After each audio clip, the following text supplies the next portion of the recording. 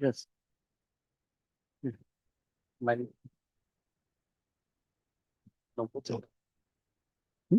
Okay. Yes. Lord, with the consent of the petitioner, my lord, I beg to mention item number 29, my lord. It's a hearing matter, my lord. Today, some difficulty, my lord. I'm appearing for the respondent numbers 6, 7, and 8. FCI responded. Well, with this matter may be taken up on the first week of December or second week of December. Appellant counsel is here. The petitioner are taking consent. He is in court control. In the second half, I mean, in the second week of December. He's in custody. No, my lord, it's a civil revision petition. Hold on. Sorry, item number? Item number 29. 29. Sorry. Hearing method. Okay. NBC Enterprises. CRP number 8 of 2020. Mr. BKC, should I? Huh?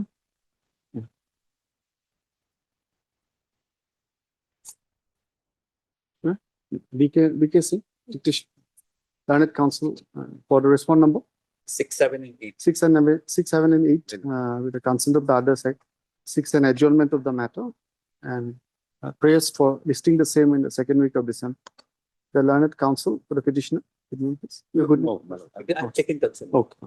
The prayer is allowed. List the matter in the second week of December. You want me to fix a date?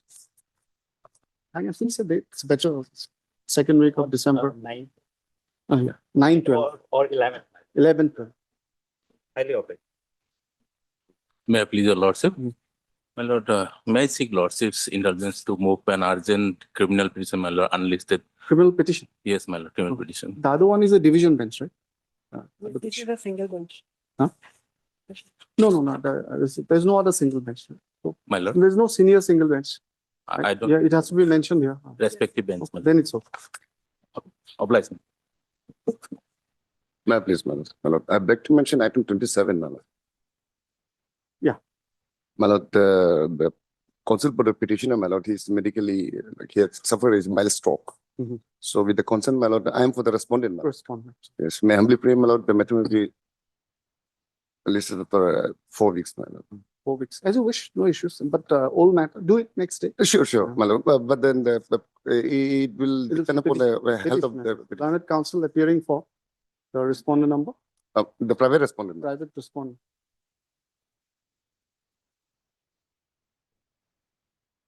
Six an adjournment, the consent of the other side.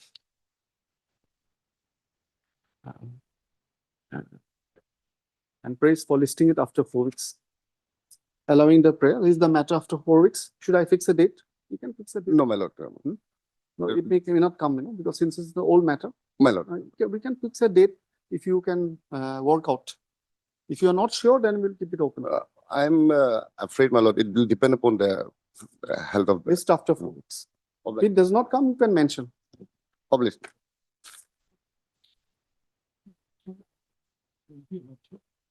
20. Sole respondent will say, I have taken the concern for the detention for the petitioner. In idea, I actually working for that, I will be given 2 weeks time. Okay. Learned counsel, good name, please. The learned counsel, you can see appearing for the respond number. Sole respondent. 2 weeks time to file a reply. The prayer is allowed. List the matter after 2 weeks date or is the matter after 2 weeks? May I, Lordship?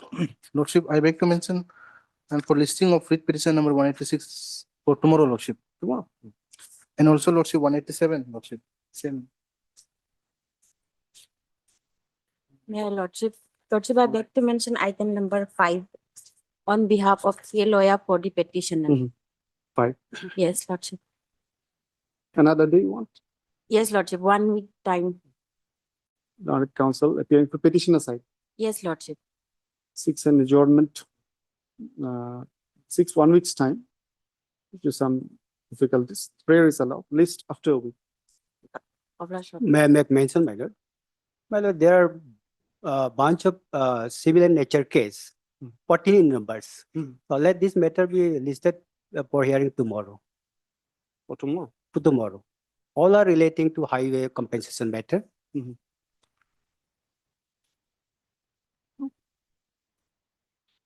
Okay.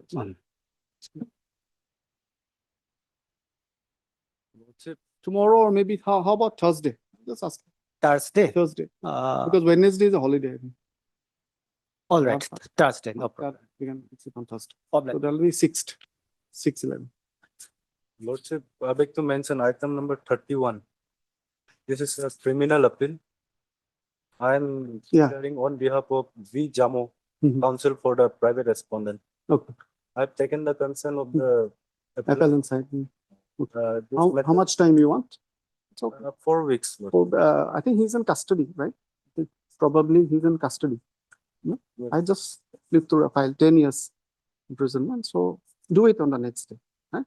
I know they should do it on the next day. Just convey it to them. The learned counsel for the private respondent, 31, I think.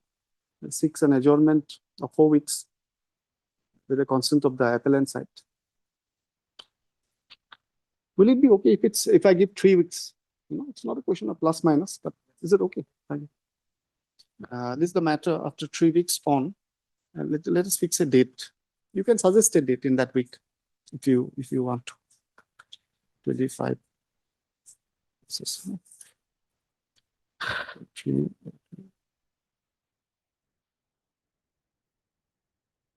Will be almost like that only.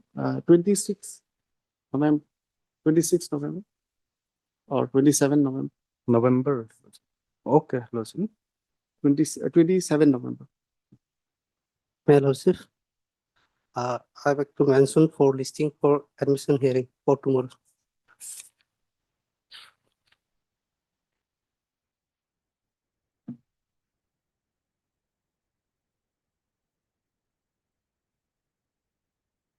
Item number 1.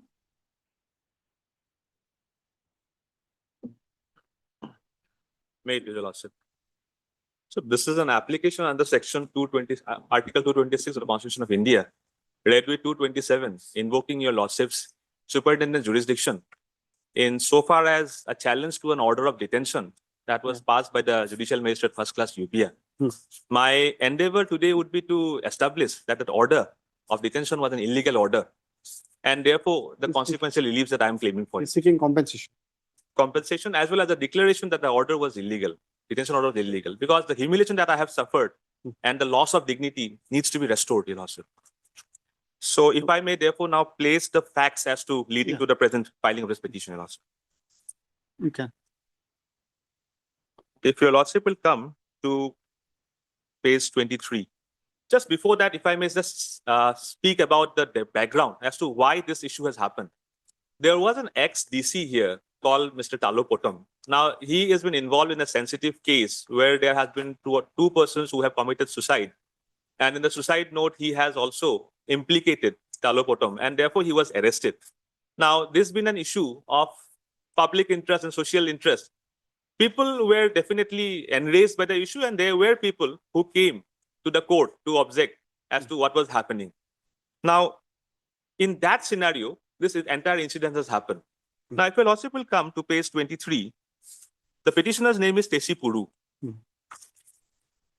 Now, Tesi Puru, he was undergoing a trial in Papu Hills PS case number 10 of 23. This is an order of 37/2025. I'm just placing these orders for Your Lordships to appreciate that on that particular day of 37/2025, an order was passed whereby the case was fixed on 29/10/2025 for consideration of the charges. So that is how on 29/10/2025, the petitioner was before the Honorable CGM Court, Judicial Magistrate First Class Court. Now, if Your Lordship will come to page 24, 24 is the impugned order. 29/10. 29/10/2025. I'm just reading it slowly. On 27/1/2025, when the accused person, Talopotam, was produced by the Nirjuli police, a huge crowd had gathered outside the court premises. The crowd, which allegedly comprised of family members of the victim and other unknown people, interfered with the regular court proceeding and also threw stone and broke a glass pane of the court building. Tesi Puru was seen instigating the crowd.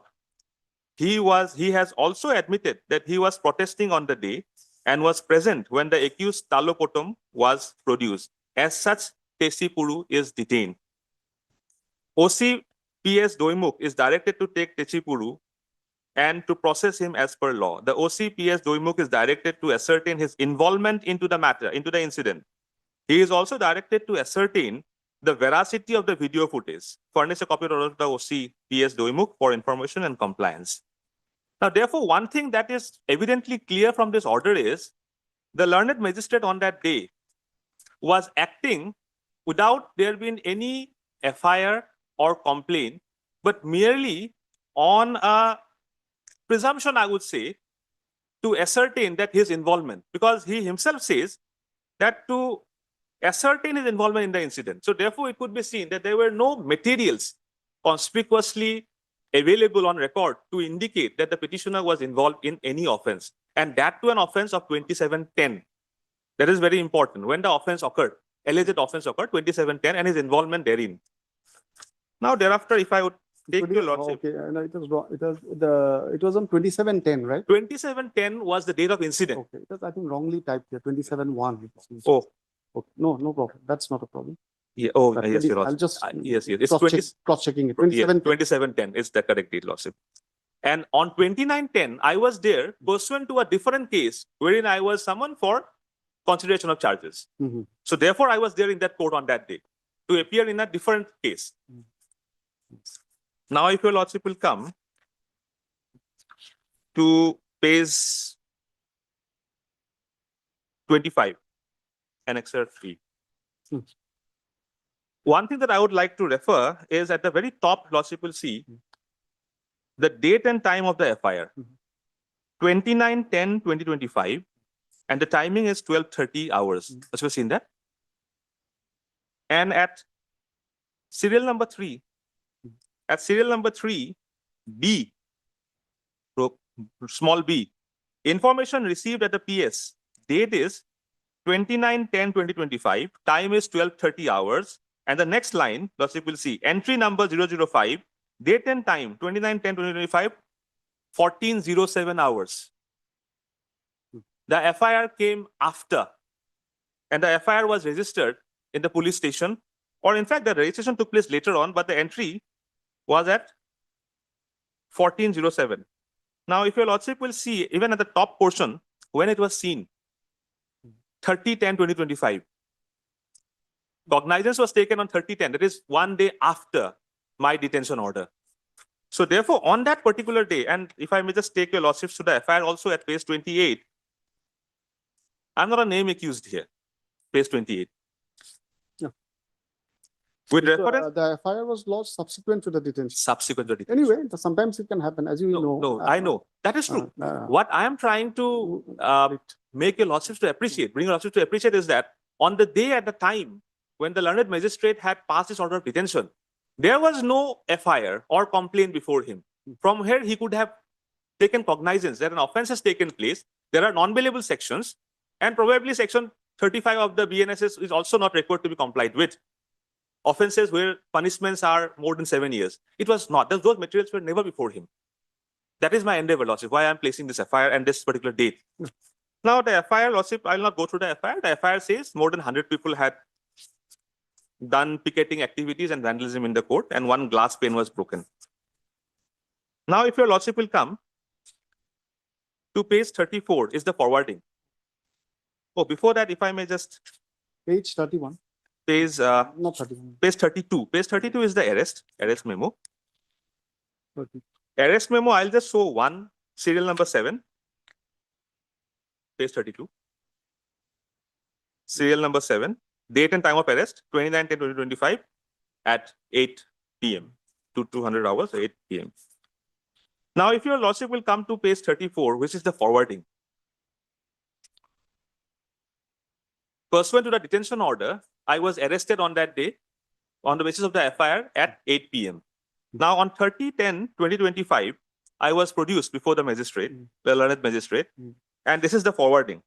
Now, in the forwarding, I would just like to draw your lordship's attention to the reason for arrest at page 35.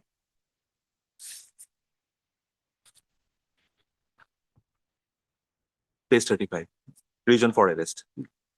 The accused was arrested because on 29/10/2025, in the forenoon, the Honorable Court JMFC UPIA has detained Sri Tesipuru during the court proceedings of his earlier Papu Hills PS case so and so on the charges of instigating the crowd of the protest rally against the alleged accused Sri Talopotam on 27/10/2025 during production in connection with Nirjuli PS case number 92 of 2005. So therefore, it also been indicated in this forwarding that it was pursuant to that order of detention that was passed by the JMC, the police had to arrest him. Now, if the sections that have been added to this case, if Lordship peruse the sections, all the sections are otherwise bailable, barring section 132 of the BNS, wherein also the punishment was not above 7 years. The punishment that it carries is not above 7 years. Therefore, had it been a case 132, section 132, which also finds reference in the order of bail that was given to me on that particular day by the learned JMFC, where he indicates that the other sections are bailable, only 132 is non-bailable. Now at page 37, on 30/10/2025, this is an order passed by the same judicial magistrate.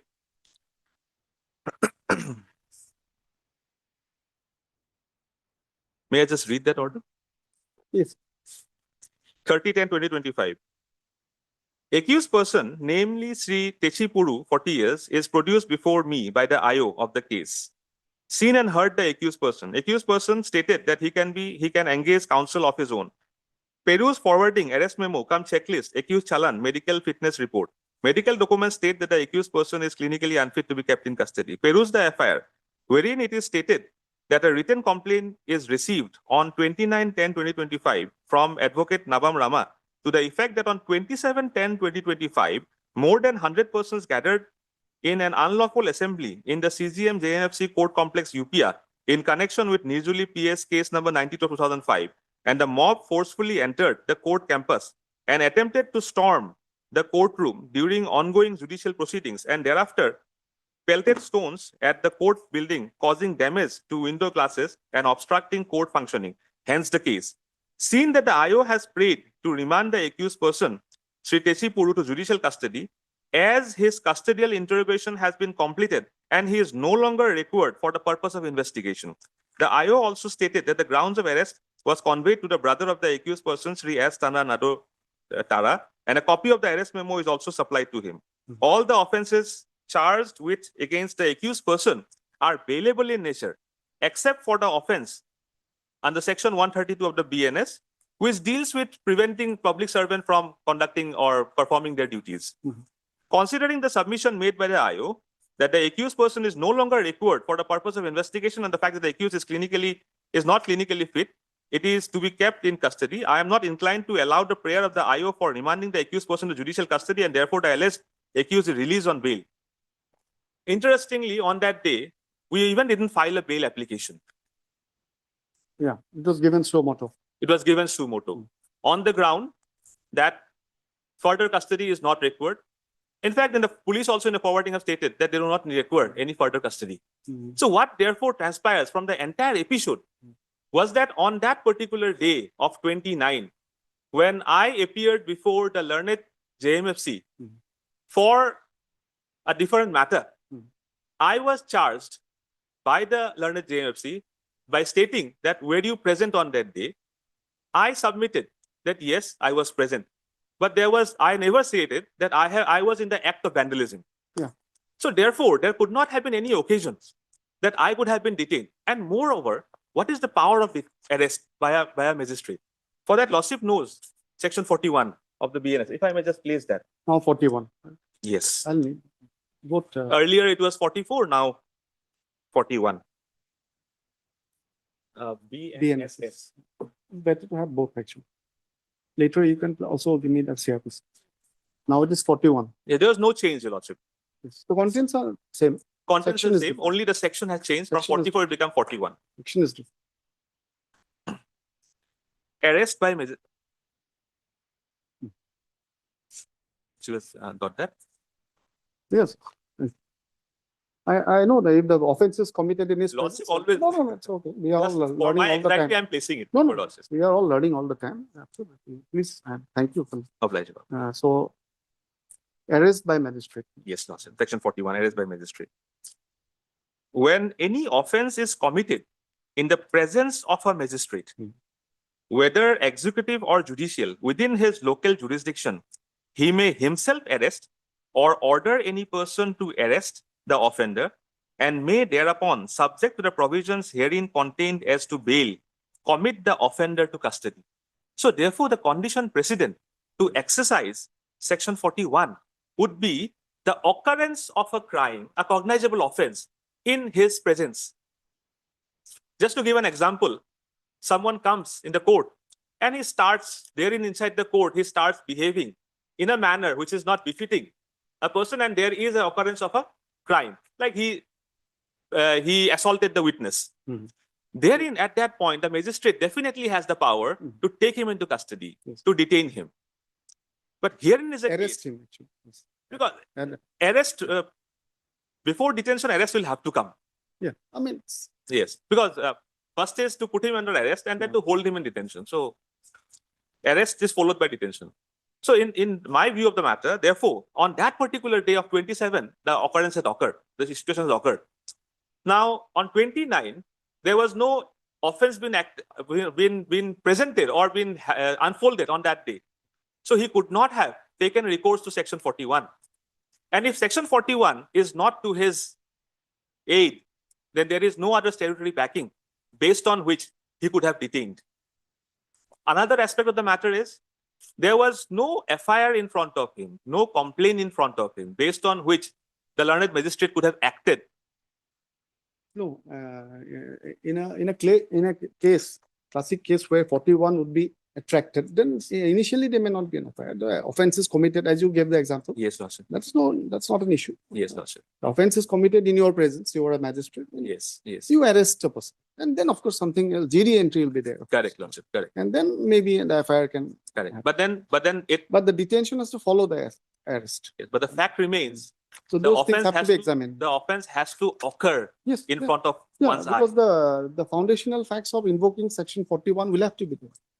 Exactly. So that is why I say. That is commission of an offense before a magistrate. Yes, right? Lordship. And that is why I say, therefore, this order of detention, maybe for 24 hours, but then it's a infringement of my personal liberty as guaranteed under the Constitution. An aware citizen will be aggrieved if it is Yes, not Lordship. according to law. Even for an hour, he will be aggrieved. Yes, Lordship. And that is why we have got. People are As unable on to- date, Lordship, today the notice can be. Yes, notice can be issued, and then I'll just narrate a few facts for subsequent court. Yes. Let them file their replies. Yes, ma'am. Responded, you already appearing. So, Yes. yeah, so you can text it. The learned, should I dictate? The petitioner, Mr. Sharma. Yes. Mr. Sharma, learned counsel. For the writ petitioner who has invoked the jurisdiction under the Constitution of India with the grievance that he was wrongfully detained and arrested by learned JMFC Papum Pare on 28. They have UPA, I think. UP. This is how it designates. Just help me with the date. On 29/10, Yes, Lordship. on 29/10/2025, which was subsequently followed by registration of the case. In a nutshell, the learned counsel contends that the grounds for invoking the powers of arrest by the magistrate were lacking, and due to such illegal detention followed by arrest, though the petitioner was subsequently granted bail by the learned JMFC, but he is ventilating his grievances for this court regarding violation of constitutional rights and seeking a declaration for the detention/arrest to be declared illegal, and also seeking compensation under public law under Article 21 of the Constitution of India, And the Supreme Court judgments are there in that. and the settled law governing the field.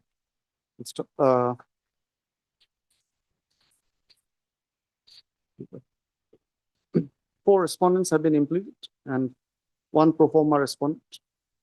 You are accepting notice, the council? Your My lord, I'll be appearing for one, one, chief secretary. The rest, my Chief Secretary, you are Mr. and we help. N. Ratan, Yes. additional advocate general. Advocate General accepts, appears on behalf of respondent number 1. And I'm El Hage Losif, additional public prosecutor. Yes. I'm appearing for 2 to 4 Losif, 2, 3 and 4. prosecutor, you'll be appearing. Learned additional people. Represents respond number 2, 3 and 4. The Oh, 5. petitioner side 2, 3 and 4. The petitioner side shall furnish copies to the respective learned respondent councils.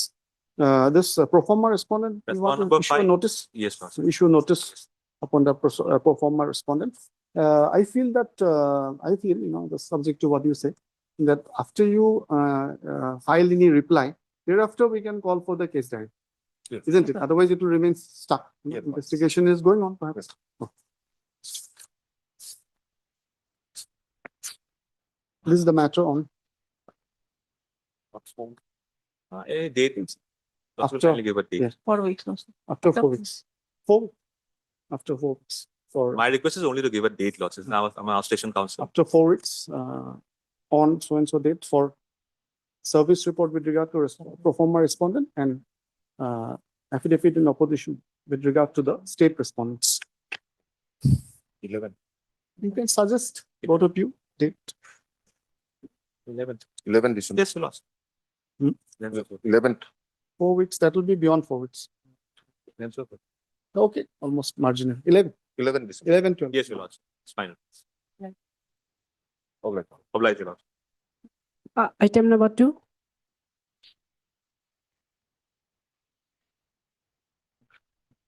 Marvelous, ma'am. Representation. Yes, the lordship. Before the Not lordship is responsible. pertaining to the contempt and as per the order that the 19/9/2024 in WPC number 458. Mhm. And lordship may kindly come to the operating person of the order in the page number 11.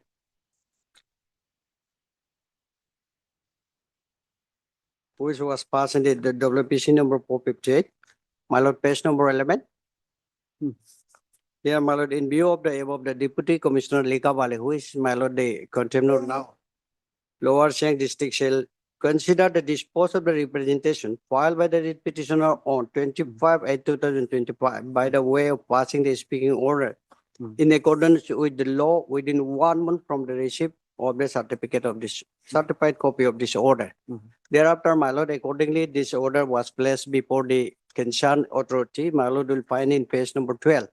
Here, my lord, this was placed before the concerned authority on 29/2025, my lord. That is the next day of the order passed by this honorable court. Mm. And however, my lord, this was duly received by the contender on 2024, my lord.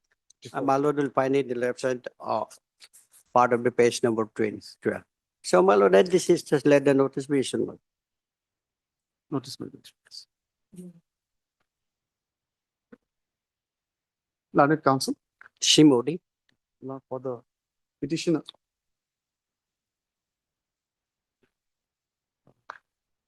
Alleging contempt by the respondent with regard to judgment and order dated 19/9/2025 passed by this court in WPC 458 AP 2025, whereby the representation of the petitioner was directed to be disposed of by speaking order within 1 month.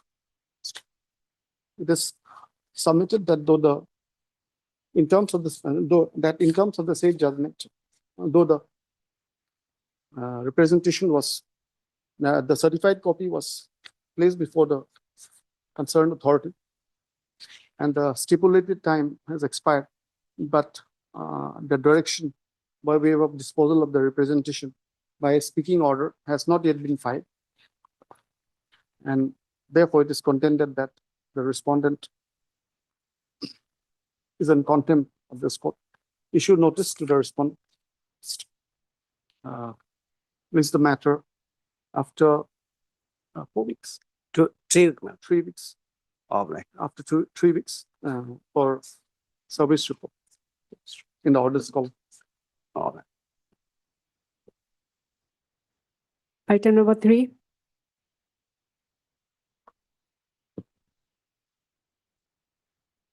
May I, Lordship? This is criminal petition, application under section 528 of VNSS, praying for invoking the inherited jurisdictions for quashing in connections Balijan PS case number 06/2024 in sections 380 of the IPC. Your Honor, in this case, the petitioner number 2 and 3, both are the victim and this alleged accused person, and accordingly, this both are studying student of the NIT, National Institute of Yes. Technology. B.Tech student. Yes, Your Honor. And Your Honor, the case of this FIR, actually this petition number 2 victim who is alleged that some person has come and took his Debit card. UPI SIM card, Mhm. and there's misuse the amount of rupees 1,50,000 from his account. Right. So accordingly, this complaint was lodged before the register of NIT. Accordingly, this NIT in charge who lodged a FIR before Balijan police station. So in this matter, Your Honor, Where's the FIR? yes, Your Honor, FIR is the in Page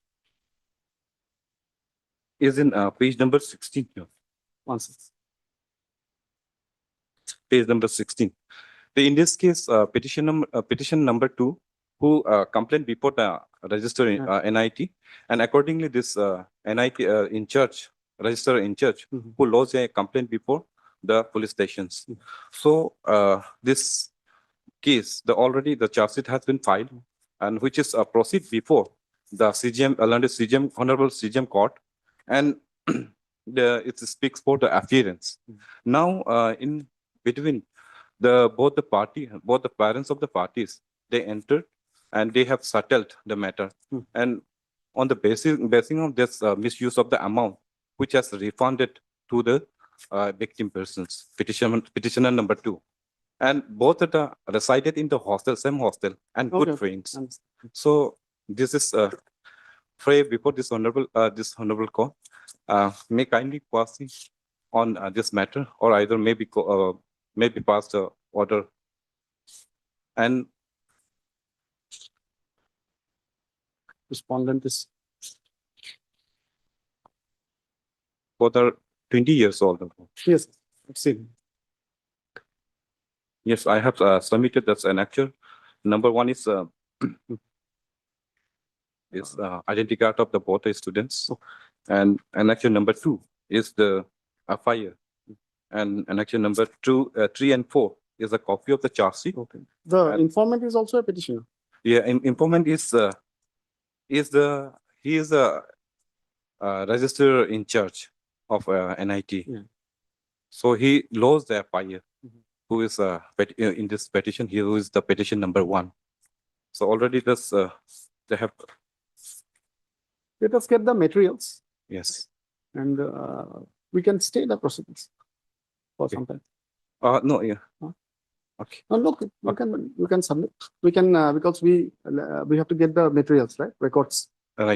Right. So we will get the records, Right. and till then the further proceedings will be under. No, Your Honor, maybe stay for that's proceeding in this, both Yeah. of the students. Yes, Yeah. yes, Your Honor. There's one case, right? One. Right, yes, one case, Yeah, one that is section. what I'm saying. Right.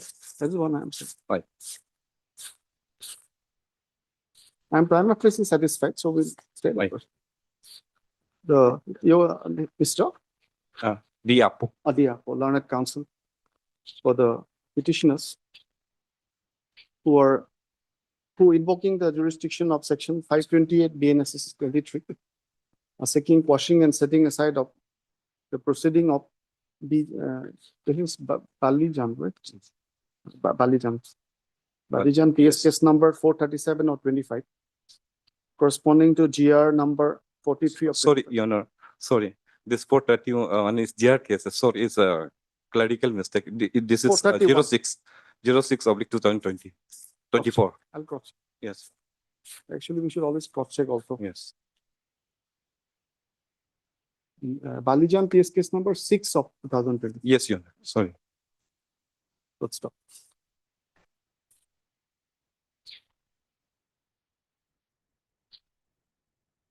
The case arose out of a complaint made by the alleged victim before the director of NIT, were stated to be a student, with the allegation that his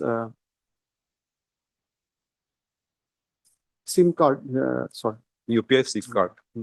the SIM card was Stating. stolen, and subsequently there was a unauthorized transaction in his account of rupees, unauthorized debit transaction in his account of rupees 1,35,000. The complaint before the academic authority was sent to the police station, leading to the registration of the case and investigation. Full stop. This submitted that pursuant to submission of completion of investigation, the case has already been charged sheeted and poised for committal and framing of charge. It is contained the learned counsel drawing attention to the relevant documents annexed submits that both the informant, both the alleged victim and the present petitioner accused are students of young age studying in NIT and staying in the same hostel, and in the meantime they have amicably settled the dispute, and in the backdrop of the same, the accused petitioner is seeking quashing the instant proceedings. The instant revision, instant criminal petition may be taken to the stage of admission. Issue notice upon the response. Public prosecutor is there. Yes, Furnish copy to the Positive. state represented by the prosecution. Right, Your I thought he would be the private respondent. He's Yes. he's a petitioner. Honor. No, I'm the petitioner. No. Who's that friend who filed that complaint? You have to implemented him. Yes. Who is he? Name? Atul Singh. Yes, Atul Singh. He himself is a petitioner. Right. Interestingly, the alleged victim who had initiated the complaint is himself a petitioner number 2. In the given facts and circumstances, further proceedings of GR number, now you just. 437 oblique. 437. Yes. GR 437. number 437 of 2024. Yes, yes, right. 24, arising out of Balijan PS case number 6 of 06. 24, pending before the court of CGM. CJM, Yes, yeah. Apupar, Yes, UPS, Your Honor. UPA, Yeah, right. shall remain state till the next date of listing. Right. Full stop. Please the matter after you serve the copies. After 3 weeks or 2 weeks? 3 weeks. 2 weeks. 2 weeks. Yes, Your Honor. After 2 weeks. Much obligation. Item number 4.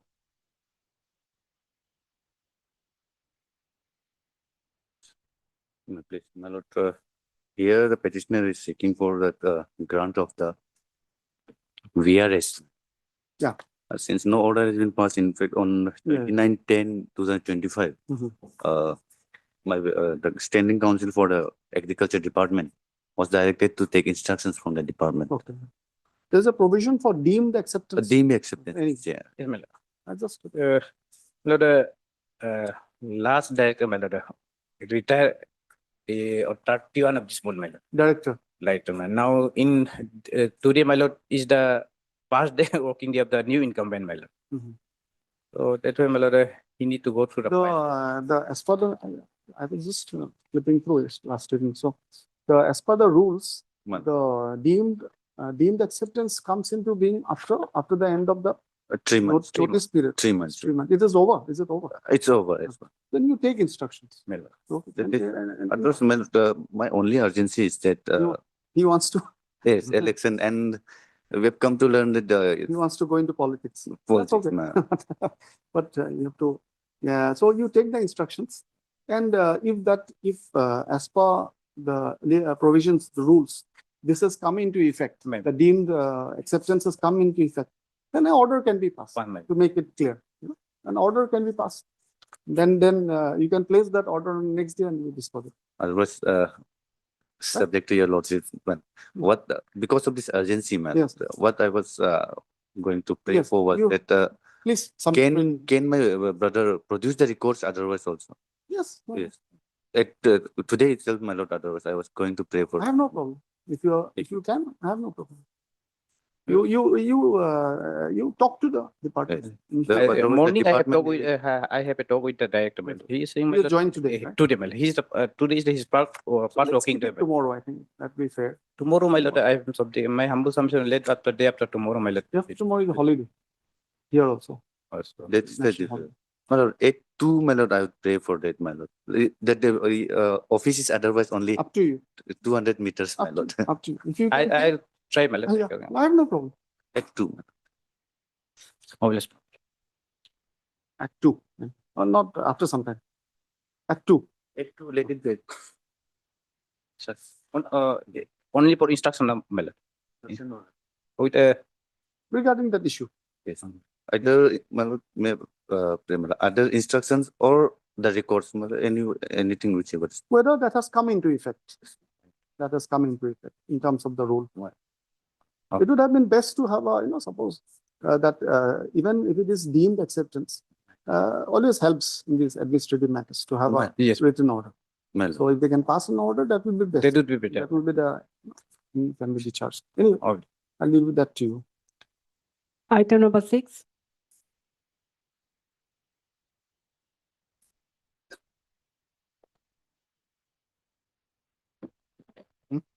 Yeah, yeah. Yes. My placement.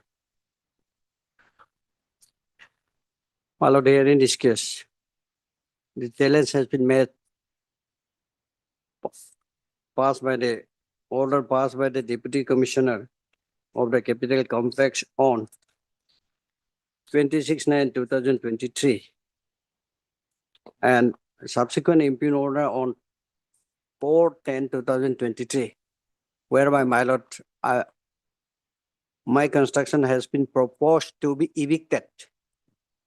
So this is the, my lord, the This is the facts. grievance. This is the grievance. grievance. Right, right. Let us see the last. Now, my lord,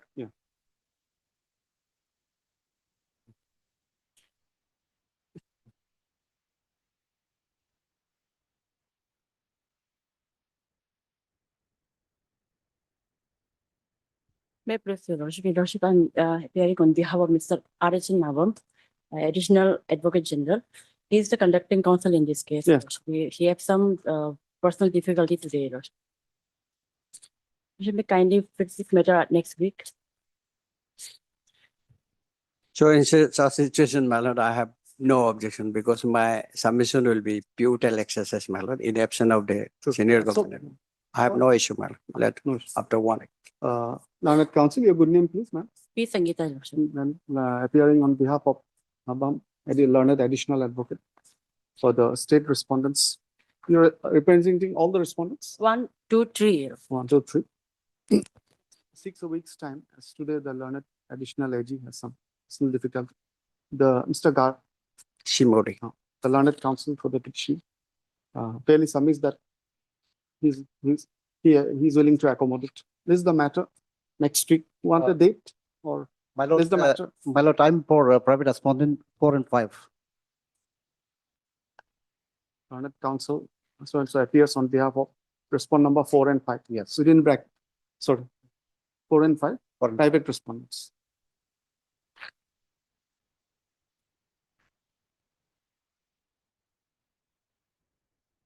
List after one. List after week. All right.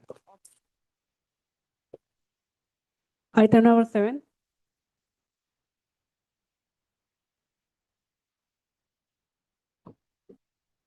May it please your lordship. Lordship, in this matter, we Item are 7. yes, my lord. We are the original inhabitants of the land which is now under the Namdafa Reserve Forest. My lord, we are from the Singpho tribe, my lord.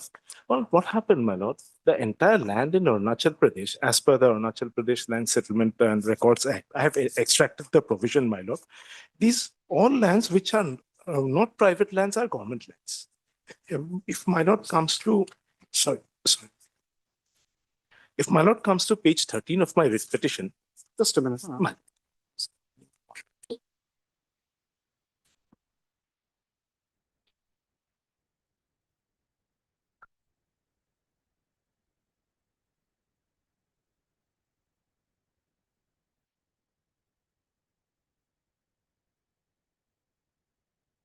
Compensation. Agreed. my lord, we are claiming rights under the Forest Dwellers Act, as well as compensation or some rehabilitation, my lord, by way of jobs and all. For the this is a in representative capacity, my lord, that was allowed.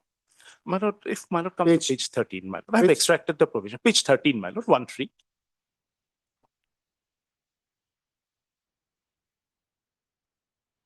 My lord, 2H of the Arunachal Pradesh Land Settlement and Record Act defines government land as government land means land acquired by the government under the Land Acquisition Act or through donation of the public for establishment of administrative headquarters, government institutions and other facilities under various wings of the government, or such land as defined under Section 9.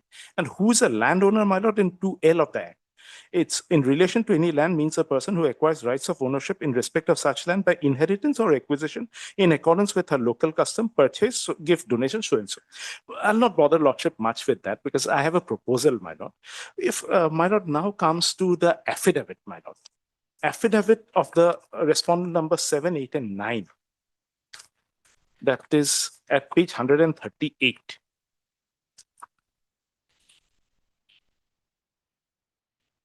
This is of the Forest Department, my lord. 138, para 6, my lord. If lordship, sorry, my lord, para 7. Starts at para 6 at the top, para 7. That with regards to the statement made in paragraph 11 of the writ petition, answering respondent begs to say that the declaration of notification of national park takes place after due procedure as laid down under the Wildlife Protection Act 1972 and after settling rights of the community. Hence, the land is not acquired under the land acquisition law. My lord, the rest of India and Arunachal Pradesh, there is a difference, my lord. In rest of India, my lord, majority of the places, it's all land are government land unless it is given to the public. Out here, it's the other way around. Only the land which is given to the government is government. Others are private. Yes, ma'am. I have the documents, my lord, as well as other books and all, which go on to show that that entire territory was Singpho territory. So therefore, it has to be taken over by the government. Now, what I am proposing, my lord, since there are no records, and also there is a, my lord, at page 161, this is a affidavit of the DFO, page 161, my lord, para 6. 161, my lord.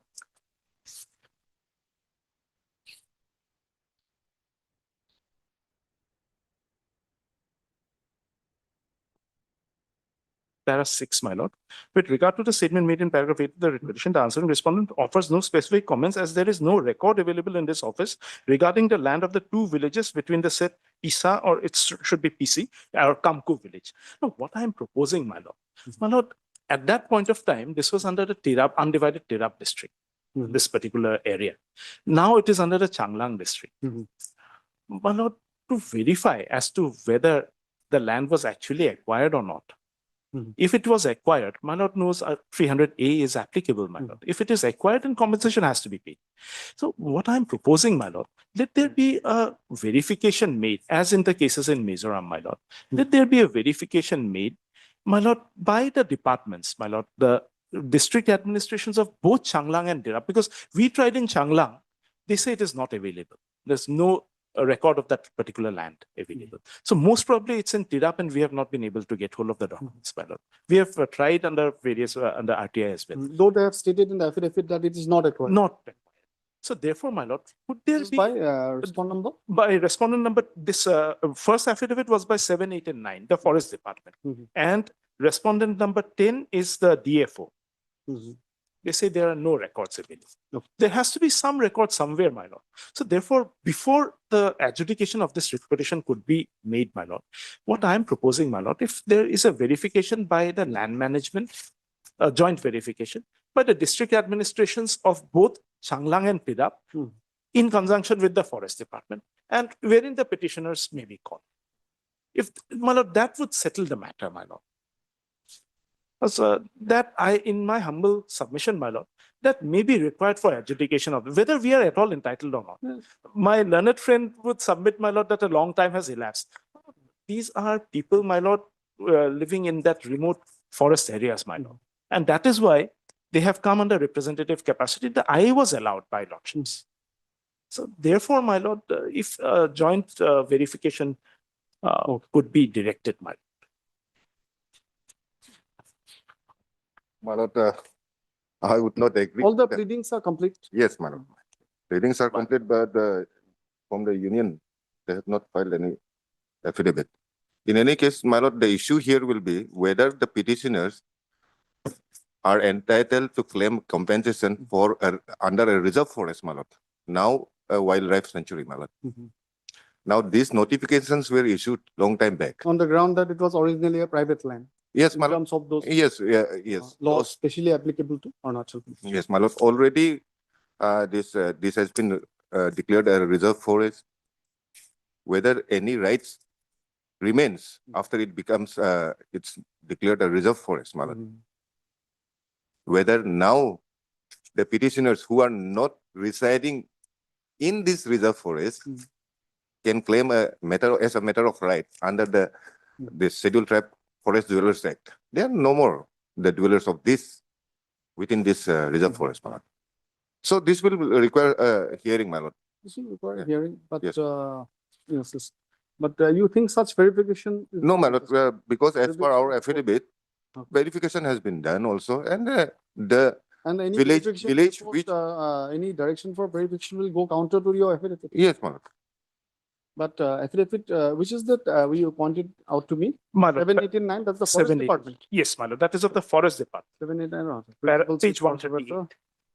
Conservator of forest, so and so, divisional forest officer. And they said no records, this is the My lord, DFO. DFO, my lord, at page DC 161. Changlang. Okay. Respondents, 11 respondents. Well, 300A cannot be violated, my lord. Any- Page 137, my lord, in the same affidavit. You are representing 1 to My lord, Six. I'll be, 1 to 6 uh, or 1 to 5? I'll be representing, my lord, No. 6, 5, 5. 1, 2, 2. No. 1, 2, and 3 are, my lord, union, my lord. 2, Mhm. 2. Oh. 2, Oh, 2, 1, 2 and 3 are union. You're 2 is state, sorry, madam. 2 is. 2, 2, 4. 1, 3 and 4 are union. Yes. Right. Nice. You're standing for union, right? No counter has been filed. Right? Nice. 2, 4, 5, Sure. 6, 2, 4. 7, 8, 9, 10, 11, and 12. But PD the state has should not be- filed any affidavit. and land council, additional general for the 1 and 3. 4 and 2, 4 and 5. My lord, 2, 4, 5, 6 to 12, my lord. Up to 12. Oh, you're representing Yes. I'll be representing land council. 2, So appears 4 for, to 12. appears for the union, being respondent number, Union of India being respondent number 1 and 3. Let's stop. The state respondents have have filed affidavit in opposition. However, no such affidavit have been filed on behalf of the union. The learned counsel for the state respondent submits that the matter will necessitate a hearing. That as contended by the learned Mr. Nair, the learned counsel, the crux of the gist of the contentions is that the petitioners claim to be original owners of the lands in question belonging to Singpo Singpho tribe. tribe, and as the said lands have been declared as a national forest, reserve forest, they are seeking compensation for the same. In compensation for the same. Stop. However, in the affidavit filed by respondent number 7, 8, and 9. 7, 8, and 9, in para ... to which my attention was drawn to by the learned petitioner counsel himself, it is stated that the lands were not acquired. Full stop. The learned counsel appearing for the state respondent submits that the lands have been declared reserve national forest, reserve forest, Now national forest. national earlier reserve forest, national forest, and therefore perhaps the question of compensation pursuant to acquisition would not come. Mr. Nair, the learned counsel, submits that while the matter may be heard, but perhaps a verification report may be obtained from the district, a joint verification report may be obtained from the district administration of Changlang and Tirap districts on the point as to whether the lands were originally acquired or whether they originally was vested in the state itself. So what do you say? You do not, such verification should not. No, be my lord, done. in page If it 137 helps- itself. If it helps, it can be done. If it helps, for arguments. Yes. If anything helpful for the adjudication can be done. But if it causes unnecessary complications in the Yes, my lord. this, then it should not be. Yes, my But so you guide me on that. But lord. otherwise, It will create unnecessary this. It will be a futile exercise, my lord. My lord, What as per our affidavit also at page 137, which my learned friend has shown page 38. It says that as per field verification report of the range forest, yeah, let me read that again. 137. yes, at paragraph 5, my lord, it's with regard to the statement made in paragraph 9, my lord. 137. Yes, my lord. Yes. Paragraph 5, it is with regard to the statements made in paragraph 9 of the writ petition, my lord. The answering deponent respondent begs to state that as per the field verification report of the range forest officer Mia WL range Devan, the present PC village lies in the buffered area and not in the core zone of Namdapha National Park and Tiger Reserve.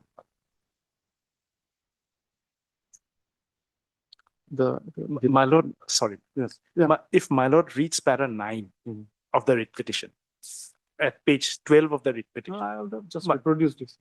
Yeah. my lord, that is in respect of the present area in which the petitioners are now residing. That does not have any relation to the earlier of the entire land of the forest, my lord. But what this verification would do, my lord, they have to simply check the records.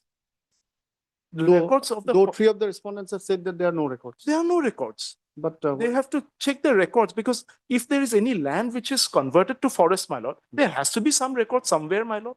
It cannot be out of the blue. There has to be records, but where? So that is why most probably they have checked only Changlang because at that point of time it was in the undivided Tirap district. Tirap. Undivided Tirap. From Tirap, Changlang was carved out. So therefore, my lord, if they check all the records, there has to be some record, my lord, in the forest. My lord mentioned only about the district administrations of Tirap and Changlang, along with forest department, because the records of the forest, my lord, will be with the forest department. There has to be some record, at least some record somewhere. They cannot deny that. And the field verification report, my lord, which my learned friend has relied on, it is of the present area, not the forest which has been taken over from us, my lord.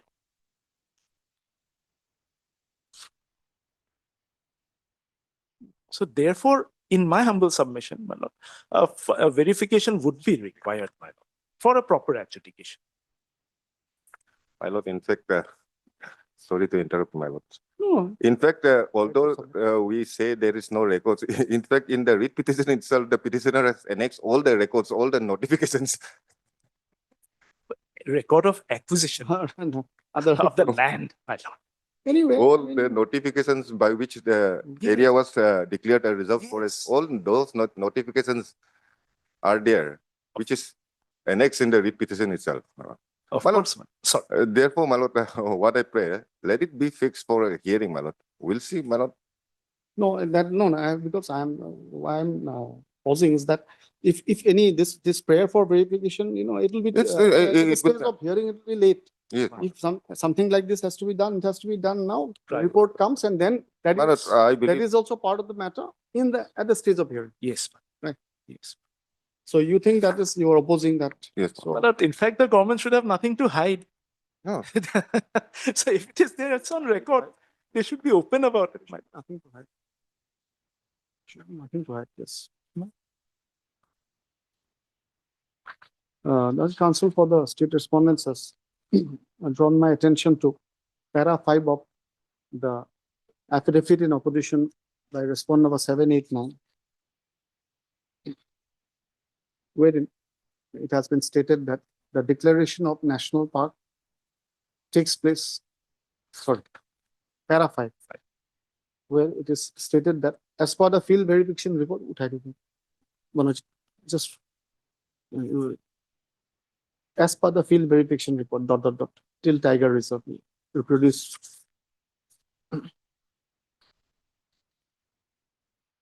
In this context, the learned petitioner counsel draws my attention to para 9 of the same affidavit, wherein with regard to para 13, 14, and 15 of the writ petition, the answering respondent offered no comments.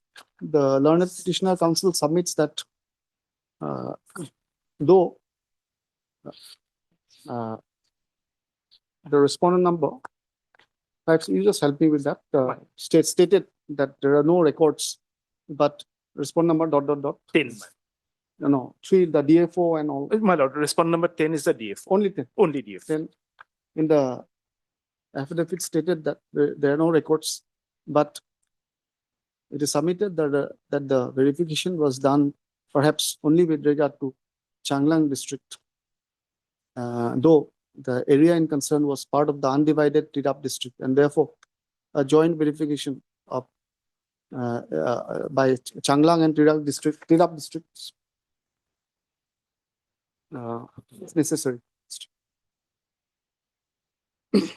As already noted, the counsel for the state respondent objects to any such direction for verification, submitting that it will complicate matters and not help the process of adjudication. I have given my anxious consideration to the matter.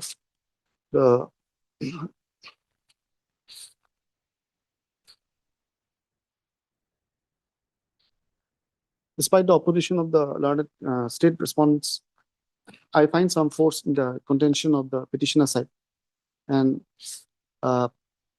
joint verification of both these districts could assist the complete adjudication of this matter, since the petitioners are agitating the issue of property rights and compensation thereof. In such view of the matter, such a report could assist the final hearing of the matter, in my considered view. Therefore, the writ petition is admitted for hearing. The pleadings are, you're not going to find anything, right? Union is not going to file anything, right? As per your instruction, right? No issues, but you can file in between the admitted for hearing. In the meantime, how should the direction be given? Joint verification team be constituted, my lord, with the district administrations of Changlang, district Tirap, administrations of Changlang district and Tirap district, along with the forest department, forest and land management departments as well, my lord. Because if it is not with the district administration, it has to be with the land management department. along with forest and land management department, and conduct a joint verification of the issue in the districts of Changlang and Tirap to ascertain as the status of the concerned lands prior to the declaration, My lord, prior to the declaration as reserve forest. reserve forest. The report, if any, may be submitted before the court through an additional affidavit, which can be taken into account at the time of the final hearing. Okay, so at this stage, we can fix the matter for Maybe they'll take about a month or so, my lord. a copy of this order shall be furnished to the learned. My lord, if I may, my lord. Yeah. My lord, the lordship may direct the persons who may be there in the committee, the district commissioner, deputy commissioner of Changlang and Tirupur, or his representative in the land management, the secretary or his representative. So I think we can keep that flexible also. Obviously, Right. district administration. Or the will be repres- DC. Yes, my lord, or the So since we representative. have named the departments, Right. as far as opposition, so let us keep that flexible. I think Right. leave it to their administrative wisdom. Right. They will constitute the committee. DC, of course, has to be there. District But commissioner, land management would be in the secretary level. secretary. Land management and forest would be instead of- principal conservator. So it will be better, in my opinion. My, Anyway, One list so what do you polls. say? List of the poll books. if a date could be. Yeah, given, list the matter on.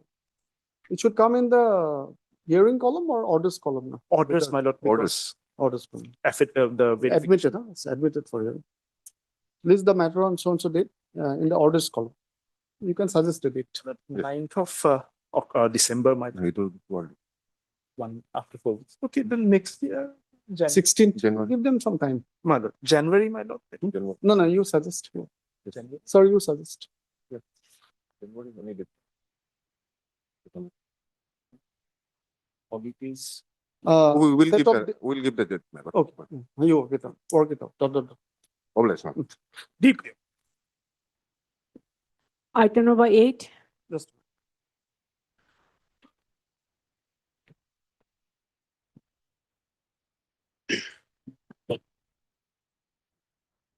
May your lordship? Lordship, this is a criminal petition under 528 arising for setting aside the criminal proceeding, your lordship, on the basis of mutual agreement among the petitioners. This is a joint petition, your honor, petition. Okay. Joint petition. Yes, sir. Lordship, here the petition number 1 is the informant, your lordship. And 2 is the victim, and 3, 4, 5 are the alleged accused, your lordship. This is arise out of the FIR dated 6/4/2015. That is in page 24, your lordship, the type copy. Actually, this is also can be a model, but I mean, it may be a better, better, it may be another alternative model or maybe better model, maybe to, the accused as petitioners and then the informant as respondents, and then they file a counter saying that they don't have objection Yes. instead of joining. I'm not saying this is wrong, but Yes. maybe that can be another model anyway. So just, I'll just submit that again. One is 1 is the informant, your lordship. informant. 2 is the victim. 3, 4, 5 are the alleged accused. So, your lordship, this this criminal proceeding. You're appearing on behalf of all of I'm of all of them. your So that is petition- also for one the issue petitioners. actually, subject to correction. My humble opinion also, yeah, I mean, same counsel appearing for, and I will take up this matter, don't worry. Same counsel appearing for the victim as well as accused in a criminal case could be a conflict of interest. Right? So it's better to have it on both sides, have another counsel, and then have the agreement. Your Honor, here. Ultimately, the purpose should be served. Yes, lordship. Lordship, I am appearing for all because your lordship here they have Yeah, now you take me to mutually the settled materials. among themselves, your Honor. Now you take me to the materials Yes. Your Honor, before I come to the prosecutor. currently, your lordship, this proceeding is pending trial before the learned trial court, your lordship. Stays there. At the stage of 313, your Honor, that is examination of There was no accused, stay. your Honor. Mhm. So, your lordship, in the meantime, the petitioner mutually among themselves, they have amicably settled the dispute among themselves, your lordship. So, and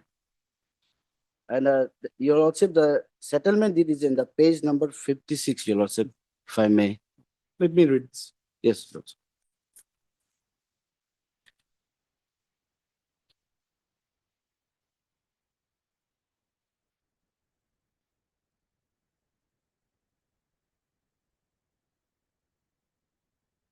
page 66, Your Lordship. I'm reading.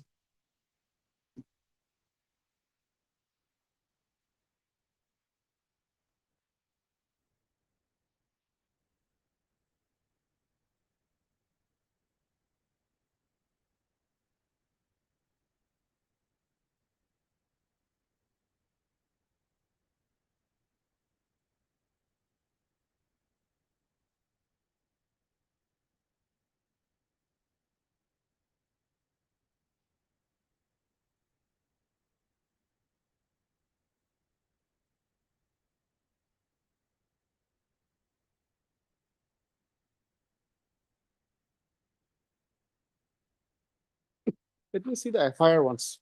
Your Lordship, FIR is in the page 24, Your Honor. That is type copy. Yes. May I read out, Your Lordship? Your Honor, FIR is filed by the informant. That is,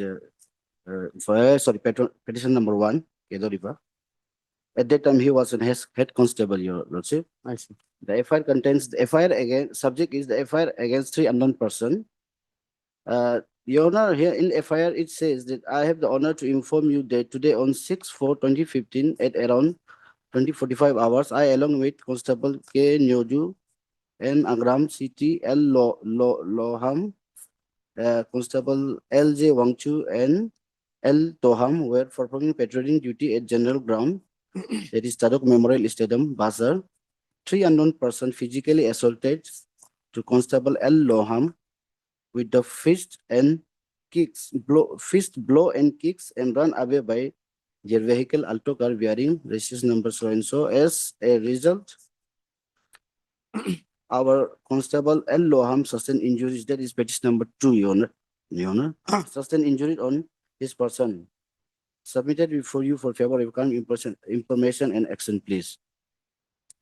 Your Honor, after this, this is the FIR, Your Lordship. Your Lordship, if I may brief the fact of the case, Your Lordship, that is on page 6 of my petition, Your Lordship. Sorry, para 6 of my petition.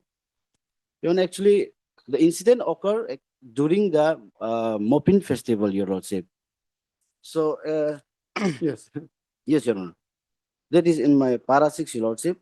The incident occurred during the Mopin Festival where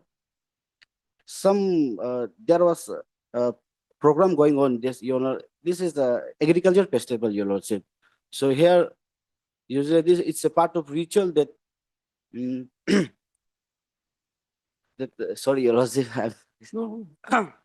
Your Lordship is a part of festival as a agricultural festival, Your Lordship, where the consumption of a local alcohol is one part of ritual, Your Yes. Lordship. During that time, Understood. these 3 petitioners were under the influence of alcohol, Your Lordship. So, and here,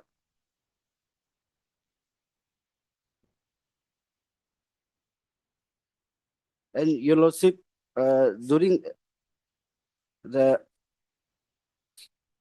police, patrolling police during that time, they had a already clash with some unknown boys in the ground because there's many other persons in the particular ground, Your Lordship. So here what happened that as per the petitioner, Your Lordship, that the police personnel, without any reason,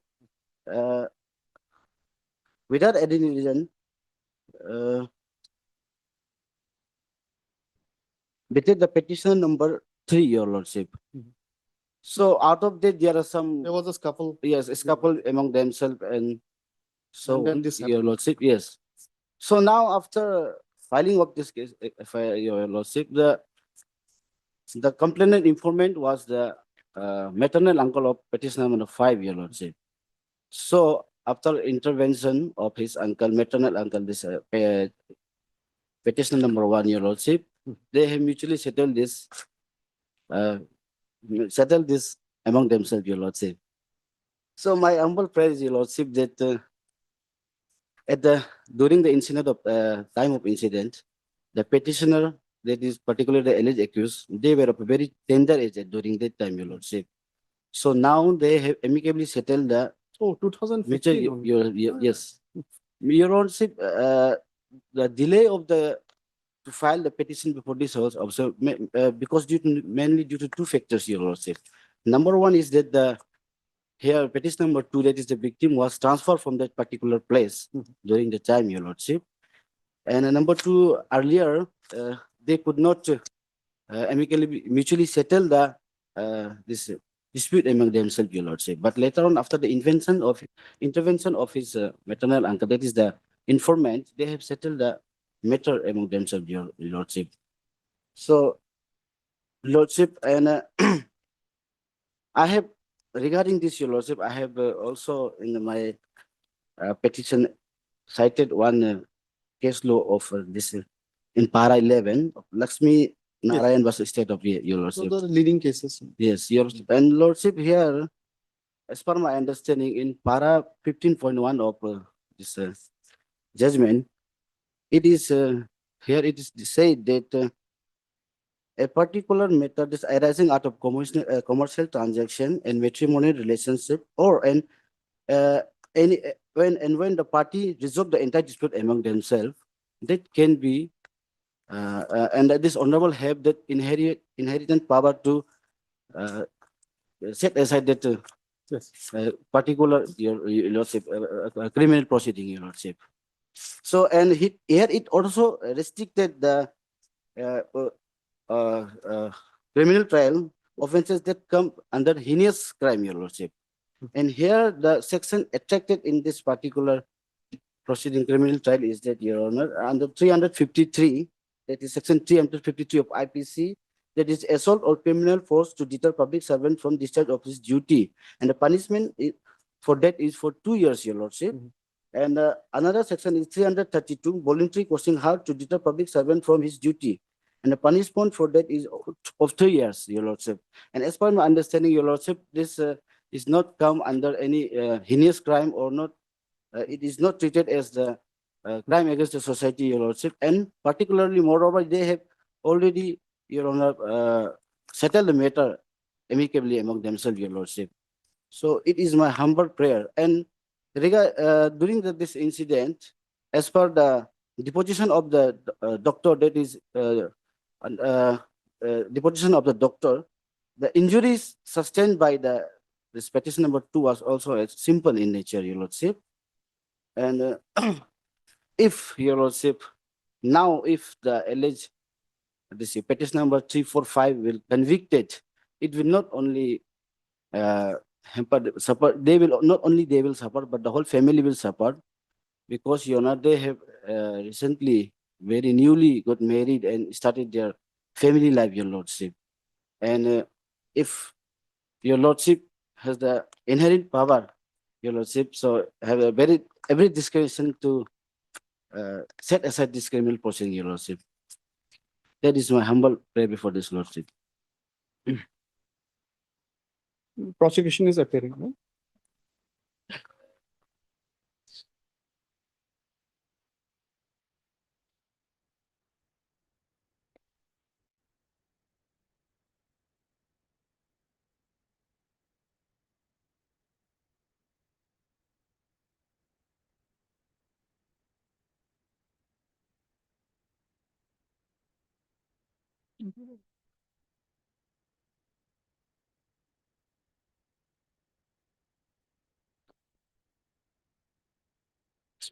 Lordship, as per the Lordship, this FIR Lordship, they have Lordship some altercation law on the yes, alcohol Lordship. During And that. later on, yes, during the festival. festival mode, yes. Later on, they have mutually settled between themselves, Lordship.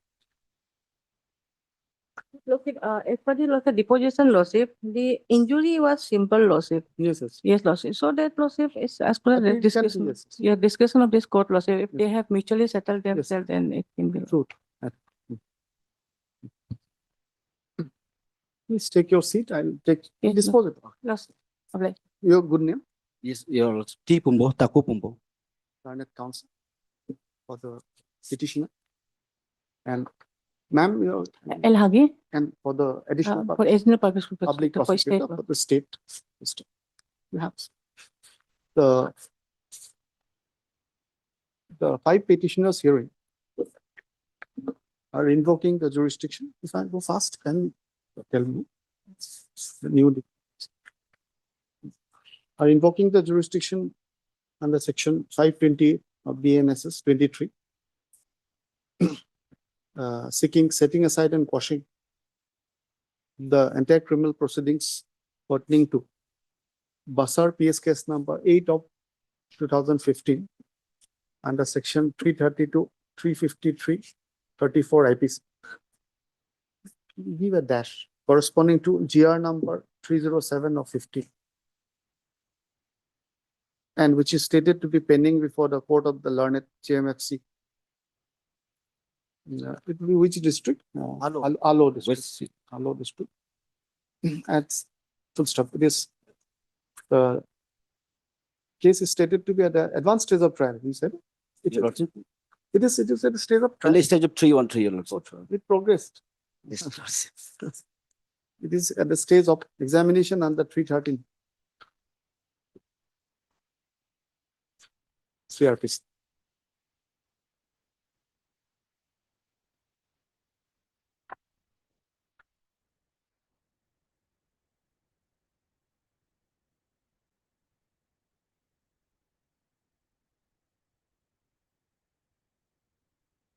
The background facts are that on 6/4/2015, in the night hours, complaint was received from Head Constable Edo Riba of Basar PS that on 6/4/15 at around 8:45 p.m. while he along with constables K. Nudo Arangam, page 29, you can write the names from here. Write the names. So and so. We're performing patrolling duty at General Ground, Memorial Stadium, Basar. 3 unknown persons physically assaulted Constable Loham with fists and kicks and ran away in their vehicle. Within bracket Alto, bearing registration number AR141361. Stop. It was also alleged that in the incident, the said constable sustained injuries.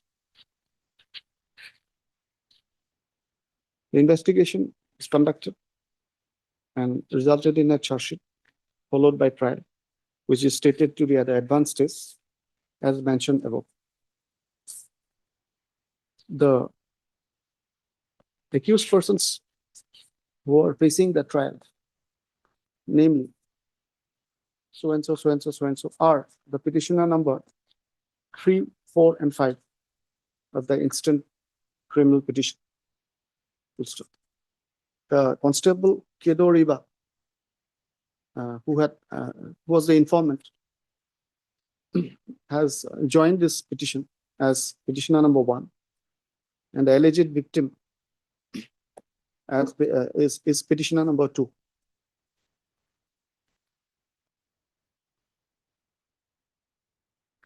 The case of the petitioners at this stage is that they have arrived at a settlement with regard to the said matter, whereupon they have also made a deed of mutual settlement dated 3/9/2024, a copy of which has been annexed in the petition. As per the settlement, the incident took place during the Mopin festival, and therefore there was some misunderstanding, and there was also some consumption of local alcohol as per tradition.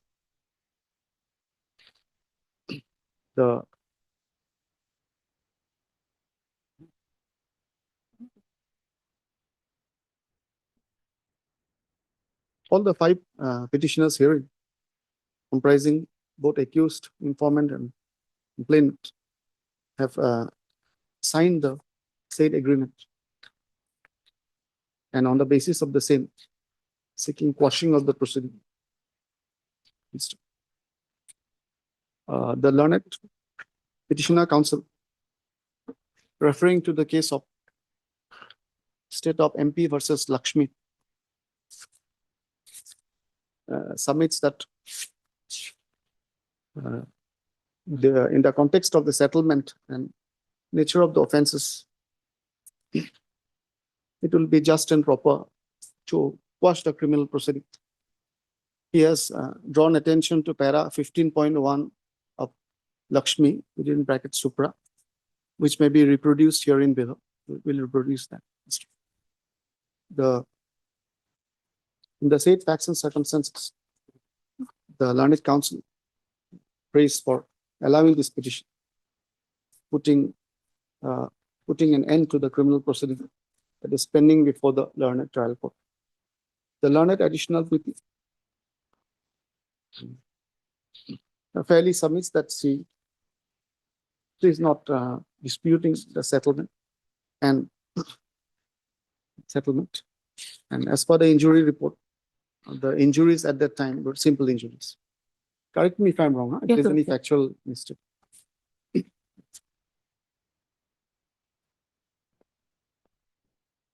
The law regarding quashing of criminal proceeding pursuant to settlement between the parties is well crystallized through a catena of decisions of the Honorable Supreme Court. Full stop. Some of the leading cases may be referred to being Gyan Singh, I'll just give you, Narinder Singh State versus State, and State of MP versus Lakshmi, which has been referred to by the petitioner. The gist of the principles which has emerged from these laws is that the power to quash criminal proceedings is a jurisdiction which goes beyond and exists in a separate domain from the power of compounding. Further, the cases which are not of a grievous, heinous nature, having significant societal implications, can be allowed to be quashed pursuant to settlement between the parties, as allowing such prosecutions to continue would be a futile exercise in the already overloaded docket of criminal courts in the country. Upon perusing the materials available at this stage, this court is satisfied regarding the settlement between the parties, and also that the settlement in the instant case vis-a-vis the penal provisions and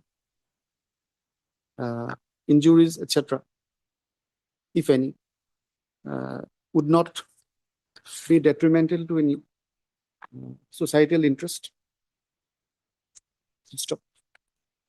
The backdrop and the situation in which the alleged incidents took place also is being kept in mind, and it also cannot be overlooked the long elapse of time since the alleged incident in 2015 itself. Stop. Though the trial is at an advanced stage, but exercising this in a way alternative jurisdiction,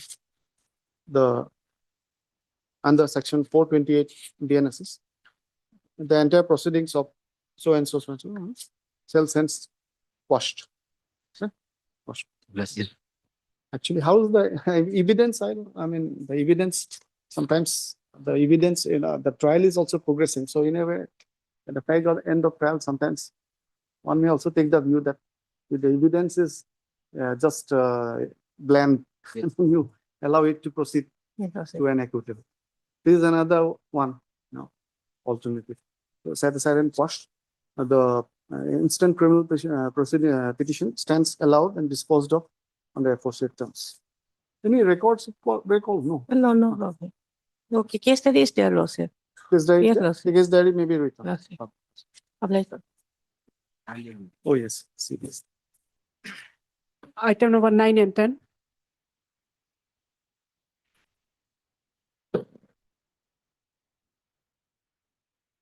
Lordship, this is with regard to Lordship, land compensation matter.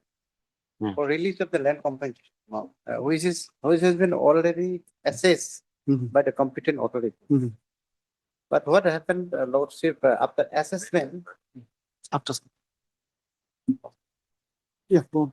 after assessment of the whole land compensation report, what happened, they, it was finalized from the district court and sent to the secretary concerned at the higher level for approval. Right. Approval Mhm. and disbursement of the amount assessed by the board. Mhm. So what happened? Amount was assessed, Amount already assessed, no dispute. not. Then what happened? The deputy commissioner concerned, not deputy commissioner, the secretary concerned of the land management has disputed the amount, saying that here is the amount assessed by the board is on higher side. Here the dispute. Dispute from the higher, not the assessment board, but from the higher authority. Saying that, It was sent for approval. yeah, we have done for approval, that, that has been declined, saying that. It's on the higher side. Yes, that is the higher side. No. Then what happened, without, accordingly, this order has been passed. Order has been passed saying that matter require reassessment. Mhm. So what was the exact basic complaint? I would like to this. May I take your lordship to what was the reasons? Actual reasons was, kindly see, page number 65, annex 12. This is the 65. 65, annex 12. This is the type copy of the order passed by the communication letter to the deputy commissioner from secretary concerned. Secretary concerned has sent take the matter to the deputy commissioner. Just a minute. Would you like to read this? Yes. May I read the Yes, concern? yes. Copy. To the deputy commissioner, they, on behalf of the government, director has written forwarding the details of reasonable compensation for the government vetting. The record number says, with reference to subject, your letter by number says, to say that the summary procedure determine reasonable compensation as OM dated 26/2/2021 is found not as per the prescribed format. The grievances was that the assessment report was not as per this OM notification dated 26 June 2021. By circular number charges as per the manual 2022, the administrative charges for acquisition of land of all kinds of projects except defense and highway project is 10%. Establishment charges 7% and contingency charge 3%, whereas 3% charges established. Establishment charges 1% and contingency charge. Here is this minor verification as per the complaint. Here are the whereas rule is 3%, but in that assessment report it is 1% and 2% only has been worked out. Therefore, you are requested to review the summary proceeding and land acquisition estimate as per the prescribed format in terms of manual. It was previous manual, all manual 2021. This is the 2022 manual. This is the basic concept. Previously, at the process of initiation, while declining the proceeding. So what happened? Page number 60, yes, 68. Can you see? This is the administrative steps taken by the. Yes. Page number 68, 67 and 60. This is the letter 67 says, this Kiran Nijo, 67, annexure 14 says, this is sent by the accordingly in pursuance of the director concerned. The deputy commissioner has written to the Kiran Nijo. He is the person, he becomes chairman compensation assessment committee. Page number 67. Deputy commissioner has again, he was the chairman. Again, he on the instruction of BC secretary, again he rewritten findings of justification and clarification thereof. Accordingly, as per the deputy commissioner said, it is on higher side. May I read the contents again, sir? With reference to the subject cited above and course, you are directed to offer justification of the board as to how the compensation amount of 20 crore 9,557 rupee 4.5 kilometer has been worked out on her side in regard to the Kyongmori PR road as per the observation made by the government. Further, you are directed to obtain certificate from the concerned department declaring that the compensation amount is duly prepared and signed by the respective department, which is under submission to the government, are genuine and prepared as per the relevant norm and genuine and guidelines within 5 days from the issue of this matter. Then, Lordship page kindly come to page number 60, annexure 15 says, in the meanwhile period, the secretary concerned has deputed a committee. It was a December and it was a September. Okay. Yes, DC. Hmm. On September, DC has listened to the assessment board, chairman of the assessment board. Hmm. And on December, it was 8 December. Mhm. 8 December, the secretary concerned, Adesh Kumar, this is Adesh Kumar Singh, Mhm. he is the secretary land management, Mhm. constituted a committee. Committee Mhm. may read the contents. Mhm. In pursuance of government order number 8 December, an inquiry committee is hereby constituted as under to verify and examine the authenticity of the land acquisition estimates in regard to the acquisition of land for construction of Kyongmori PRO Road 00 kilometer to 4.5 kilometer under the Upper Siang district. Number such as 5 members. This is include DCSP and commander of BRPF and DLRS of concern. They have been instructed to submit a report within 15 days. Accordingly, they have acted on the instruction of the secretary concerned. Inquiry was constituted. Accordingly, they have submitted. Kindly see page number 26 on 26 as per Eviction. Page number 69, annexure number 16. Order dated, meeting dated 26 December. Yeah. Yes. This is the inquiry committee. Mhm. DC DCSP, inquiry executive engineer. Yes, accordingly, this inquiry committee has inquired the matter and report has been submitted on 15 January 2024 Mhm. in the page number 70, annexure number 7.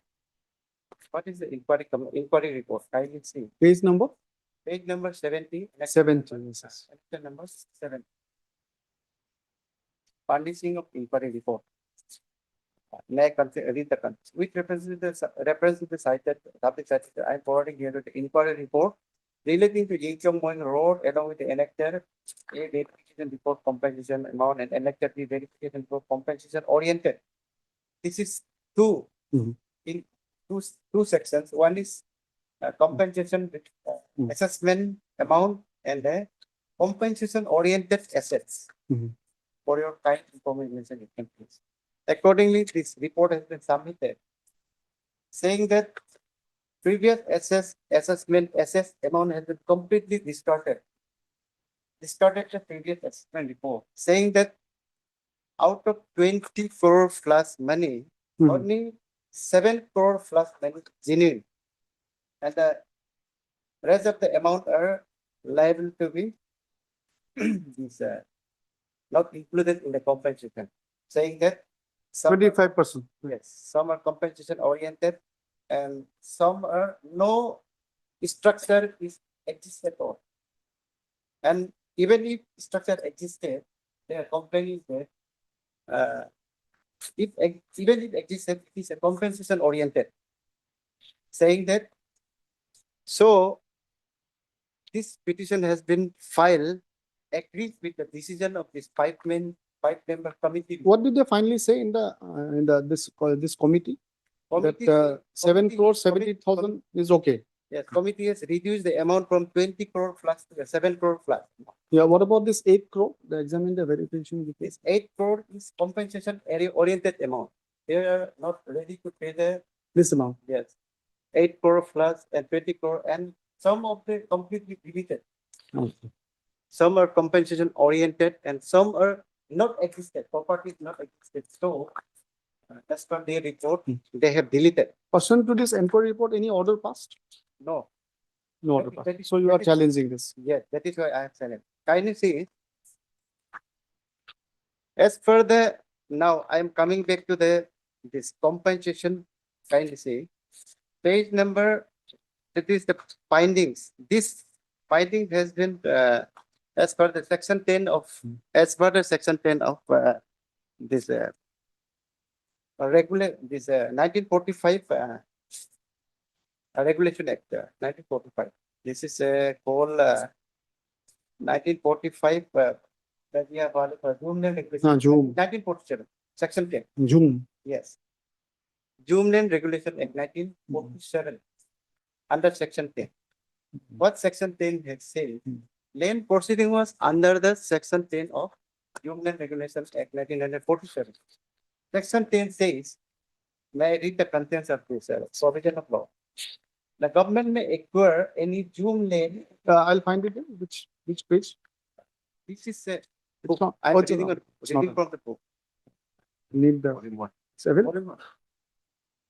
Volume 1, page number 67. I'll let she'll get it. You read it in the meantime. Yeah. Follow.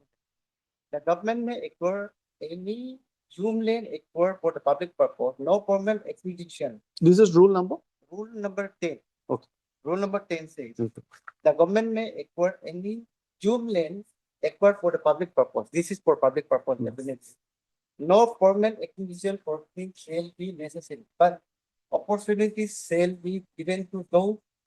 Opportunities shall, this is important, opportunities shall be given to those having right in the land to show cause against such, having right in the land to show cause against such acquisition, and reasonable compensation shall be paid for all land acquired under this section.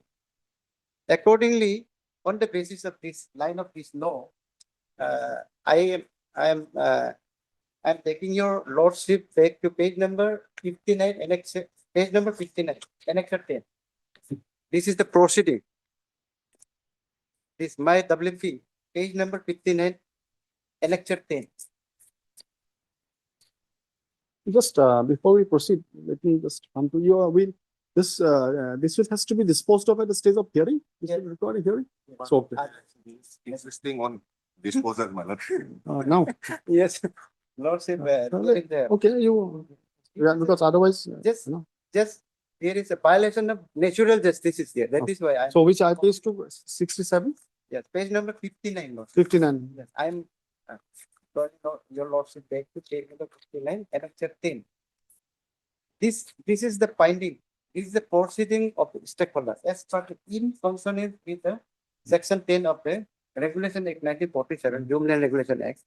This proceeding was drawn by the Land Assessment Board, saying that in the board, this all the stakeholders have been given opportunity, and the authority concerned, all the authority concerned was appeared in the proceeding, and they have verified all the properties over the land. Land has been verified, and the property or structure asset has been already verified. On the basis of their verification report of previous assessment, they have come to the conclusion that page number 60, third paragraph. Now, therefore, I am reading from now, therefore. Now, therefore, having consulted all stakeholders in the proceeding, the board had arrived at the conclusion that amount of 20 crore 91 lakhs 20,551 is bound to the reasonable compensation amount. In accordance with the office memorandum number charge and suspension, what I have read it out in page number 2, this is office memorandum 2021. But the complaint of the higher authority is that it should have been in terms of the office memorandum number 2022. That is the basic contention. Objection, this ground of objection of the 22, not this. not as per 2021 manual.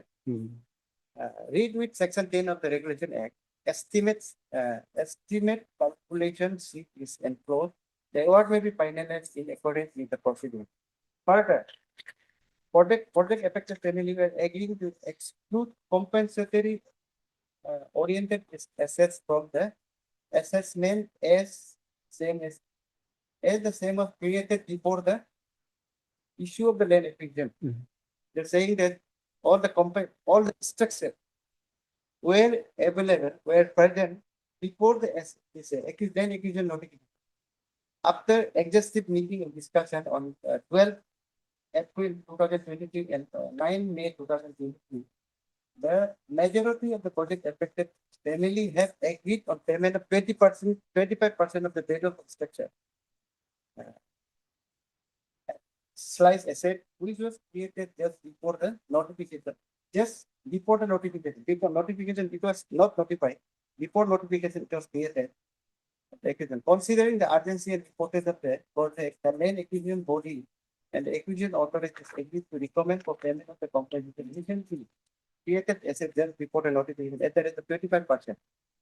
They have assessed 25% of the property, cost of the property taken into consideration, which was created before the land acquisition notification, which was existing this structure. Assessed to resolve the address grievances and the demand. It is certified that the minors of the property has to read over and context in local language to the beneficiaries list in the land acquisition award proceeding. Accordingly, kindly see, they have finalized the page number 62. This is the award. Award under the section 10 of Adjournment Act 1947. Marriage. Column down it is 6, then it is D, 6D.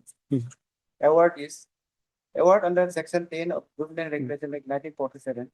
This area is where land was acquired 0.00 kilometers to 5.44 kilometers. Assess amount rate is 20 crore 91 next 551. Include 1% land revenue and 2% contingency charges. Contingency charges is disputed, whereas the higher authority says contingency should be 3%. Okay. Is there. Just a minute. What about the pleadings on the other side? Respondents have filed. Because I think Already filed. this should be posted for a full hearing. Would be better. Then this better be Because if it is ready for hearing, then we can fix it. I'm ready for hearing that.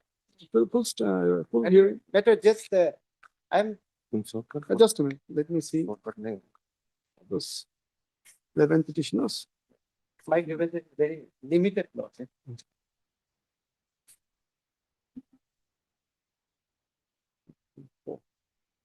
6 respondents are there. Yes. I have All affidavits have filed affidavits. all are performer losses. The main respondent is already filed. Okay, who is the main respondent? Government lordships, Deputy Commissioner, Land management. Land Management Department is already filed. So lordship, You are representing. kindly see, Because I think this matter, I mean, it's a compensation matter, I think, involving a significant amount. Full hearing should be done. Yes. If the pleadings are ready, it can be posted for hearing, and within this month, can be posted for hearing. Is it? Rather than dispose it of at the stage of admission.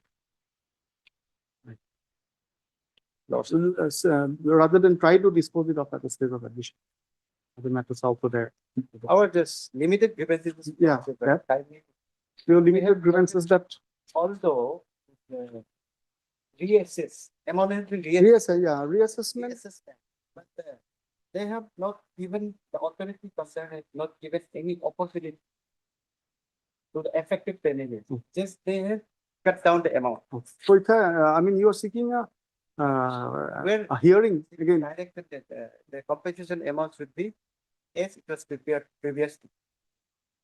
By the previous. No, board. that will require a full hearing. If it is that you you were not given a hearing regarding the reduction and you want to say, have your say there, that can be done. That can be done at a intermediate level. My lord, I would rather argue on the maintainability of the writ petition itself. That is a matter for admission. Yes, my lord. So otherwise, It is not at all, the writ petition itself is not maintainable. otherwise, as far as it may, if there is no issue of maintainability, as you said, it should be disposed of at a hearing. Yes, ma'am. Maybe within a month. Okay. So I'll if he has completed his preliminary contention, I can hear on the Maintainable. issue of maintenance Yes, ma'am. because that is related to the issue of admission. Yes. I'll take a 5-minute break. Yes. I usually take. Call. Call.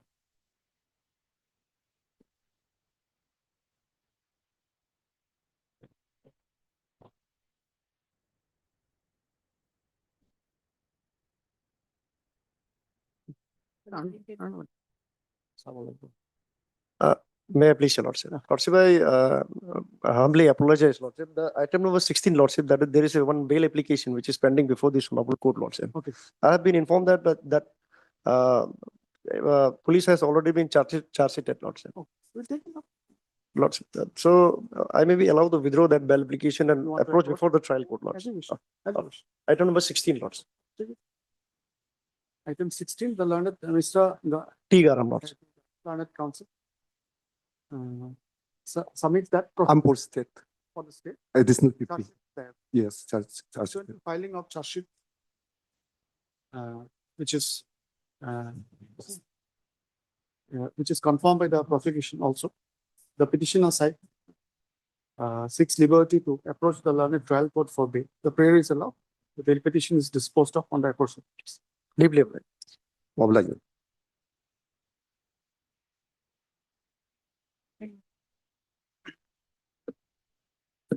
Anything else? No. Yes. If you resume, it's okay. Otherwise, if you're waiting, then we can take some small matters also. Yes, matter, I've enclosed everything, Lordship, photograph and all. Yes. Matter required to be admitted, Lordship. The government advocate is, there's disputing that the matter is But, not even let him- maintainable. Let him have his say, but let him submit. But if the pleadings are complete, even everything can be looked at the stage of hearing, including the aspect of maintenance. Yes. Because after admission only this matter will be admitted, Lordship, and I think for hearing, Lordship. He's coming. He's going to come.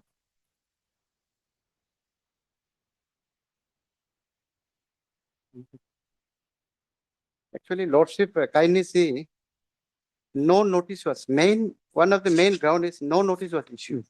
Kindly see page number 128. This is the No, RTA. that is the point. I mean, that is what I was just. File RTA application, Lordship. It's that, Whether- of course, if The the, notice was issued before this. if an amount, if such a substantial Before amount is Yes, got to modification. be reduced, then definitely that has to be a process. So for that process, it can be sent back. But Yes. if the redetermination has to Yes. be done, whether, 7 crores is correct or Yes. 20 crores is correct, that will require considerable, Yeah. it will require looking fully into the matter. Yes, Right. yes. So you on the issue of maintainability. Otherwise, I was just mentioning to you before you came that this even if we admit it, everything, all the entire aspect, including the aspect of maintainability, can be looked at in the stage of hearing also. But you do make your submission Yes, ma'am. because that's any issue of maintainability is always interesting legally. So why you think it is not Yes, maintainable? my lord has seen, my learned friend also has read out that this acquisition process is been done under the Adjournment regulation of 1945, my lord. The notification is at page 44 of the writ petition.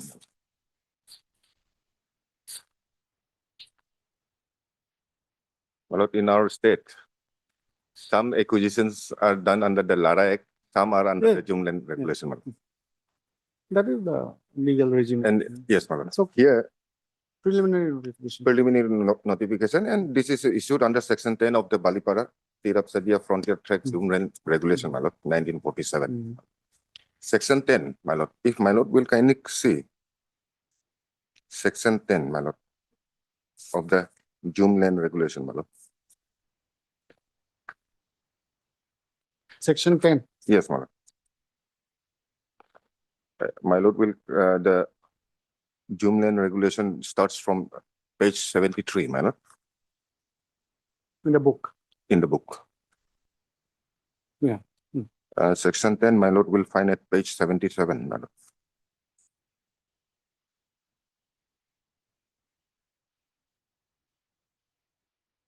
Page 77, my lord, section 10. The government may acquire any Zoom land required for a public purpose. No formal acquisition proceedings shall be necessary, but an opportunity shall be given to those having rights in the land to show cause against such acquisition, and reasonable compensation shall be paid for all land acquired under this section. Land so acquired so and so, so and so, my lord. Now, under this, at page 17, or page 78, section 17, my lord. Any action taken under this Zoom Land Regulation, my lord, it is subject to an appeal. There is a provision for appeal. Section 17. The administrator may call for and examine the records of any proceedings or trial under the provisions of this regulation and may set aside, modify, or alter order or sentence passed by any subordinate authority, my lord. My lord, here the Deputy Commissioner has acquired, my lord, and as per this section 17, it is the administrator. My lord, the definition of administrator, Administrator is the Deputy Commissioner. no, my lord. Earlier, administrator was to be appointed by the in the definition itself at section 2.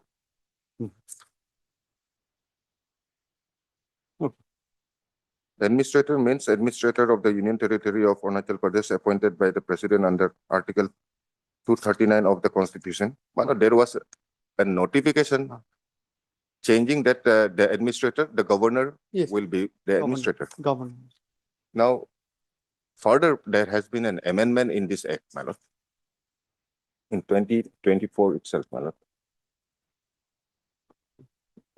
This is a somewhat akin to a revisional power. Yes, my lord. Plenary Yes. power. Suo moto also perhaps. No? From the Yes, my language. lord. Anyway, Now, my lord, there is an amendment in the provisions of section 10 as well as section 17.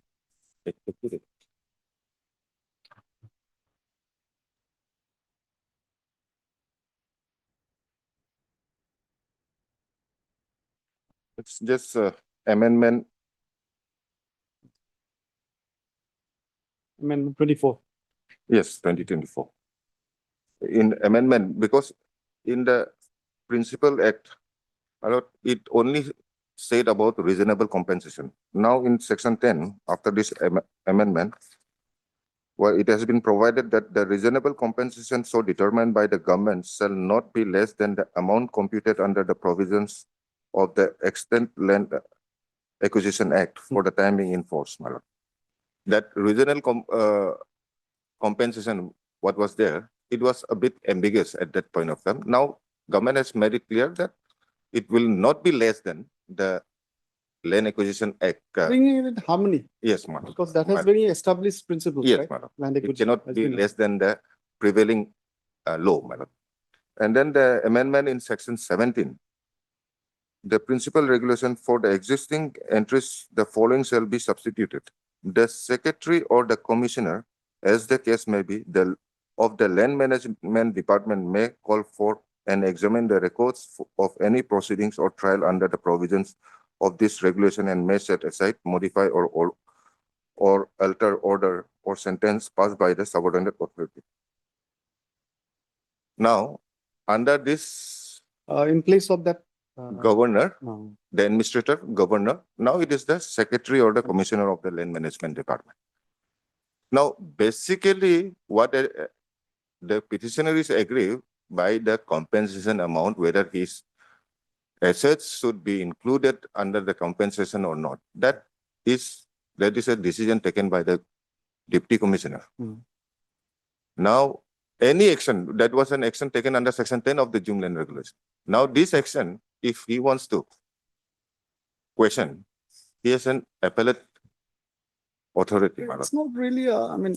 My lord, this, yes, my lord. Subject to this, correction, it's not strictly an appellate, it's that's why I said, this issue, it looks to me more akin to a revisional jurisdiction. yes, my revisional. This issue was earlier there were litigations. Similarly, this honorable court Yeah, must have come. has This must have come. directed that earlier it was sent back to the governor, my lord. It is of 2018, my lord. The decision was. This issue arose, my lord.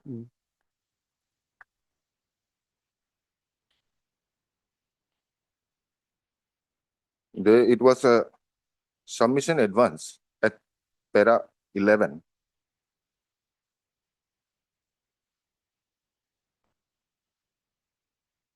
By the, This may be a reported decision of maybe. yes, ma'am. Para 11, there was a submission advance on behalf of the state. Has submitted that Mr. So-and-so, senior additional AG for the state, submitted that the land of the petitioner has been acquired and taken over under the provisions of clause 10 of the Balipara Tirap Sadia Frontier Track June Land Regulation 1945, and it provides for reasonable compensation, whereas petitioner failed to place anything before the court that the amount compensation paid to her is not reasonable, and the petitioner miserably failed to establish her claim. The petition should be dismissed. It is also submitted by Mr. So-and-so. The petitioner failed so-and-so establish the amount of acquisition paid to her for acquiring her said land in terms of the said notification so-and-so. Then further, my lord, Mr. So-and-so, Leonard Senior Advocate General, further submits that clause 17 of the 1947 regulation provides for an appeal and revision before the governor of Arunachal Pradesh against such order passed by the subordinate authorities in the said regulation. But the petitioner, without preferring any appeal and without exhausting statutory remedy, has filed this writ petition, and for the same too, this writ petition should be dismissed, my lord. The findings, my lord, ultimately it is the finding was there that at para 29, my lord.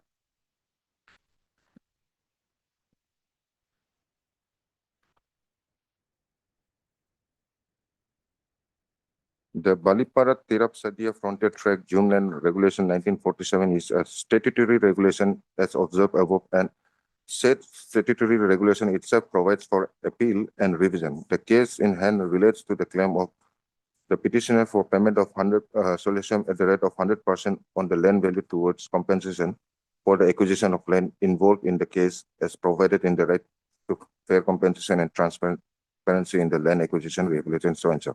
Any acquisition compensation for land acquired under the provisions of clause 10 of the said 1947 statutory regulation, the same has to be paid from the public exchequer. As noted above, the petitioner did not challenge the acquisition notification issued dated so-and-so, issued on so-and-so by the land management of the state acquiring the land under clause 10 of the said 1947 regulation, nor preferred any appeal or revision under clause 17 of the said regulation, either against acquisition or against the acquisition compensation for the said land, in spite of having statutory remedy available to the petitioner under the said regulation.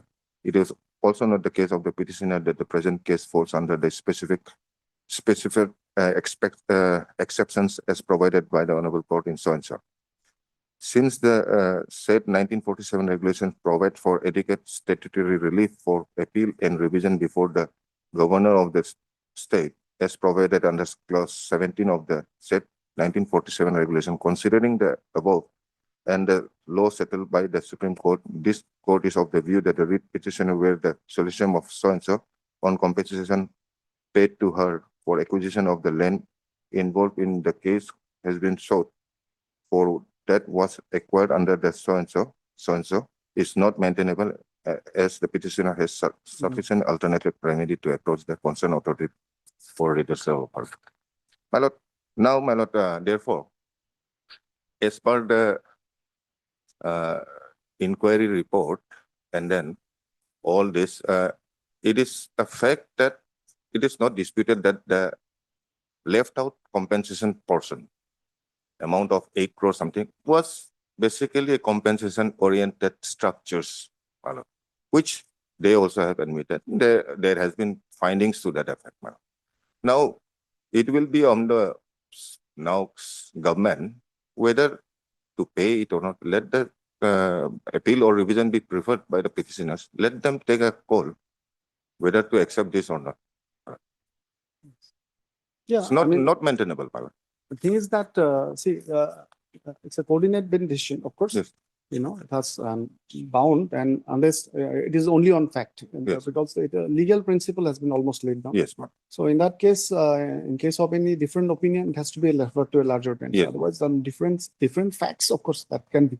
But primer per se, I have a slightly different take, because see, things that though the judgment refers to statutory relief of appeal and revision, there is no mention of appeal and revision, isn't it? My lord, Under the provisions of, if there's an explicit provision, like say in some Rent Control Act, it is there, explicit provision is there that first you have to invoke this revision or appeal, whatever, within that statutory remedy, and there then that could be a very powerful argument in favor of alternative relief. But here, as I said at the outset, that the basic language remains the same, and it looks to me prima facie to be kind of suo motu kind of plenary kind of power, revisional in nature, where the administrator or then governor, then commissioner can call for the records. Yes. Of course, under this, it will not be illegal to prefer a petition. Yes. That much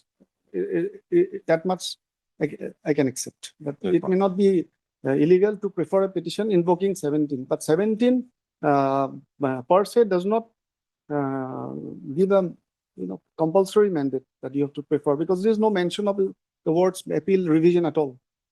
Even the word appeal revision is not mentioned, yes, my lord. unless I have missed something in the heading or something. So this is the thing. So so the question is that either this has to be followed, or then this has to be settled, that whether section 17 Yes, ma'am. and along with all the latest amendment Yes. constitutes alternative. But as we know, generally Yes, in ma'am. violation of principles of natural justice, sometimes jurisdiction could remain open. Yes, ma'am. But here there is this is an interesting thing. Yes, my lord. which can be Interesting open thing, to my lord, that's discussion, why. that whether this would be a sufficient alternative remedy where even the word appeal revision is not mentioned. Because, yes, my lord, therefore, This can be Now- looked into in the hearing itself. Yes, ma'am. All the aspects can be looked into. the hearing. See, as you have pointed out, in the Land Acquisition Act, this is a very wise thing which is being done. That the bringing it in harmony with the Land Acquisition Act. Because it, apart from the case laws, that is the interpretation, the act itself, in the RCT that act, it lays down that we have objective, determinable criteria to ascertain. This is the issue, whether Yes. whether 20 crore is correct Yes. or 7 crores. Yes, my lord. So we'll need some basis to determine. Exactly, my lord. Like say land acquisition is there, Yes. comparable sales method, whatever. We have to, whether the reference quote or whatever the Yes, collector has gone wrong. So this will be necessary. If My lord, the that's- amount has to be Yes, my lord. determined. Here, unlike, had it been in a Lara Act and then it been before a reference court, it could have been decided in Yes.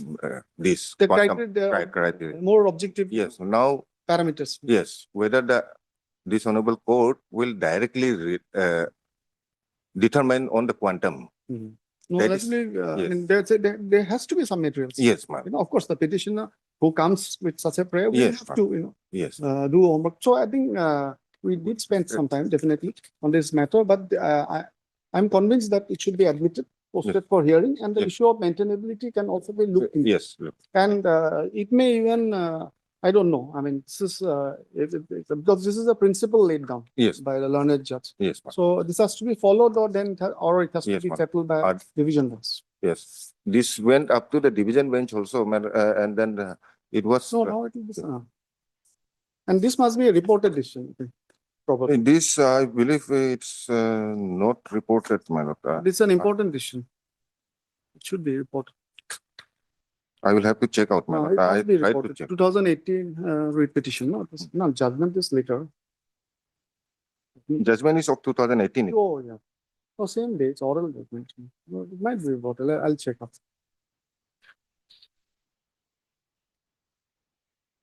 Can you take? Third. Stop.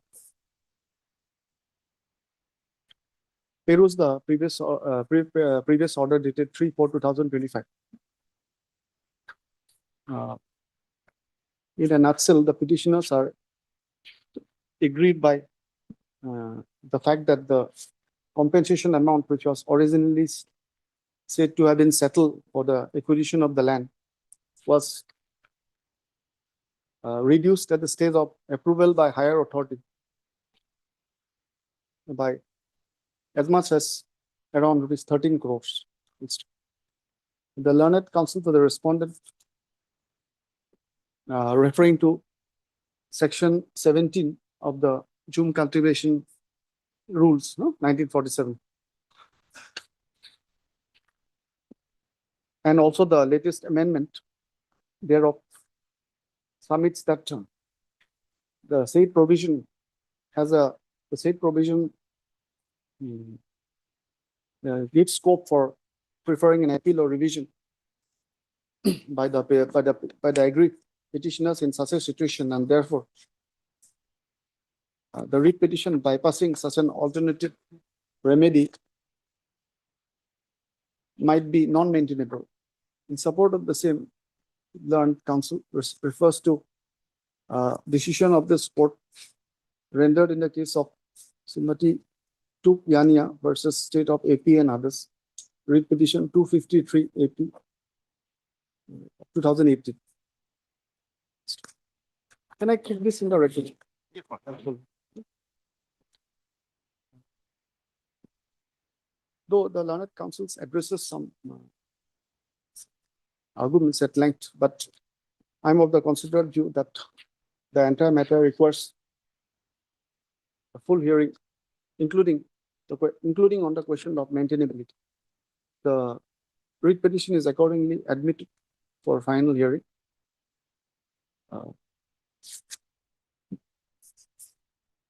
No fresh notices be served. Mr.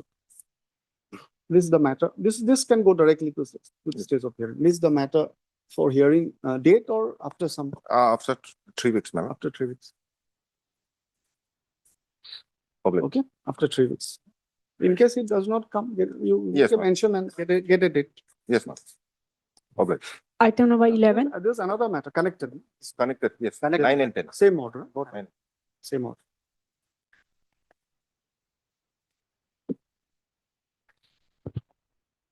Yes, May I please, my lord? My lord, by way of this application, I'm praying for quashing of FIR and a subsequent charge sheet registered under section 69 of the BNS. FIR sexual intercourse by making false promise of marriage, madam.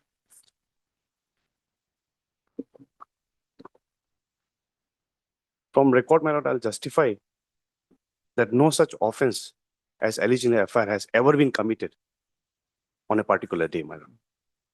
In this case, my lord, FIR was filed on 29/1/2025, and the allegation is that there was a commission of rape on 5/3/2023, just 2 years back, my lord, on the pretext of false promise of marriage. If my lord may kindly have page number 30.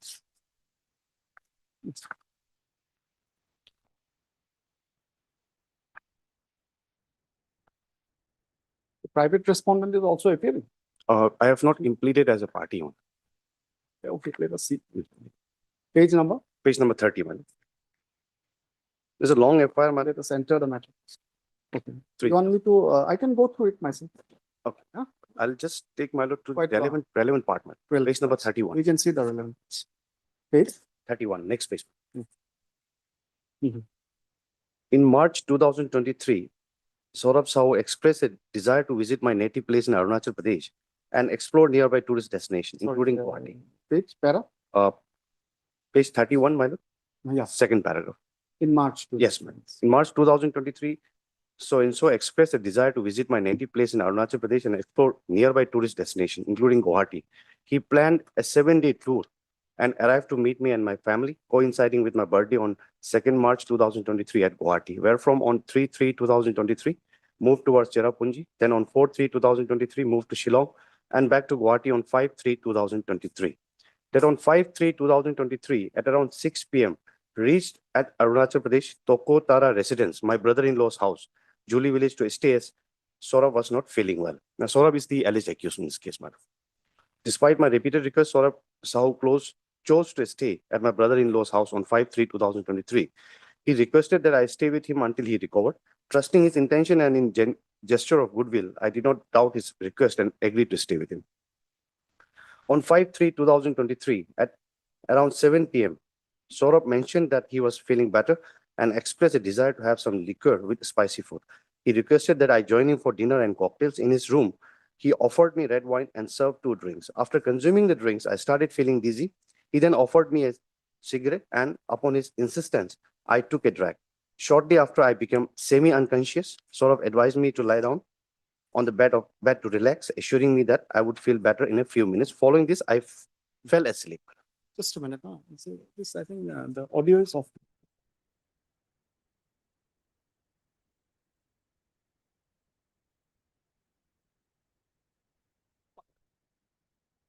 Change it. Yeah. Should continue with the admission. There is only one unlisted motion. Right. All. Unlisted item number 32.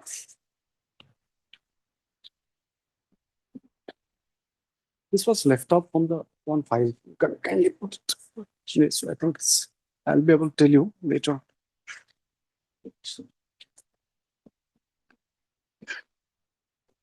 May I please, your lordship?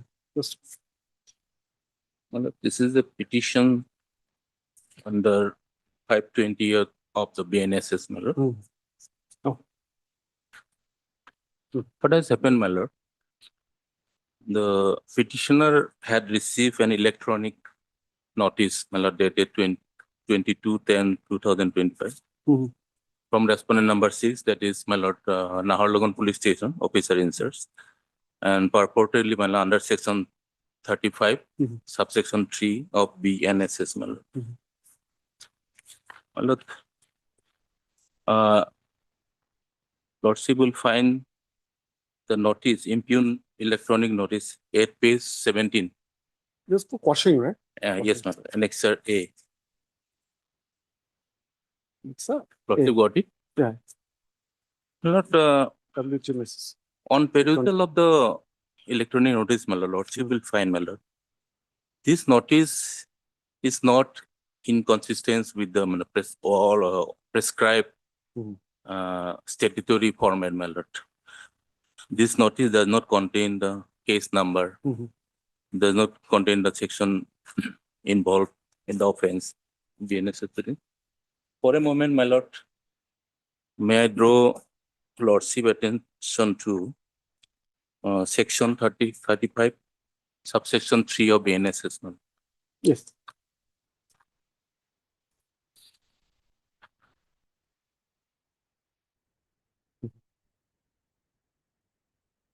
My lord, the police officer married, my lord? Yeah. The police officer shall, in all cases where the arrest of a person is not required under subsection 1, issue a notice directing the person against whom a reasonable complaint has been made, or credible information has been received, or a reasonable suspicion exists that he has committed a cognizable offense, to appear before him or at such other place as may be specified in the notice. Here, my lord, I don't know whether alleged offense is cognizable or not cognizable, my lord. Okay. And therefore, my lord, legislature has clearly mandated a certain prescribed format, my lord, which lordship will find schedule 2, my lord, Schedule 2, right? of the BNSS, my lord, form number 1, my lord. This is the statutory format, my lord. So there has been lot many cases of misuse, abuse of powers, my lord. Therefore, my Form lord, number 2, yes, some notice per page, Schedule 2, my lord, form number 1, 35. notice 35-3. Mhm. My lord, so far as this notice is concerned, like impugn notice, this does not Comply with that. comply with this statutory provisions, my lord. Therefore, my lord, this is absolutely arbitrary and contrary to the positions of law, my lord, statutory provisions. That apart, my lord, the Supreme Court in recent judgment, my lord,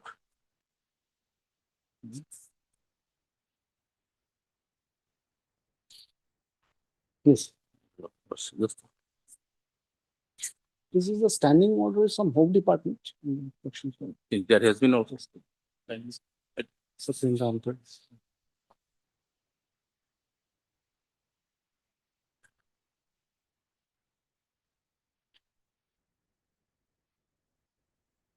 that apart, my lord, this electronic message Mhm. was sent through WhatsApp, my lord, electronic message, which is contrary to the law holding the field, my lord, as Supreme Court has observed in my lord Satyendra Kumar until versus Central Bureau of Investigation and another, my lord, 2025 SCC 1578. Very recent judgment, my lord.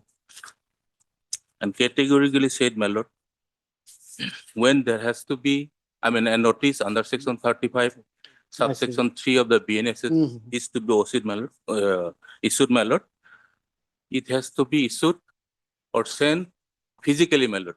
Physically has to be served, my lord. Physically served. Physically. To the concerned police station, if it's, Yes. he's another, Yes, located ma'am. another, Yes. another place. Yes, my lord. Okay. And that's why, my lord, the impugn notice, which has been sent through WhatsApp, my lord, is absolutely arbitrary It's and not a WT, is it a, W. the WT message? Yes, my lord. Electronic mode. Electronic mode. But that's why, my lord, at this stage, my lord, at least this proceeding may be stayed, my lord, on further. What is the stage of the proceeding? My lord, just notice has been sent. Oh, so stay notice of this. Just stay of the proceeding, my lord, for the time being, and on perusal of the records, my lord, record may be called for. And on a perusal of the records, my lord, may pass a final order. My lord. There is one option. Another option is that, yeah, you may submit. Copy was not served to us. Copy is not submitted. Yes. Please take. Now only I received. Yes, go through. I rely on the Supreme Court judgment, my lord.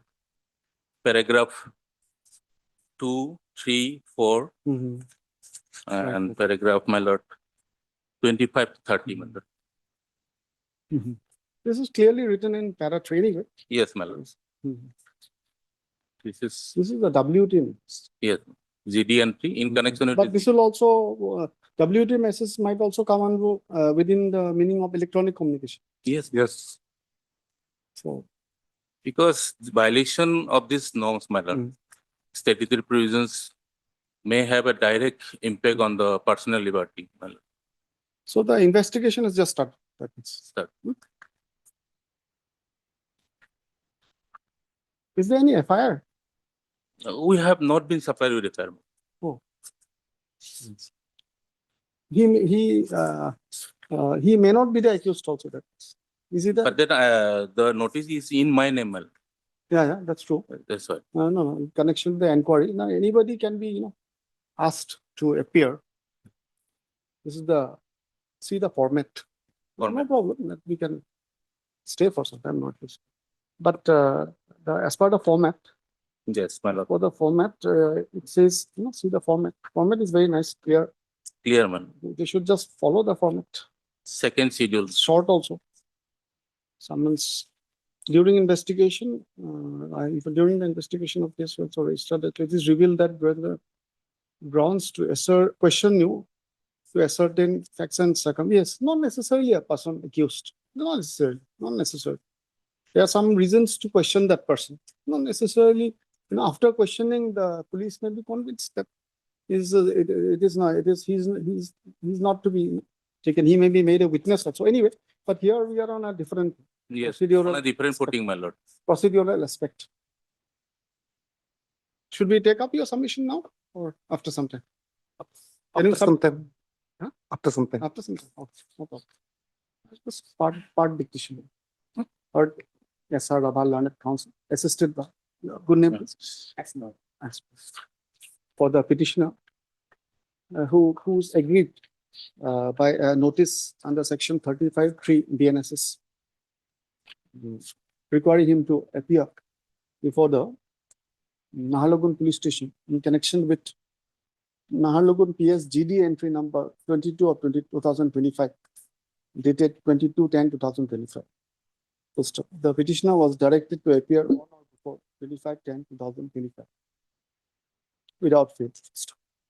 The Land Council primarily contends that the section, the notice, the aforesaid notice under section 35(3) BNSS was sent electronically via WT message, and in this connection submits that it is clearly been it is contrary to the established law in terms of the judgment of the Honorable Supreme Court in the case of Satyendra Antil versus CBI 2025. You must be knowing this, but SEC online SC 1578. The Land Council has drawn attention to para 3 of the said judgment, which may be reproduced here in the list.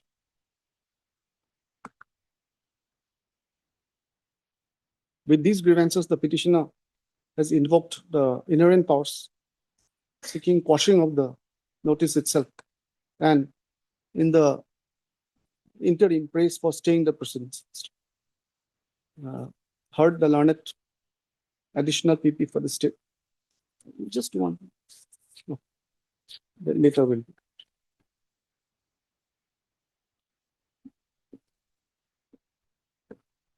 Right.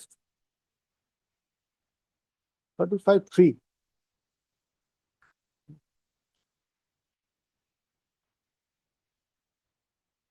Item number 4. Oh, after some time. I thought you would submit.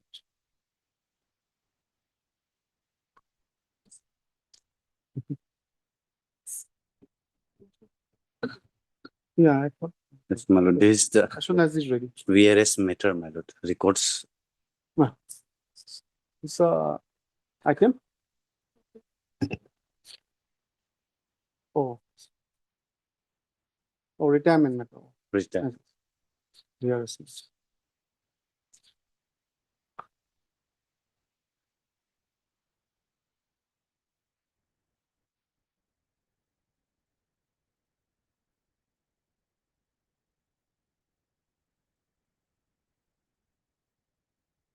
You could get the file. Yes, my lord. Yeah, my lord, that my notice was on 25 July 2025 to my controlling officer. And then after that, it was forwarded on 28/7/2025 by my controlling officer to the appointing authority on 28 July 2025.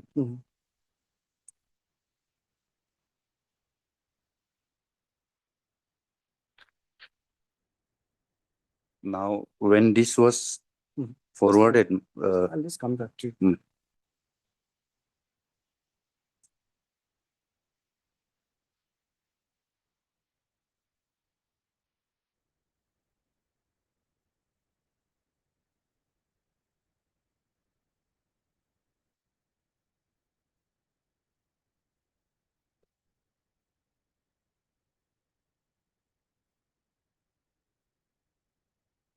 So, could you go through, this is the, he has submitted all the documents.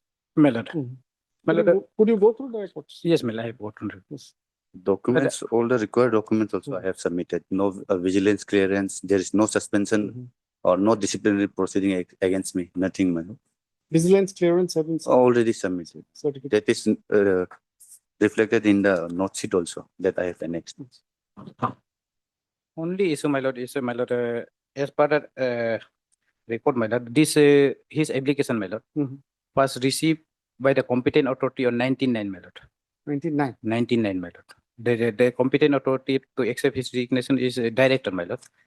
His earlier application submitted to his controlling officer, my lord. So,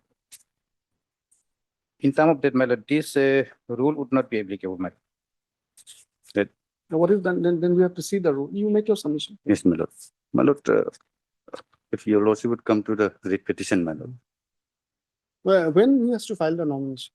For the which he wants to- Notification is most likely to come up by 7th, my lord, for the election. If your lordship would come to The page, rule is also here in the record. You have annexed it also.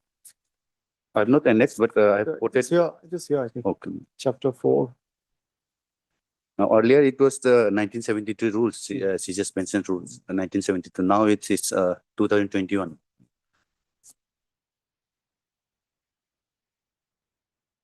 If your lordship can come to page No, 18. we have to be clear about two things. One is the notice, and My lord. as in the context of what he has said, to whom the notice has to be issued. My In what circumstances the submission of the notice is to be taken as complete. lord. If that is completed, Yes, then my lord. things that- with the provision, interesting provision of deemed acceptance. My lord, Go back. that's why I'm taking your lordship to the writ petition, my lord. Wait, Yes.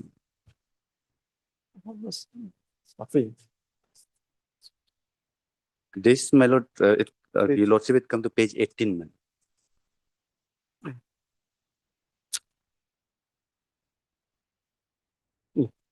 Page 18, man. Of course, my lord, since I am posted in a district in the interior place, I made this referred it to the block development officer, who was my controlling authority.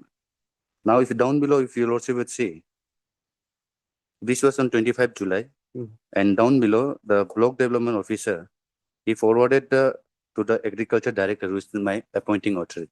I do admit, my lord, it should have been addressed to the director, appointing authority, my lord. But you look, That's a proper procedure, director. director, my lord. So that it But- was sent to the director. Yes, my lord. To the But generally, my lord, what happens, my lord, these people who are posted in, they generally do it through the proper channel only, but only the address could have been the director, my lord. Now, this was, if you lordship, next page, my lord, page 19, my lord. This is the forwarding, my lord, recommendation. This was on 28th July 2025. Now, when this was brought here, my lord, the director raised an objection saying that this address, it should not be addressed to the block development officer, it should be addressed to the director, who is the appointing authority. So next page, my lord, page 20, my lord. And type copies at page 21, my lord. Here I have addressed to the director, and this was submitted on 30 July 2025. To the director. To the director. Or director returned back. Yes. So No, my lord, then- when it was, I personally brought that file to the director. So, but the director says it should have been addressed to the appointing authority. So on that spot only, I made this application and addressed it to the director. agriculture. To the director. The content is same. I've only changed the address that it should be to the director. So it was on 30 July 2020. Now I don't know whether how they kept the file pending or not, my lord. File noting, it says they did those things in the September. But the note sheet also, if I annex, my lord. That page. This is Note sheet, 23. it starts at page 30, my lord. 5 series, my lord.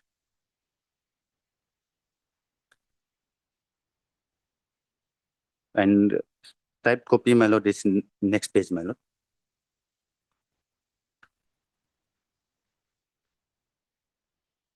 Sri Majay Mara, who is the, my lord, petitioner, my lord.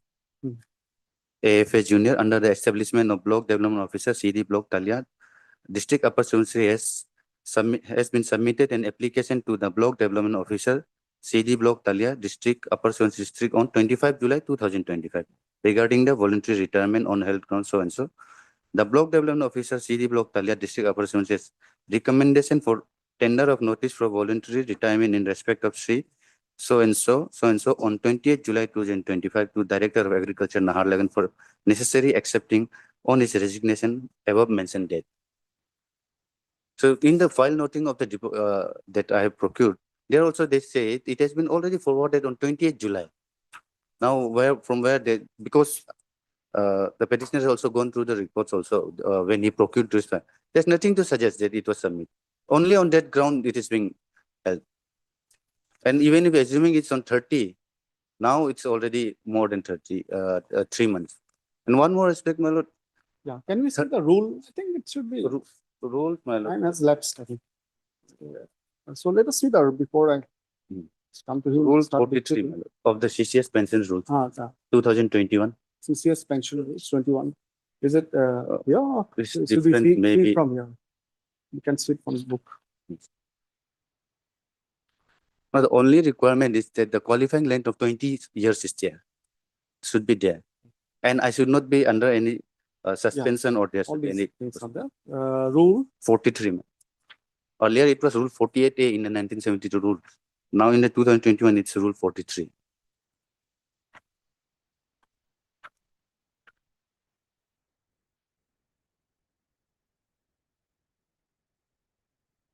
pension rules.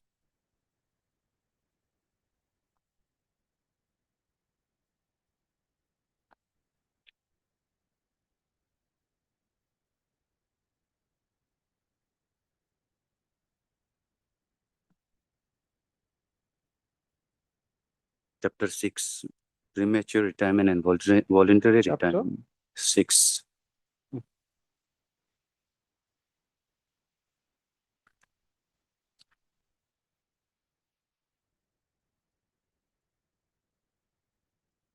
Can you see what is the page number of the book? Page number might be different. Might be different. Listen.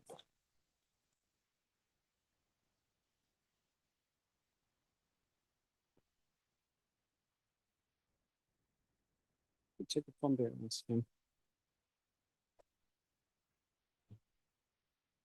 Find it in the net also for reproducing.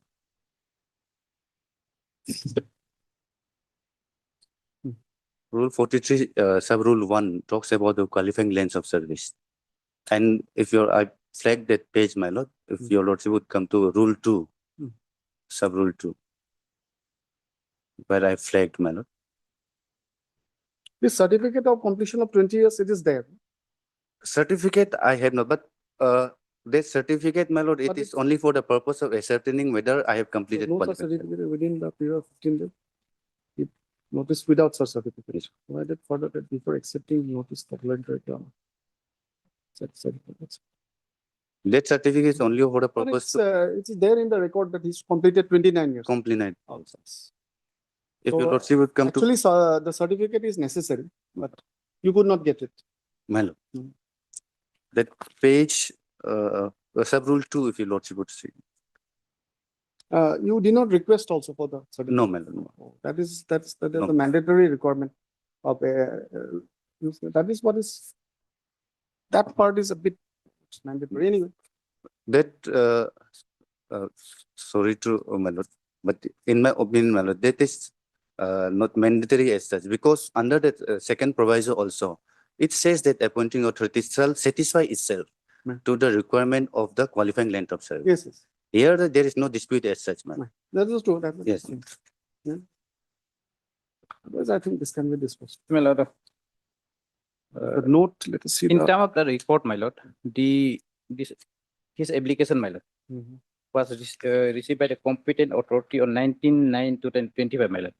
So if that is so, my lord, Where is it written that was received on 19/9? That's what I was checking from that. That it is from the date of the notice, date indicated in the notice, or date of receipt of the notice. My lord, it is otherwise, my lord, if your lordship would see the note sheet itself, man. Notice itself says it was addressed to the director on 28th July. Man. Because It in the absence of anything else, it will be the date of notice. Notice, my lord, of course, The date notice. indicated in the notice. Notice, My notice dated so and so. my lord. I given notice. My notice dated so and so. Unless it is specifically provided in the rules or case law that it has to be received. Of course, the authority has to know. Authority has to know. But I submitted application, my lord. Official procedure, when they do it, I'm not concerned with it. They might take it up after 1 year. It's not up to me. But in the file noting itself, it says that it was forwarded on 28th July. Anyway, I think, And not- anyways, not I'm such a big matter. Voluntary retirement. No, Vigilance clearance is there. everything is. everything is there. Yeah. I consider everything is there. Only my humble submission is did no earlier notice, my lord. The notice, the for We'll rule start from the 28th July, 20. which you sent to the director. Rule 43 say it should be the competent authority, my lord. Mhm. Now Appointing authority. appointing authority is director. Director. Now director, this all the notice before 19/9/2020, this come to the notice of director on 19/9. So No, again. what they are as per record, my lord. No, 19, annexer 2, of his writ petition, page 19. My lord. Now, if we start from this notice, No, my lord, this notice was received by the competent authority, that is director. This is by director by the BDO. Now, this notice, my lord, was received by the competent authority on 19/9, my lord. That is the issue, my lord. now what about your notice? You had submitted a notice to I've the also director. submitted one. Where is your notice to the director? It is at The Annexer 3. Technicalities actually. Annexer, yes, my lord. On Substance, it's okay. Annexer 3, my lord. Annexer 3. In substance, it is okay. We can. 30 July, my lord. This otherwise, when they say that this is already forwarded to the director, my lord. 37. 37, my lord. No, page number. Page 20, man. 20, man. That is what I want to see. I want to see this. 20.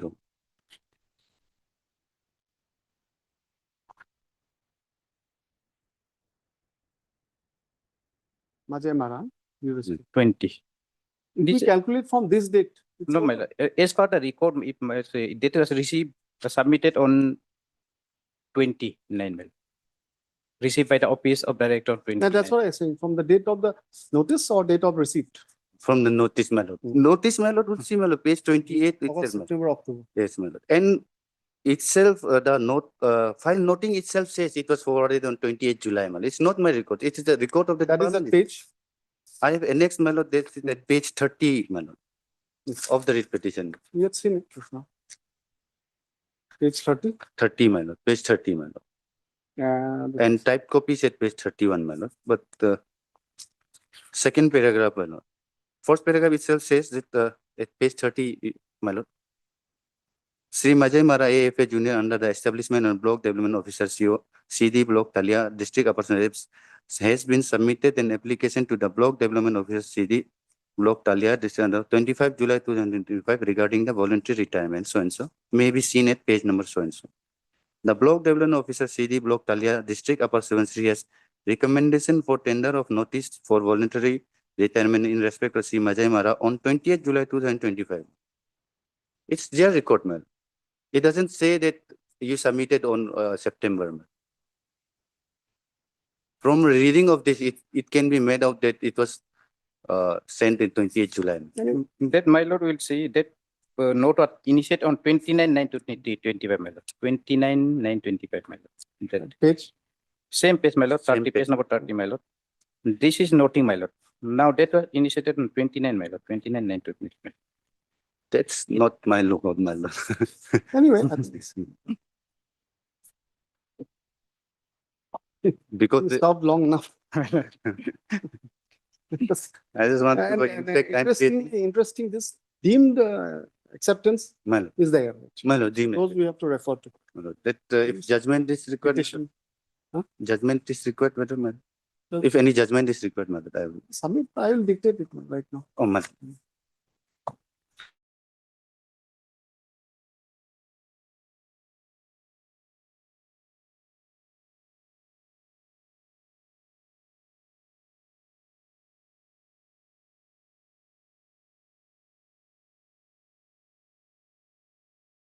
Council and respondents.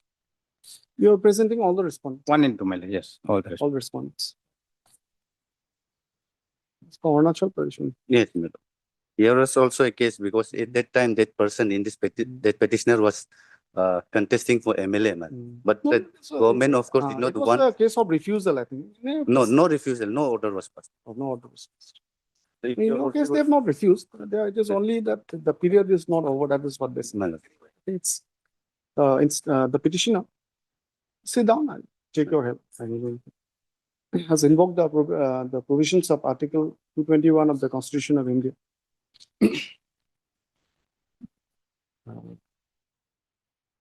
Agreed by the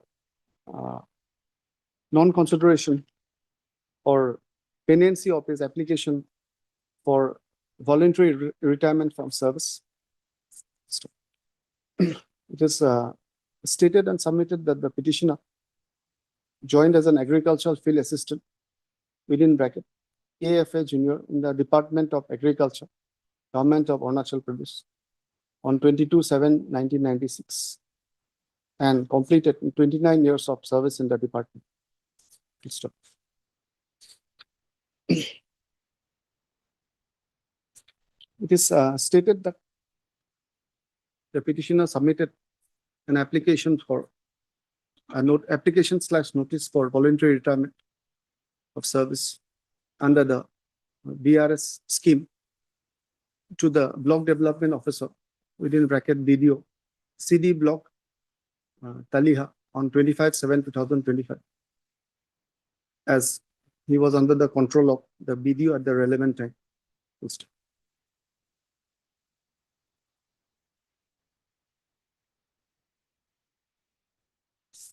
The said application was forwarded to the Director Agriculture, Government of Arunachal Pradesh, who's the appointing authority, on 28/7. And the petitioner also submitted a forwarding letter along with his notice.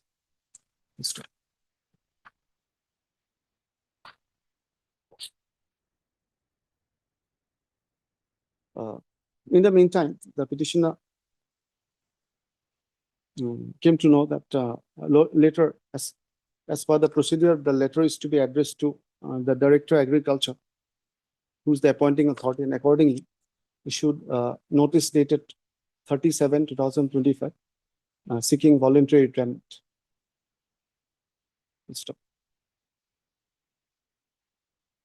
This stated and submitted that though the said voluntary notice is voluntary retirement notice is required to be accepted within 3 months, failing which there is a provision for the voluntary retirement to be deemed to be accepted. Dash, the respondents, despite the passage of the said more than 3 months, has not taken steps to release the petition. Stop. The learned your It's a standing council, my lord. standing council. For the Agriculture department. learned, so names have already given. Learned standing council for the agricultural department.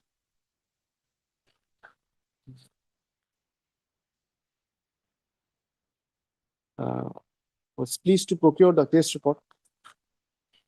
Official records.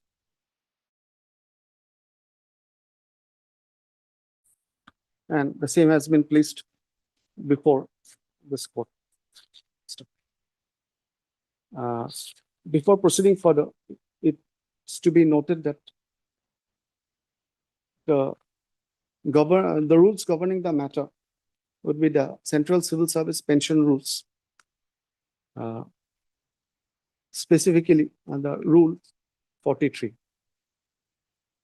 which may be reproduced herein below. This is there. We'll find it in the net also, and the soft copy also.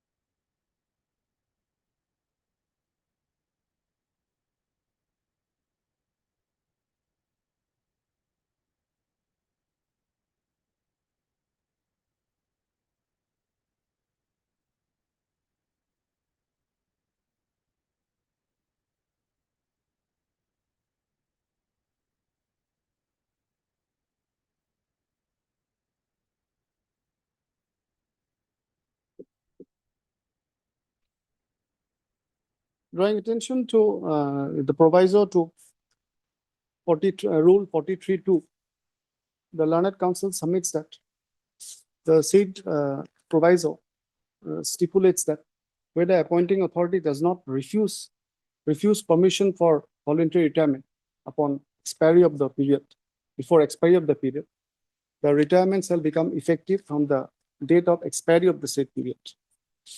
And thus, it is clear from the said rule that when a notice for voluntary retirement is given, the appointing authority has the administrative discretion to refuse permission for retirement before the expiry of the period. But when no such refusal is there, then the retirement becomes effective from the date of expiry of the period by way of deemed acceptance of the notice, and thereby by a legal fiction, the employee becomes voluntarily retires from the service. Full stop.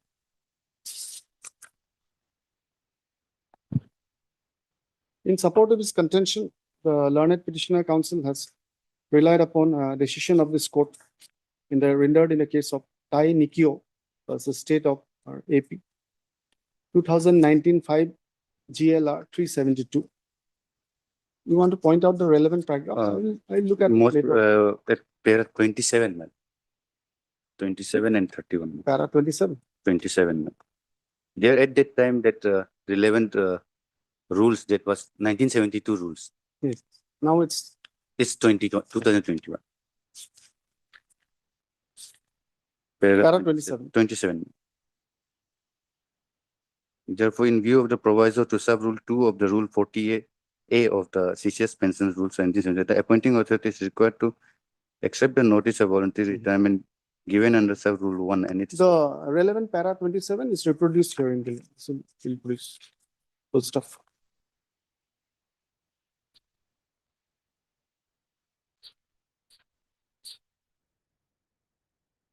I have perused the notice dated 30 July 2025, which was regarding permission for voluntary retirement, which was given by the petitioner addressed to the Director Agriculture, Government of Arunachal Pradesh, his appointing authority.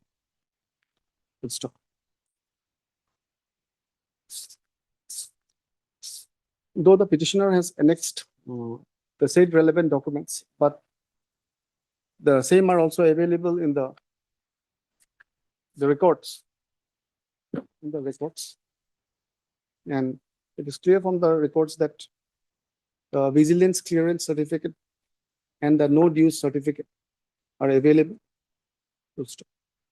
It is also revealed from the case records that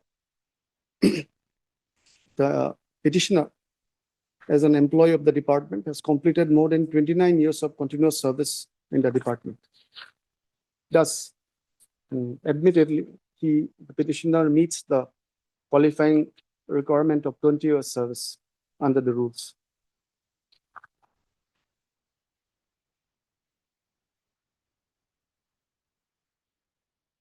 No material has come to the notice. No material has come to the notice of this court from the records or otherwise that the authority has refused permission to the petitioner regarding his prayer for voluntary retirement.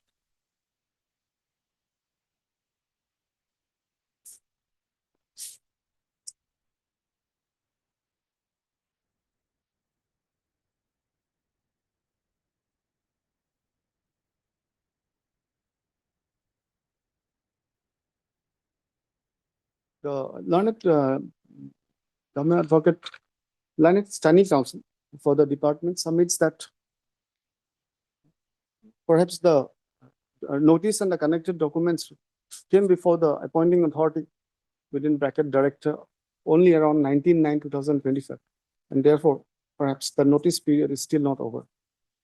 for calculating from the said date.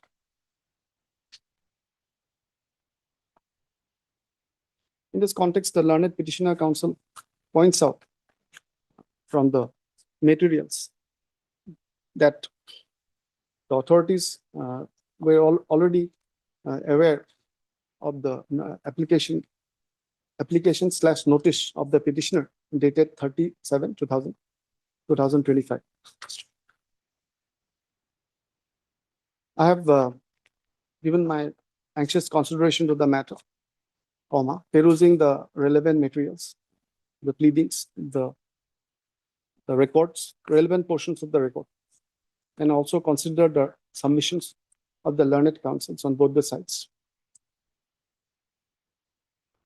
On the basis of the same, I come to the considered finding that in terms of the governing rule, within bracket, we repeat that, rule 43, so 43 of the CCS pension rule, especially rule 43(2) proviso.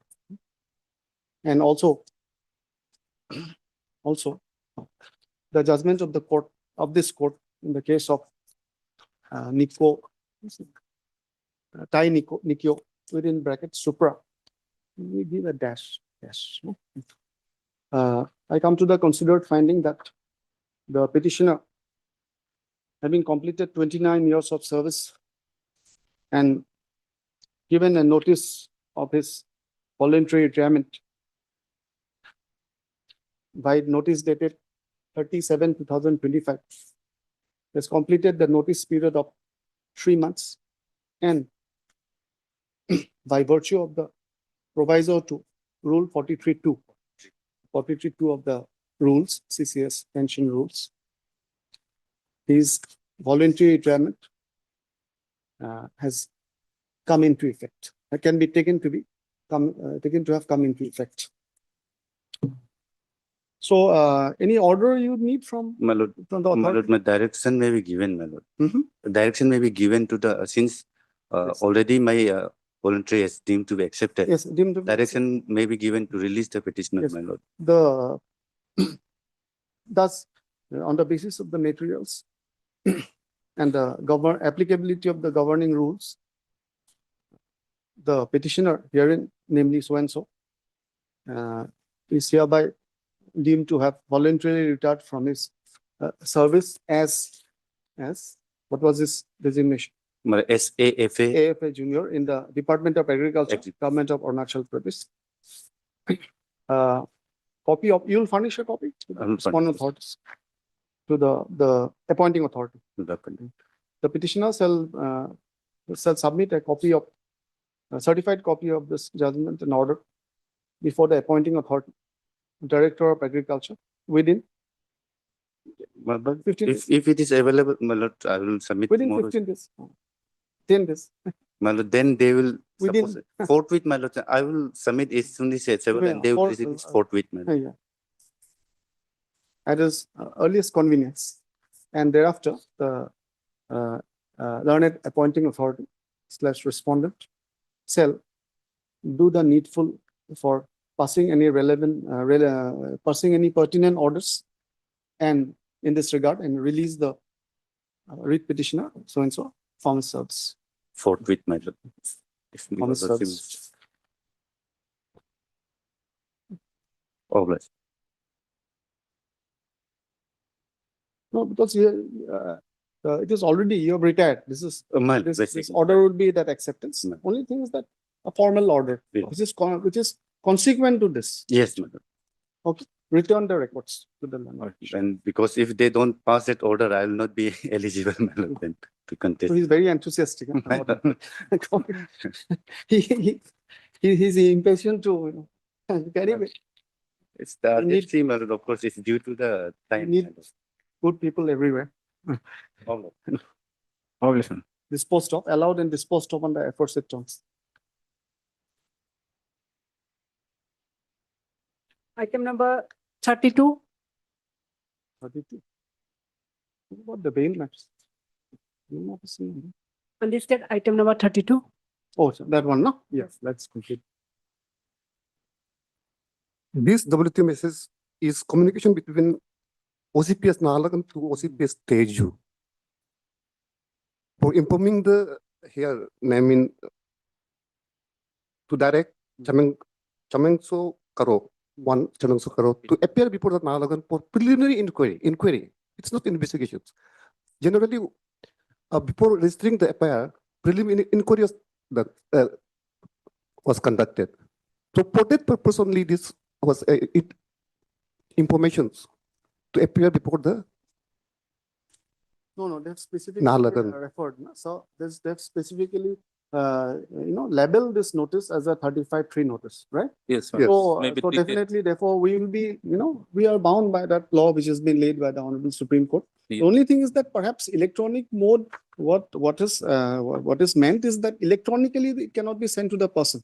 It has to be, even if there is electronic delivery, it is to be the concerned police station, and concerned police station takes out print and gives it to the person in hand. I think that is what is meant, right? Electronically, Yes. I cannot send it to you as a policeman. That is what is probably that is prohibited. Other five. Court is very much clear about this. Anyway, other five. So far as the section 35(3) is concerned, my lord, only mode is physical service. Because there has been a lot of scope for misuse. Violation of it may lead to, or it has a direct bearing on the liberty of the petitioner. And there is Supreme Court But, directions for all states to follow, my lord. But the Yes, investigation, there is no case number. the investigation will, it's a GD entry. GN is there. Investigation will remain, it will remain, this notice will have to be stayed. Anyway, so what was the last part of the petition? Yeah, learned additional PP, you took instructions, right? Yes, yes. On the basis of instruction submits that the said notice was given to him only for the purpose of some preliminary inquiry with reference to a GD entry, and therefore the petitioner should not be prejudiced.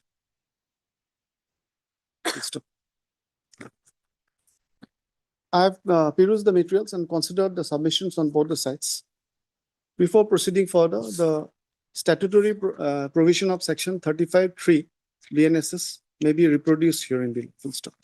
Further, the relevant para 3 of Satyendar until within bracket supra may also be reproduced here in bill. Thus, I find that there's a categorical mandate of the Honorable Supreme Court in the said judgment that notices sent through WhatsApp or electronic mode would not suffice for the purpose of section 35(3) BNSS. Therefore, this criminal petition merits adjudication. The petitioner shall take steps of notice from the you serve copies, and who else? To the prosecutor, you've got a copy, right? Yes. You can file a reply because we have to decide the quashing matter, right? We have to decide the quashing matter. The prosecution would be at liberty to file a reply, if any. Stop. In the context of the aforesaid facts and circumstances,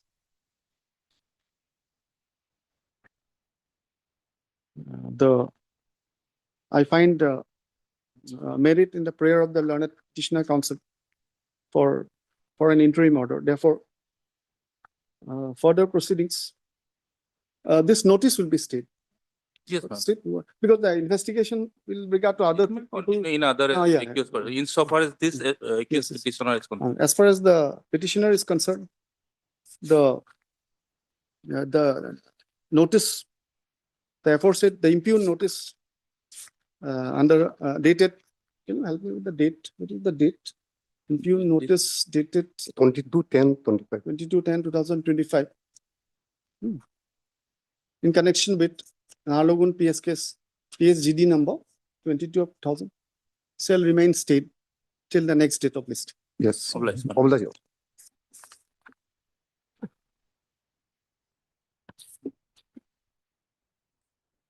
after. Okay, next date, your lordship, next date. Yeah, date has to be given. Kindly take the date. You suggest list after, because this will come for your reply. Because the main matter has to be decided, right? This is only an interim order. Any suggested date? You, after 2 weeks? Let it be 2 weeks. List after 2 weeks. Should I fix a date or give it like that, open-ended? 18, I have some personal here. Yeah. After the. You work it out. I have no problem. 2011? Yes. This. Problem. 20th November.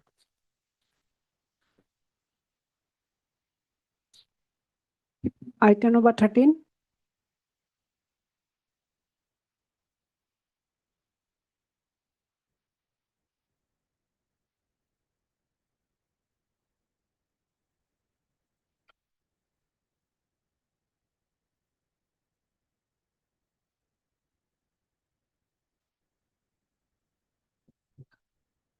May it please your lord. This is a tender matter, my lord. My lord, there was a NIT, excuse me. NIT dated 11th of April 2025 for supply and procurement of materials under MG Nerega 2025-26 in respect of CD block Chetam. The estimated cost, my lord, was 5 crore 36 lakh and odd, and period of completion 12 months. But I had submitted my bids and I was the lowest bidder. However, my bid has not been accepted, saying that it's below the viability range. That is why I'm before lordships, in short. If lordship may come to the NIT. NIT starts at page 23. Just a minute. Madam.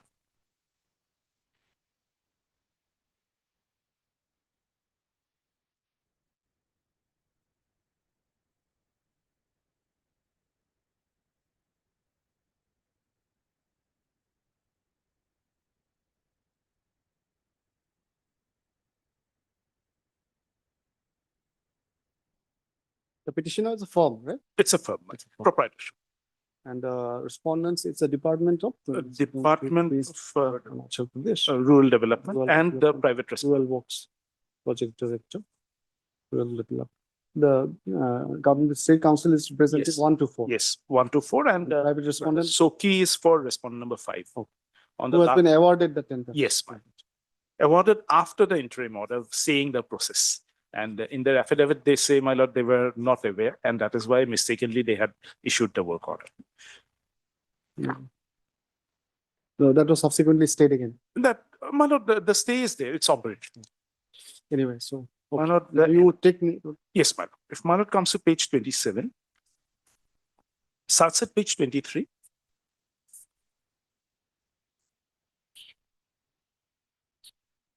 Page 27 is the relevant one. Yes. Item rate tenders are invited on behalf of the Governor of Arunachal Pradesh from registered and eligible contractors of appropriate class enlisted under so-and-so for the work supply of materials under MG NREGA 2025-26 package so-and-so CD block Chetam. And the lordship may come to 1.1. The work is estimated to cost rupees 536,45700. There's 1.1 of this at the same page, my lord. Oh, 5.36. 536,45700. The estimate, however, is given merely as a rough guide. Now, I'll take lordships only to the relevant portions, my lord.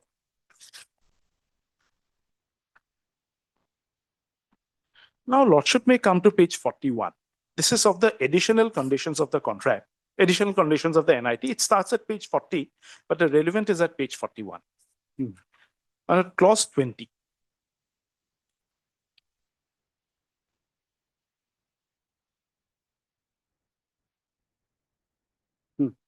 Here it reads, this tender shall be governed by clause 20.4.3 under section 20 of the CPWD Works Manual for reasonability and competitiveness of rates. I'll come to that clause now, my lord. And clause 25. 25 has been brought in by the respondents, but I'll read, my lord. We are relying on clause 20. Clause 20. Clause 20. Clause 25, acceptance of tender based on SOP number so-and-so as per CPWD manual and SOP so-and-so for works manual 22 with additional security.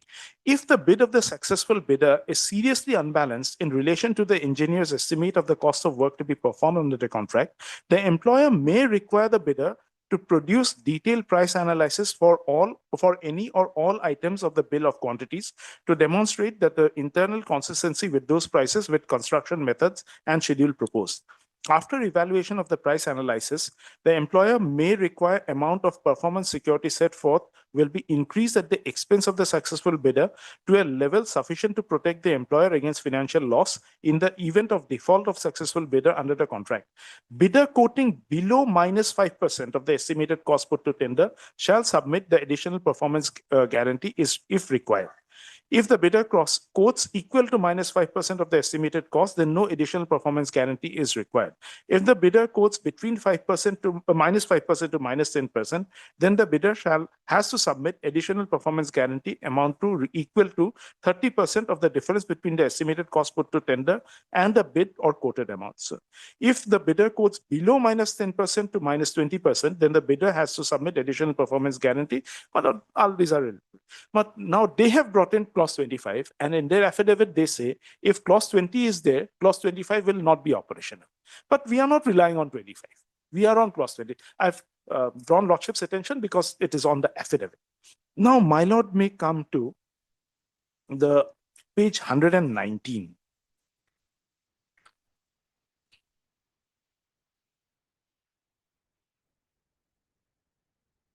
This is the report of technical evaluation of the bid.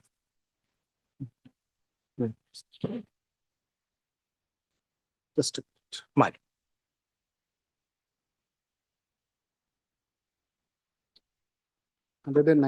My lord. There were 3 bidders. All of them were technically qualified. RRR Enterprise is the private respondent number 5, technically evaluated. Then Salo Enterprise is not a party. Then LY Enterprises is the petitioner, technically evaluated. After evaluation of the bids, the following firms have been found to be technically responsive. Found to be technically qualified. Technically qualified, found responsive. Now, my lord may come to 121. This is at starts at page 120. Minutes of the financial bid. This is, they say in the affidavit that this is at the district level.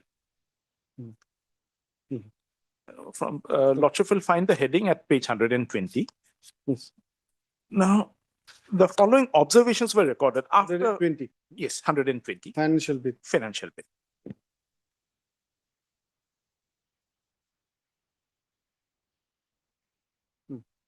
Messrs. RR Enterprises has quoted a bid price of rupees 49722 so and so, my lord.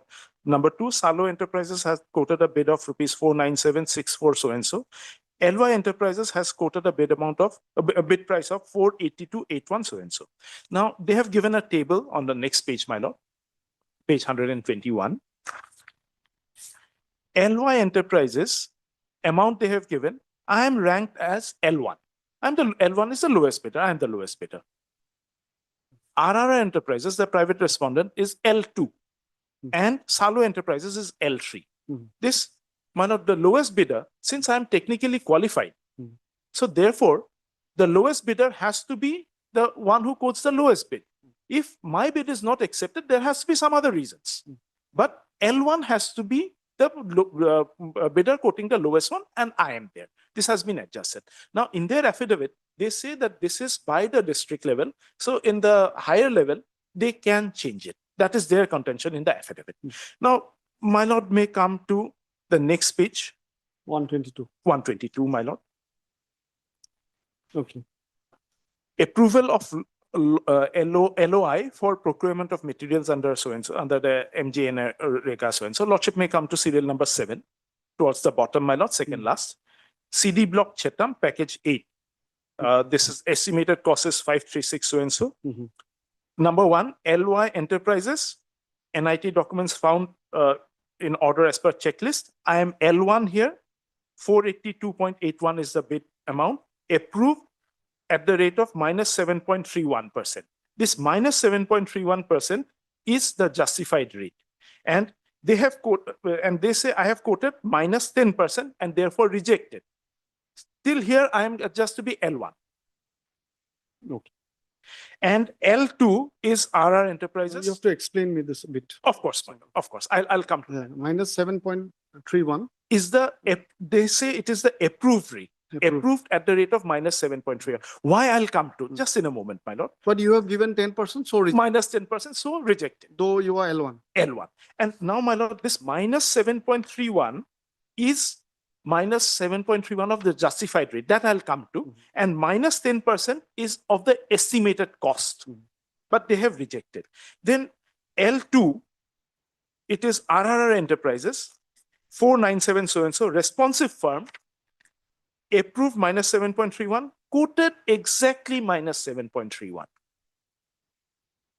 That is, their bid price is exactly as a justified rate, which is minus 7.31 of the estimated cost. Then L3 is the other party, my lord. They have quoted, approved as minus 7.31 and quoted minus 7.32. So they are higher than that of L2. Now, what they have done, I was under the impression that I will be awarded the work because I am the lowest bidder. They have not. And that is why I was before lordships. Now they have come, my lord, by their, if not, my lord comes to their affidavit, my lord. Affidavit in opposition starts at page 124.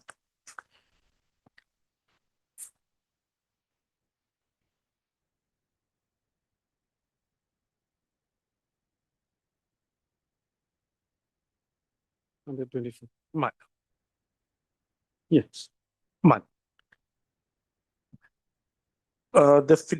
Page 155 is, I'll take lordships to the annexures first and thereafter their contentions.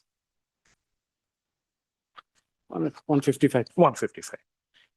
This is evaluation report of the financial bid. Since I did not have them, my lord, that is why I could not annex to the writ petition, but they have brought it on record by the affidavit. Evaluation of financial bid. The financial bid was opened on 1/5/2025 at 1000 hours and evaluated. Messrs. RR Enterprises had quoted a bid price of 497 so-and-so, which is less by minus 7.31% than the tender cost. Messrs. Salu Enterprises has quoted a bid price of 497 and odd, only which is less by minus 7.23 than the tender cost. And LY Enterprises had quoted a bid price of 482, which is less by minus 10% than the tender cost. However, the justified rate of Chetam block is approved at the rate of 7.31% below BOQ amount. This is bill of quantities, white order number so-and-so, dated 21st April 2025. Hence, the rate quoted above approved rate shall not be applicable. Now, this letter which they refer to, lordship will find at page 151.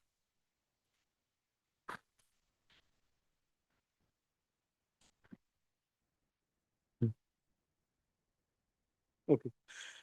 This is the order dated 21st April 2025. The justified rate is hereby approved at the rate of 7.31% below BOQ amount put to tender in respect of CD block Chatham for procurement and supply of so-and-so. So this is the justified rate.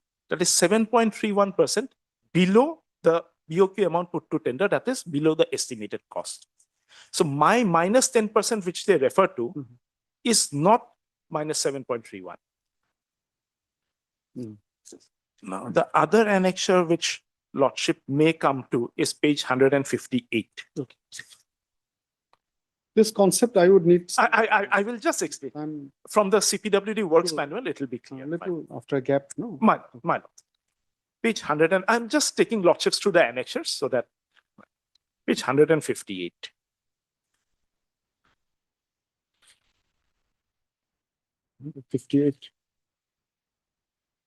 Yes. This is the BOQ summary details. RR Enterprises, the private respondent, bid amount, and they have given the bid rank of L1. And I am put as not applicable, no bid rank. And below that they write in the remarks column, justified rate of Chetam block is approved at the rate of 7.31% below BOQ amount, white order number so-and-so, dated Itanagar so-and-so. However, the rate quoted by Messrs. LY Enterprises is minus 10%, which exceeds the approved rate and therefore is not applicable or considered for evaluation. This is the reason why they have Rejected. rejected. Now, my lord, this justified rate, my lord, I have taken it from the works manual. It's a bit longish. No, My lord, I have taken the relevant portion. yeah. My lord, if I may.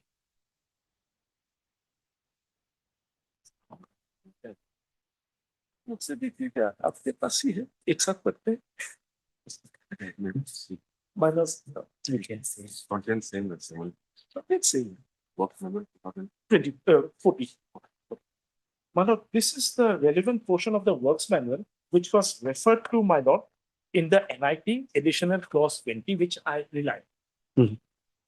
My lord, clause number 20, lordship had read that that this tender shall be governed by clause 20.4.3.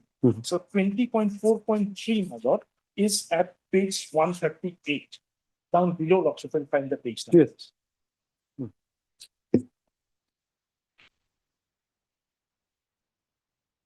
20.4.3.1, my lord, justification of tenders. Justification, lordship finds. Justification statement shall be prepared for checking the reasonability of rates modified by so and so. The method consists of preparing detailed analysis of the market rates of labor, materials, cartage, etc. The method of analyzing item is the same as given in the standard CPWD analysis of rates. The major items on the whole costing at least 90% of the estimated cost put to tender are analyzed to work out justified percentage on this basis. The items to be considered should be so selected. So, my lord, they give the modalities. Now, lordship may come to 20.4.3 at page 140, 140.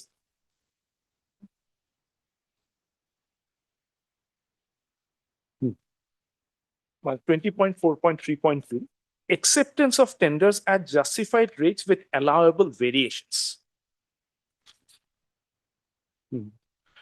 Apropos, the provisions under para 20.4.3, variations up to 5% over the justified rate shall be ignored. Variations up to 10% may be allowed for peculiar situations and in special circumstances. Reason for doing so shall be placed on records. Tender above this limit should not be accepted. So, my lord, here the condition is variations up to 5%, not of the estimated cost. 5% of the justified rate. And this justified rate, my lord, is 7.31% of the estimate, minus 7.31% of the estimated cost put together. So therefore, the entire basis for rejecting my tender falls through. My lord, I have prepared a table.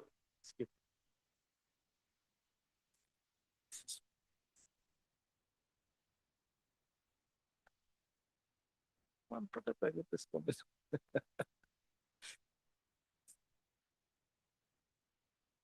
There is mine. Yes. This I have prepared a table, my lord. I've put in the petitioner, respondent, the bid amounts, rupees is both in the estimated cost and justified rate, which is minus 7.3% below estimated cost. That works out to 4 crores 91,24,886.96. My lord has read that order of 21st of April. That is minus 7.31%. So that is 491, 491 and all. And my variation from the estimated cost, as per them, my lord, is 10%. But 10% below estimated cost. And that of the private respondent number 5 is minus 7.3%, 31% below estimated cost. And variation, and that of the third party, my lord, Salo Enterprises. Yours is 10% below estimated cost. Below estimated cost, not below justified rate. Yeah. And my. And 7.3% below estimated cost. Below estimated cost of the private respondent. And since the justified rate is minus 7.31%, and the private respondent has quoted exactly minus 7.31%. My lord, I had put a statement to that, though I cannot prove it, my lord. But there are statements in the writ petition about some other aspects about how they could quote exactly the same price, but I cannot prove it. But still, From the records, it is clear that the justified rate and the bid price of the private respondent is one and the same. However, be that as it may, my lord, even though I'm not able to prove that there was some mala fide or some other thing, I cannot prove that, my lord. But what I would be on, my lord, is clause 20.4.3 of the CPWD Works Manual, which they rely on in the tender. It is specified in the terms and conditions of the tender, my lord, that the tender will be governed by clause 20.4.3. And 20.4.3 says variations up to 5% of the justified rate has to be ignored. My variation from the justified rate is minus 2.69%, which is within that 5% viability range. Permissible. And it has to be ignored. The CPWD manual is clear, it has to be ignored. But what do, my lord? They take it to be minus 10% of the estimated cost, which is not there in the tender terms and conditions. So they have violated the tender terms and conditions, and they have sought to award it to the private respondent. This is my case. So this, my lord, in my humble submission, is not permissible.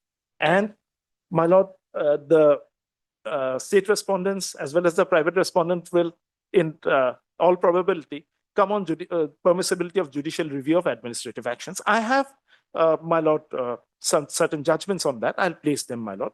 Now, my lord, if lordship once again takes their affidavit in opposition, the private respondent has not filed any affidavit in opposition, but on the last date, there was a submission that they'll rely on the government's affidavit. I go to the affidavit. Yes, the contents of the affidavit.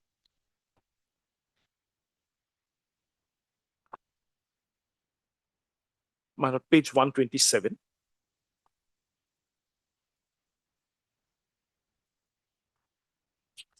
Yes. I'll read para 7, my lord, if my lord just bears with me for some time.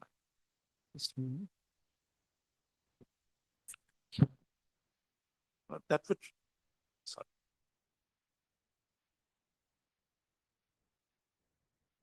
Yes. Their decision-making process they have described here. That with regard to the statements made in paragraph 4 and 5 of the writ petition, the deponent begs to state that as per NIT, there are two boards, one at the district level and another at the headquarter level. Clause 14.1 of the special conditions only allows the district level board to evaluate, scrutinize the tender documents and recommend three firms, L1, L2, and L3 to competent authority. It is imperative to mention that clause 14.2 authorizes the joint director RE Rural Development to further evaluate, scrutinize tender documents and prepare L1, L2, and L3. After scrutiny, letter of intent is issued to the L1 firm. It is to submit that L1, L2, L3 prepared and recommended by the district board is not binding on the headquarter board. On scrutiny, if the recommendation of the district level board is found to be defective, the headquarter level board reserves the right to prepare its own L1, L2, L3 and recommend it to the Director, Rural Development Department for approval. It is only when the headquarter board finds that L1, L2, L3 prepared and recommended by the district board is genuine and without any defect, the headquarter level board accepts the recommendation of the district level board and recommends the same to the Director, Rural Development Department for approval. In fact, regarding the above procedure, the department has already issued SOP bearing number so-and-so. It is to submit that there are two clauses in the NIT, one at clause 20 and another at clause 25. In relation thereto, it is to submit that if the department had prepared justified rate in terms of clause 20 of additional conditions, clause 25 has no relevance. On such contingencies, it is only on the basis of justified rate that the board has to prepare L1, L2, L3. This is their contention. It is only on the basis of justified rate, which they have not done from the records. Just a minute. My lord. It is only on the basis of justified rate that the tender board has to prepare L1, L2, and L3. Clause 20.4.3 of the CPWD Works Manual. Justified now. So, however, if the department fails to prepare justified rate in terms of clause 20, it is only in that eventuality clause 25 of additional conditions comes to operation where variation of 5% or 10% will be made applicable. This is totally incorrect, my lord. Clause 20.4.3, which lordship has read, it says variations up to 5% have to be ignored and between 5 and 10% can be allowed in special circumstances. But this variation is not on estimated cost as per the CPWD manual, it is on justified rate, and which they say in their affidavit, in the contents of their statements, that it is on justified rate. But the records speak otherwise. They have prepared it on the basis of estimated cost. It is to submit that project director of 3 districts have prepared justified rates, that is Papumpare, Kamle, and Upper Subansiri district. It is for the reason only in these 3 districts prescription of justified rate has been applied. The question, thus there is no question of application of variation up to 5% or 10% over the justified rate in these 3 districts. But from where do they come to this conclusion, my lord? They say that it has to be as per the CPWD manual, clause 20.4.3. They cannot come here on an affidavit saying that there is no question of application of variation up to 5% or 10%. This is dehors the terms and conditions of the NIT. It is imperative to mention herein that justified rates are prepared on based on market value of each item. The project director prepares justified rate. Upon preparation of justified rate, the project director seeks approval from the joint director RE in relation to justified rate. Evidently, project director in terms of clause 20 of the additional conditions, upon analysis has prepared justified rate for Chetam CD block, Upper Subansiri district based on the market value of each item and submitted the justified rate, justified analysis rate before joint director RE for approval on 11/4/2025. On receipt of such justified rate, the joint director RE had approved the same on 21/4/25. The analysis of total amount of justified rate was fixed at rupees 497 so and so, and percentage justified rate was fixed at 7.31%. It is thereafter on 30th April 2025, technical bid of the bidders were opened by the district board, and during evaluation, all the bidders were found technically responsive.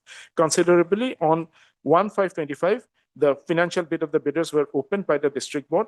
During evaluation, it was found that Messrs. RRR Enterprises had quoted 49723 so and so, which is minus 7.31%. Salo Enterprises had quoted so and so, which is 7.32%, and LY Enterprises had quoted so and so, which is minus 10%. Now here they again fall back, even though they say justified rate, they fall back on estimated cost. On evaluation, district board found financial bid of RR Enterprise as most responsive as per justified rate of the department, and thus the same was conferred L1. But how they cannot do this? Again, finding financial bid of Salo Enterprises as the second most proximity to justified amount, the same was conferred L2. Financial bid of LY Enterprises was found non-responsive, and the same was below the justified rate. Accordingly, on such evaluation, district board recommended RRR Enterprises as L1 firm, Salo Enterprises as L2 firm, so and so. So this is their the basis of their decision making.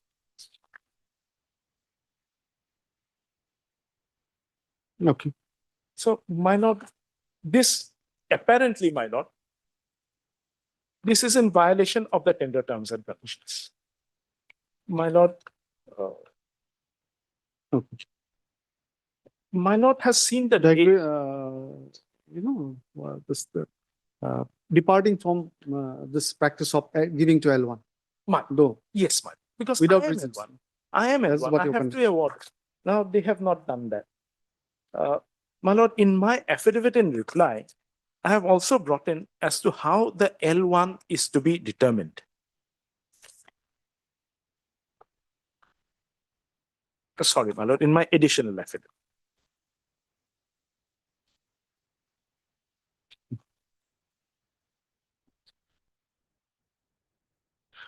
At page 182, my lord.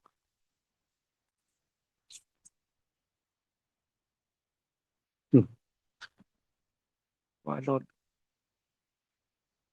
This is from the manual for procurement of works, my lord, 2022. I have a copy of this manual. My lord, I have extracted the relevant at page 182. This is by the Government of India, Ministry of Finance. If my lord comes to page 182, my lord, para 5.5.3, as to how unresponsive financial bids are to be determined. Evaluation of financial bids and ranking of tenders. Unresponsive tenders. Unresponsive tenders may again be identified after financial bid opening, as in the case of technical bid opening. In technical bid, I am technically qualified. My lord has found that document. If the price bid is ambiguous so that it may very well lead to 2 equally valid price amounts, then the bid should be treated as unresponsive. Okay, let me see this. My lord.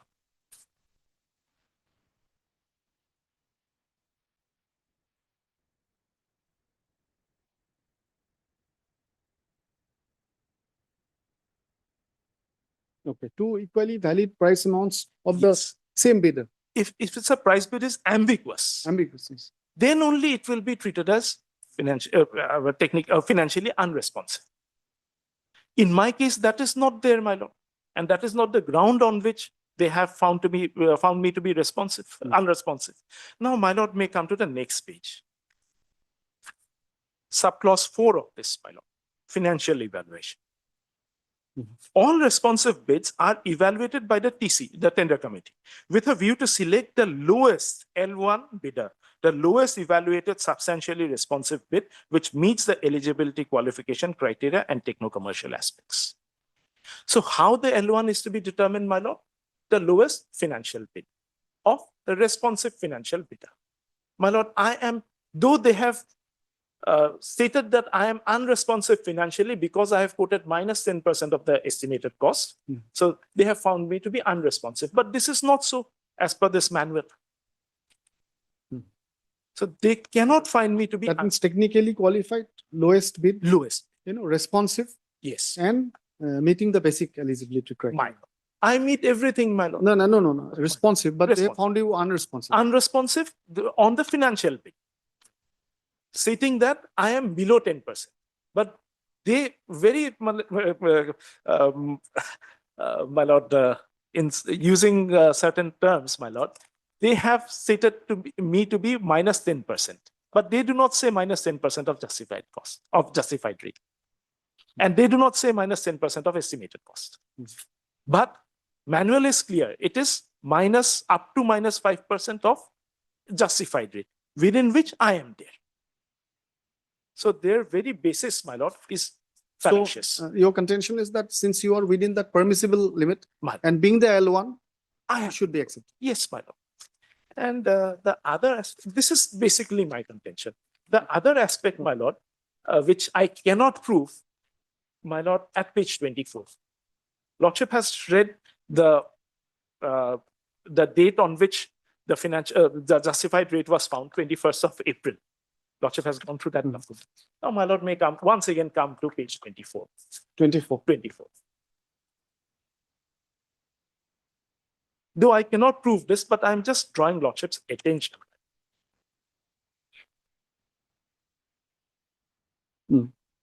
My lord will see the table, serial number 6, 7, and 8.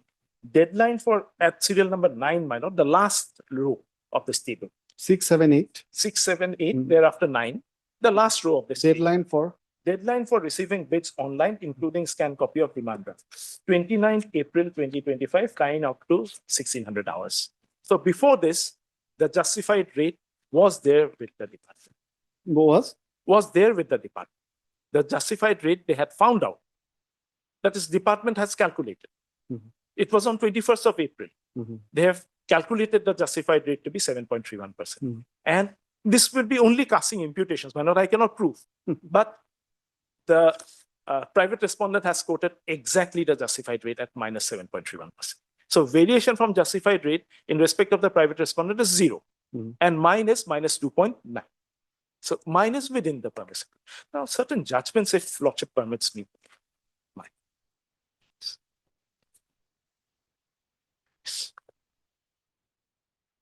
This is a full hearing only, isn't it? Proceeding to a full hearing only. It's okay. If the pleadings are ready, counsels are, it's okay. Proceed and then we'll dispose it. Dispose it. Serial number 9 to the list. I'm not bothering Lordship with much. No, that will.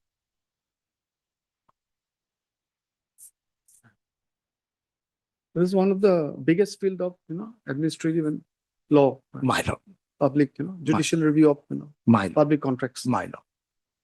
I'm not bothering Lordship with Ramanna Dayaram Shetty. Lordship knows. Subject to our own limitations. Yes. No, I mean, we are all learning.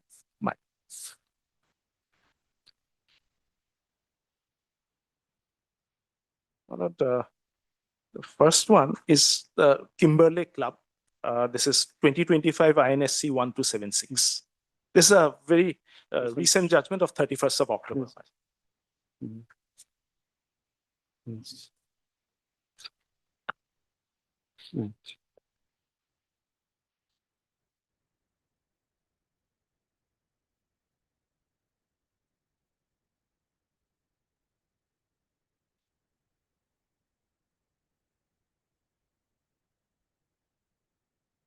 Lordship comes to para, my lord, para 11. This is a short judgment, my lord. Yeah. In tender matters, the court exercising judicial review does not, Lordship finds. Yeah. Only in cases where decision is divorce the terms patently arbitrary. Yes.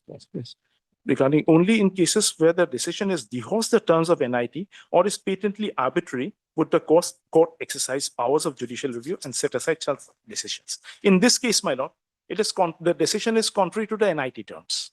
So therefore, Lordship can exercise judicial review for this.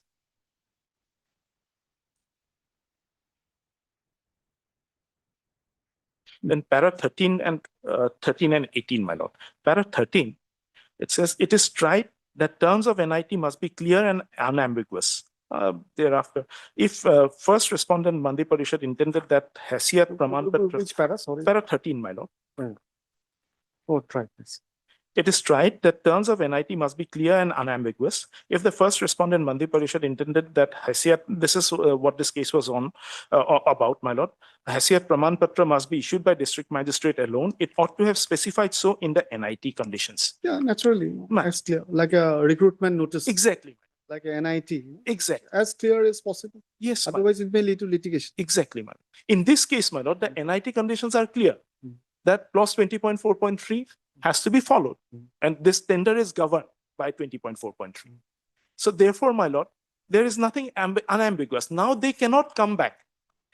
Now again, para 18, my lord, it has, for the aforementioned reasons, we are of the opinion that rejection of appellant's technical bid on the ground that appellant's certificate was not issued by the district magistrate is dehouse the terms of NIT and liable to be quashed. So in this case as well, my lord, their decision, because here the Honorable Supreme Court found that this Hasiyat Praman Patra, which was referred to, was had to be issued by the district magistrate, was one of the reasons for rejection. They found since this was not there in the NIT terms and conditions, so therefore they cannot come, they cannot fall back on such a decision. In our case, my lord, they cannot fall back on a decision to reject my bid because it is minus 10% of the estimated cost. So this is Kimberley Club. Thereafter, my lord, is KK Enterprises. This is WPC 1874 of 2012, my lord. Date of judgment, my lord, 4/6/2012. It's a printout from our High Court's website, my lord. My lord may come to para 8.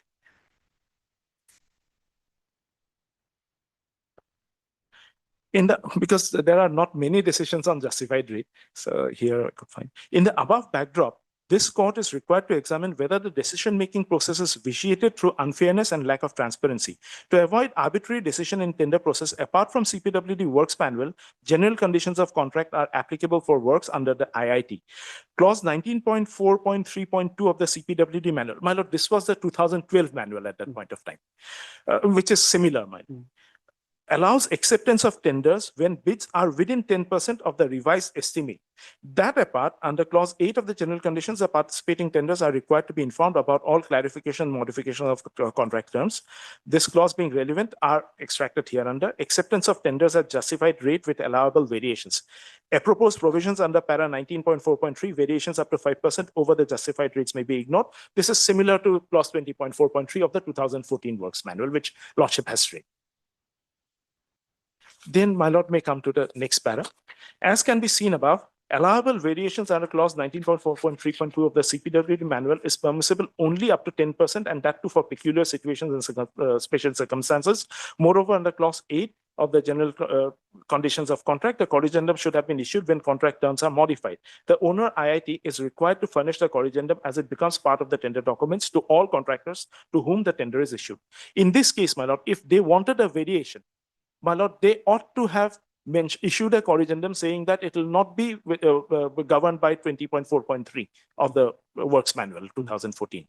And it has to be on estimated cost. They have not done so. In fact, they have found out the justified rate. Then para 11, my lord, the owner in a tender process may reject a tender, but when L1 tenderer is not taken into account, one has to examine the decision making process with greater care.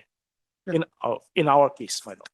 The respondent contend that even participating tenders were aware of the estimate. Lordship may skip this portion. Then para 12, the bid of the recommended tender is admittedly a a little beyond 10% permissible outer limit, and yet the bid was found acceptability with the respondents.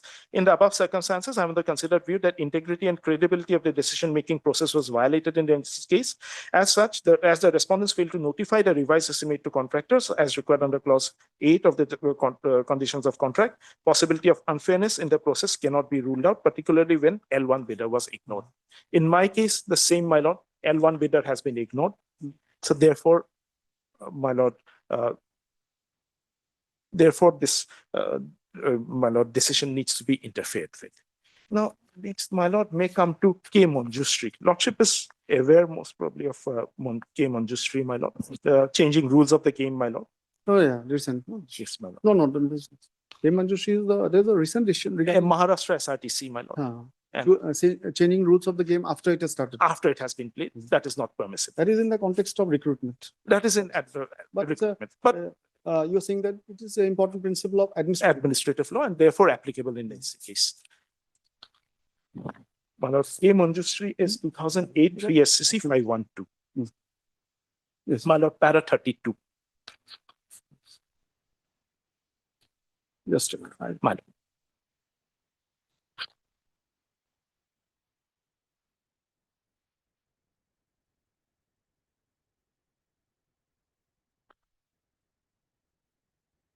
Para 32.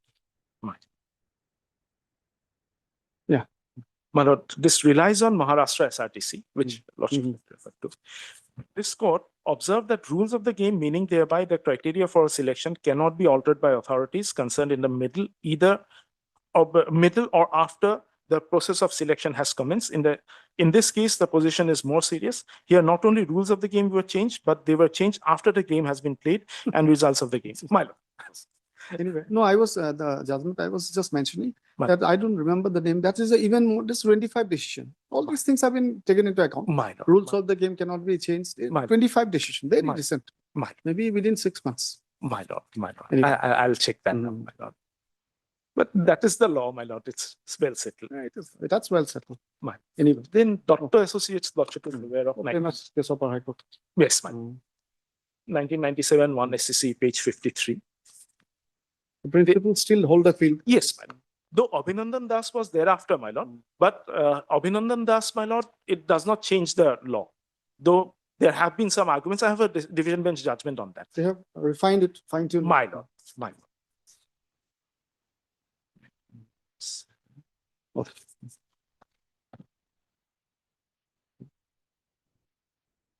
Next. My 1997 page, yes, my para 4, my lord.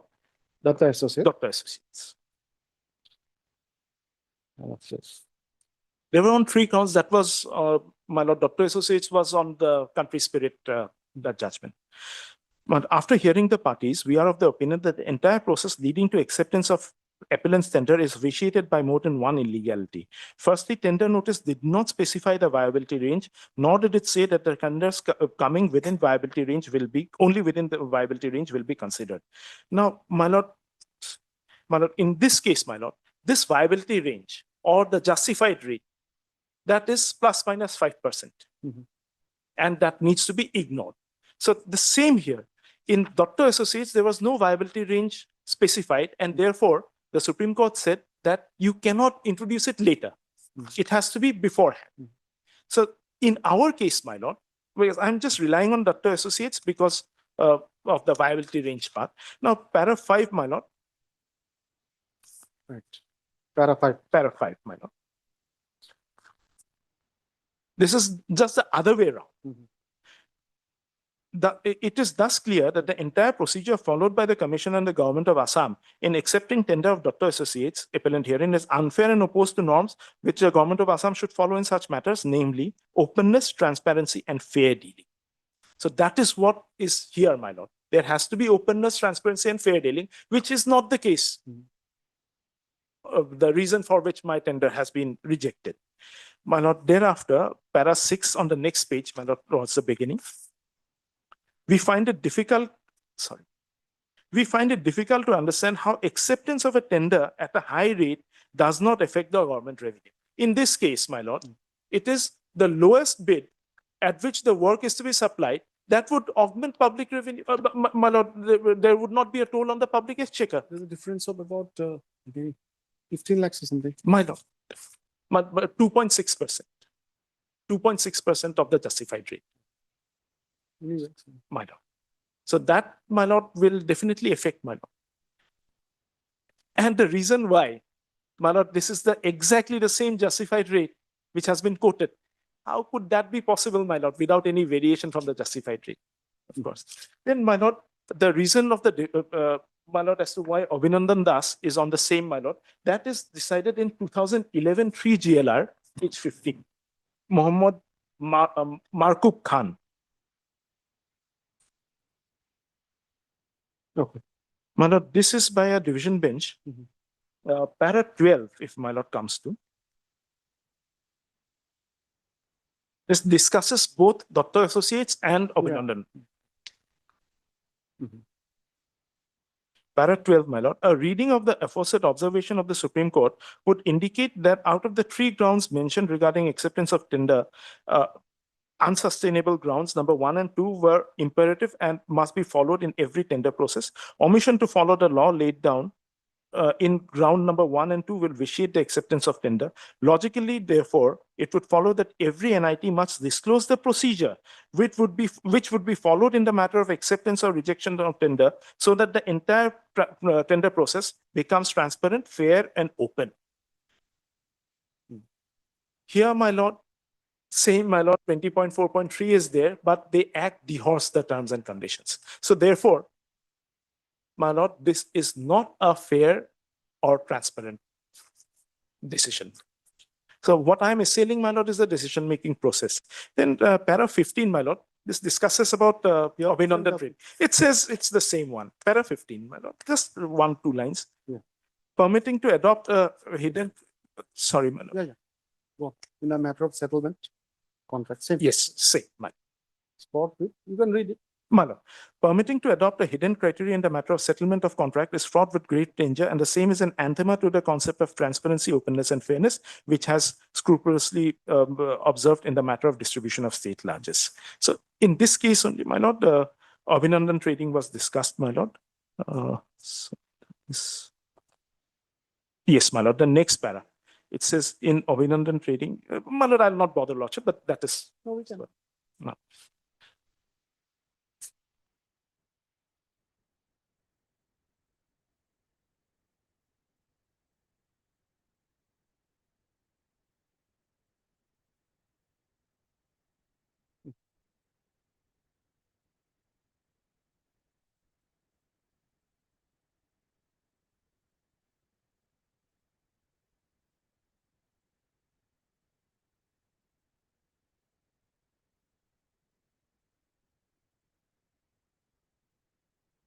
Right. Yes, sir. Suresh Wadhwa, you want- Sorry, my lord. Suresh Wadhwa. Suresh Wadhwa. 2017-16 SCC 757. Para 26-27.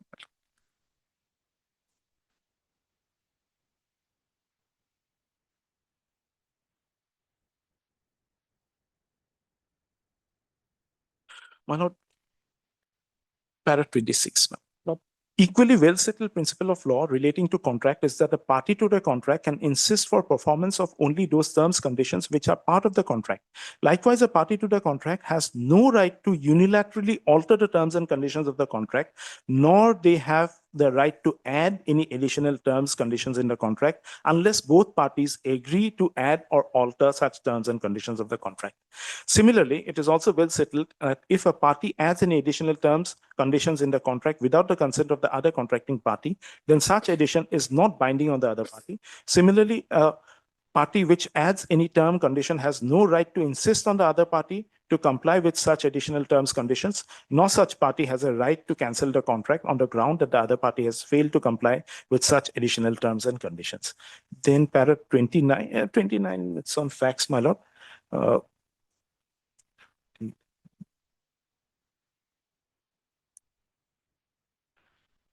My lord, para 35.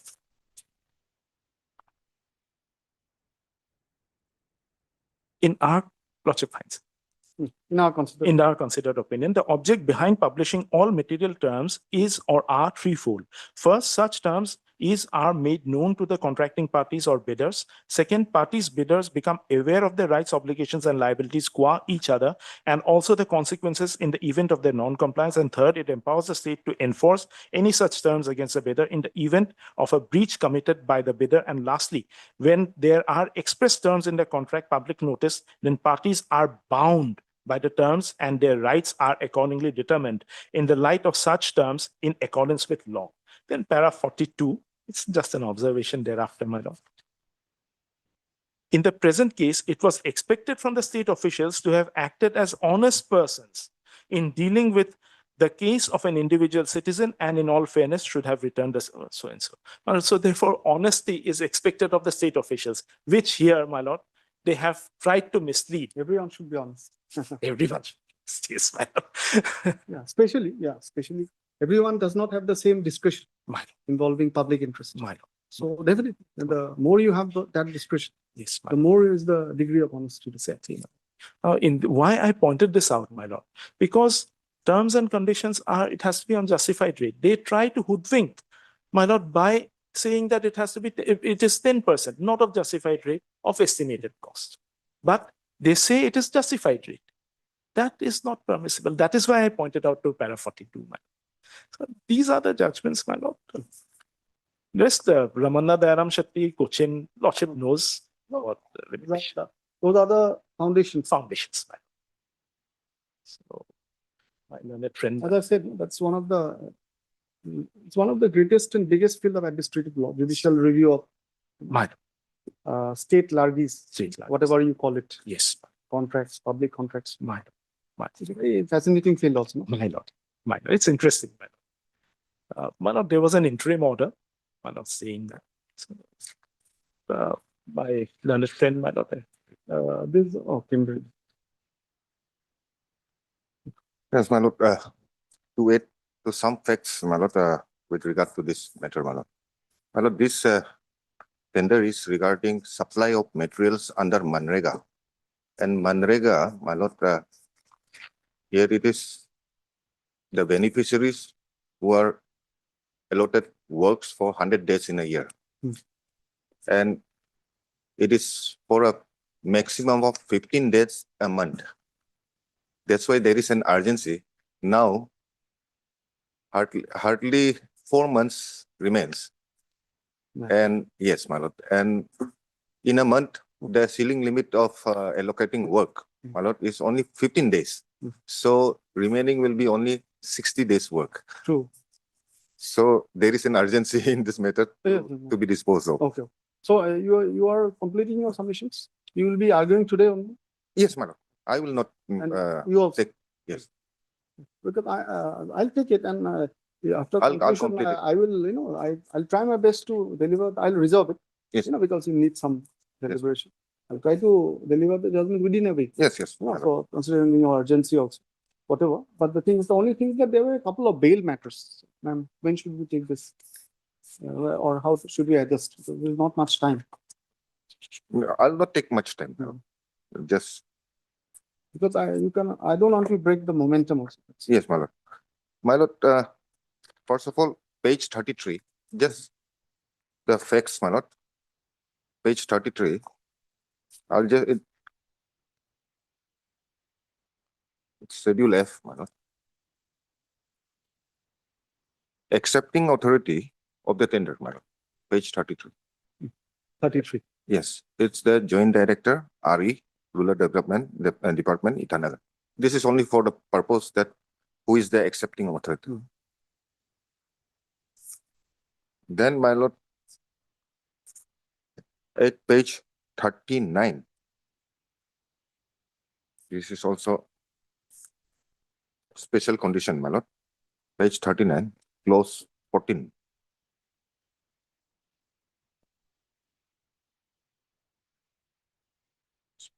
It's a part of the special condition of contract, my lord. Awarding of works. Other conditions. Yes. Awarding of works, my lord. Special conditions, my lord. Okay.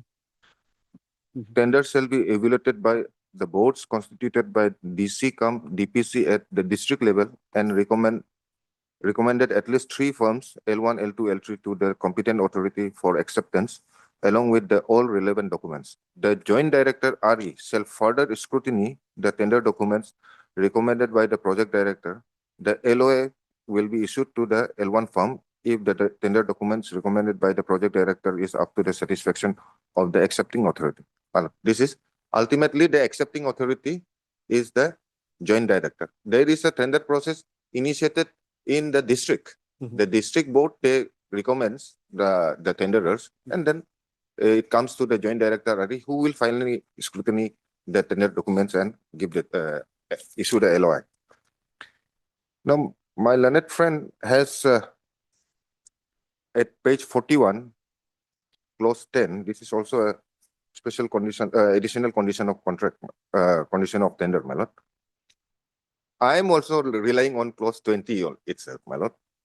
The tender shall be governed by clause 20.4.3 under section 20 of the CPWD manual works for reasonability and competitiveness of rates, my lord. Now, my learned friend has already read the section 20, clause 20.4.3. In our affidavit, my lord will kindly see, which my learned friend has also shown, my lord. There is at page 148.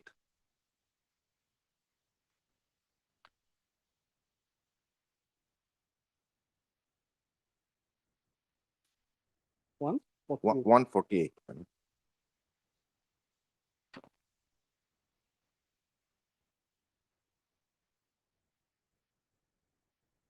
Yeah. My lord, this is by the project director who has addressed it to the Joint Director. The justified analysis rate under Manrega 2025 NIT so and so. For 11 blocks packages, my lord, the justified amount has been worked out as per the market rate and sent it to the Joint Director for approval, my lord. This was done in the district level itself, my lord. This was, now this was, my lord will kindly see annexure 150 also. This is the just analysis and justified rate for this Chatham block, my lord. My lord will see down below after the tables, my lord, BOQ amount in the right side. BOQ amount is 5 crore 36 lakhs, so and so, so and so. Analysis total amount in percentage 92 point so and so. The difference in percentage from BOQ, that is 7.31, my lord. Minus 7.31. Right. Yes. This is the justified rate, the BOQ amount, estimated cost whatsoever. This is the justified rate, what is as per the interpretation is that the justified rate is the minimum workable rate below which the tender cannot be executed. That is the simple. The cost. Yes, Mano. This is the simple cost justified rate. What the department has interpreted that this is the minimum justified rate below which the work cannot be executed. In fact, what about, I'm sure you'll come to it also, but that you have to address that point also, which is yes. that In fact, margin. 10%. Yes, 10%, 5%. Yes, 10%, 5%. Mano. In fact, in other departments like PWD and all, when tender matters are taken up, when we talk about justified rate and variation, we always interpret it in either it is plus 5% or minus 5%, either minus 10% or plus 10%. The variation we simply used to interpret in that whether it's minus or plus, the variation up to 5% and 10%. It can be from minus or plus, my lord. Now, in this RD department, I was also a bit confused, but what their interpretation is that we have fixed a minimum justified rate below which we cannot accept any tender, any amount. So this is the justified rate, what they interpreted, below which the work cannot be executed. And the reason for interpreting in this manner is that if my lord kindly see, again comes to the clause 20.4.3.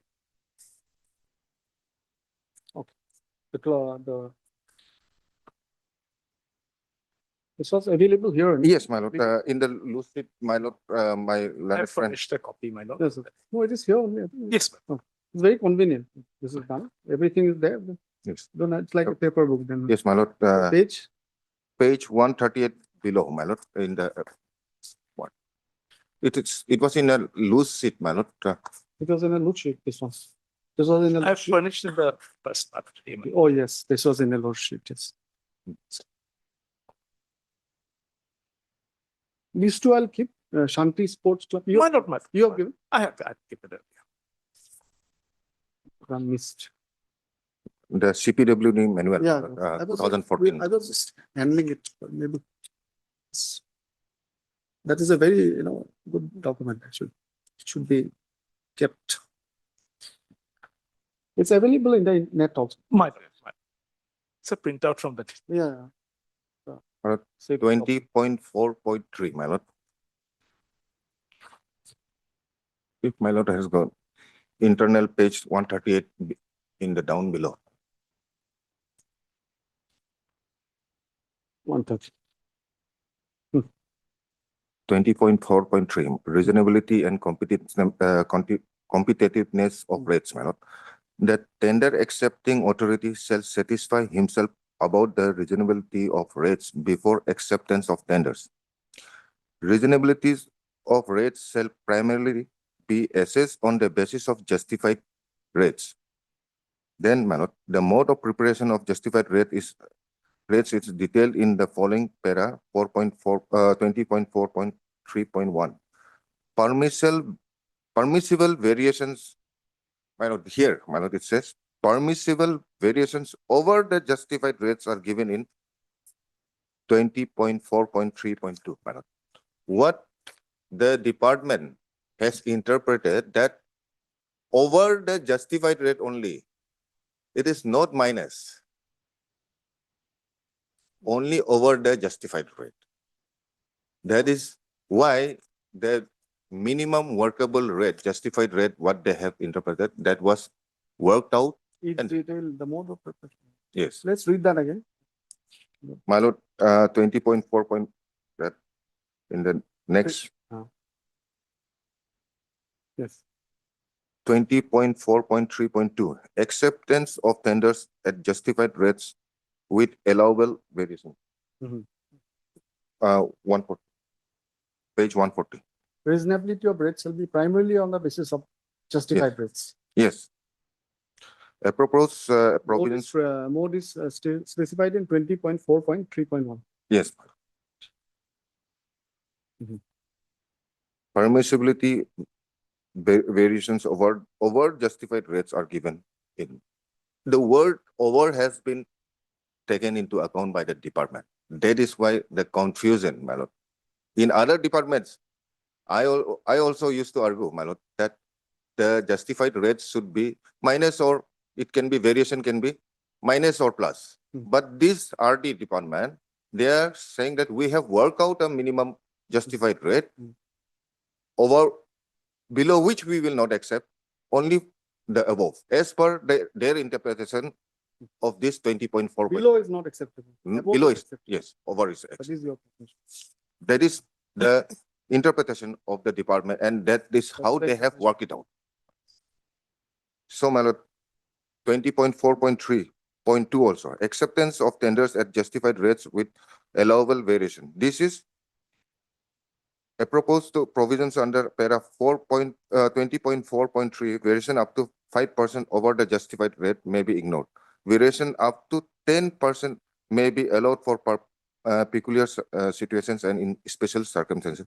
Reason for doing so shall be placed on record. Here also, over the justified rate, the department has interpreted it in the simple terms that it should be over the justified rate, up to variation up to 5% will be allowed. Variation up to 10% can be allowed for peculiar situations and in special circumstances, reason for which, and tenders above this limit should not be accepted.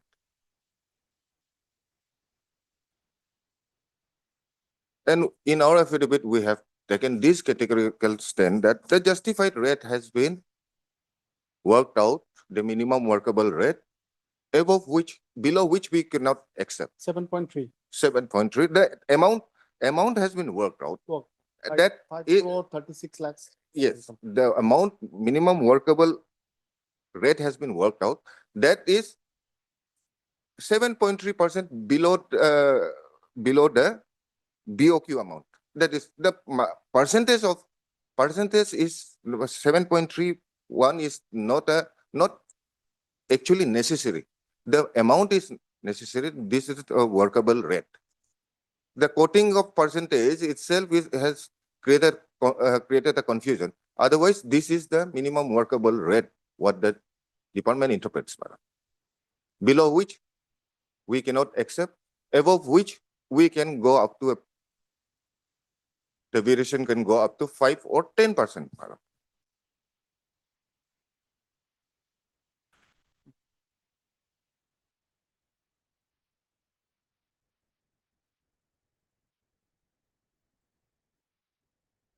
In our affidavit, this is the only stand we have taken, and then we have therefore the rates have been analyzed.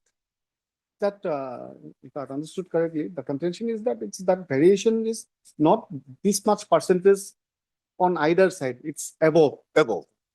Only. That is your contention of the department. Because the CPWD manual, the 20.4.3, that talks about only above. That is the simple interpretation that has been given effect to, and the justified rate that has been worked out.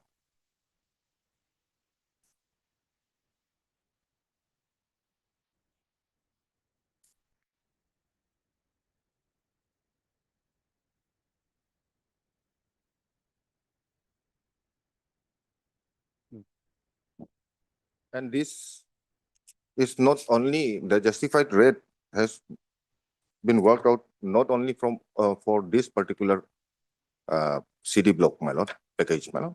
There are 12 others also. Justified rate, at the time the tender was floated, the justified rate was already worked out, my lord. This is your primary argument. Yes, my lord. And main argument. Primary and main argument. This is the only point, my lord. Now the department, I am submitting it that department has interpreted to their understanding this clause. Now, whether the interpretation is right or wrong, my lord. Fair. Rightly, wrongly, they have, this is the Yes, interpretation. this is the interpretation they have given to They this tender. understand it is as above. Yes. Permissible limit. Yes, and they have accordingly worked. Now, on that context only, my lord, I'll cite, my lord, the decision of AFCON, my lord, a very small, one paragraph only. Infrastructure, my lord. My case will be very limited, my lord, because this is the facts. In these circumstances, what? Paragraph 15. This is the same ADR judgment or this one different one? AFCON? No, ma'am. Many cases. There's a famous AFCON's case of ADR, which is Yes. it's very good for alternative disputes resolution laws. My lord, This is a different, yes, so they have many. Para 15. also. Para 15. Just this paragraph I'm relying Para on. 15. Yes, ma'am. May I read, my lord? Mhm. We may add that the owner or the employer of a project, having authored the tender documents, is the best person to understand and appreciate its requirements and interpret its documents. The constitutional courts must defer to this understanding and appreciation of the tender documents, unless there is mala fide or perversity in the understanding or appreciation or in the application of the terms of the tender conditions. It is possible that the owner or employer of a project may give an interpretation to the tender documents that is not acceptable to the constitutional courts, but that by itself is not a reason for interfering with the interpretation given now. Here, for the sake of repetition, the department has simply took the word above the justified rate, the word above. So they have exercised a justified rate, found out the justified rate, and below which they have decided not to award any work, only the above bid will be awarded, my lord. Now, this and then I'll just one more.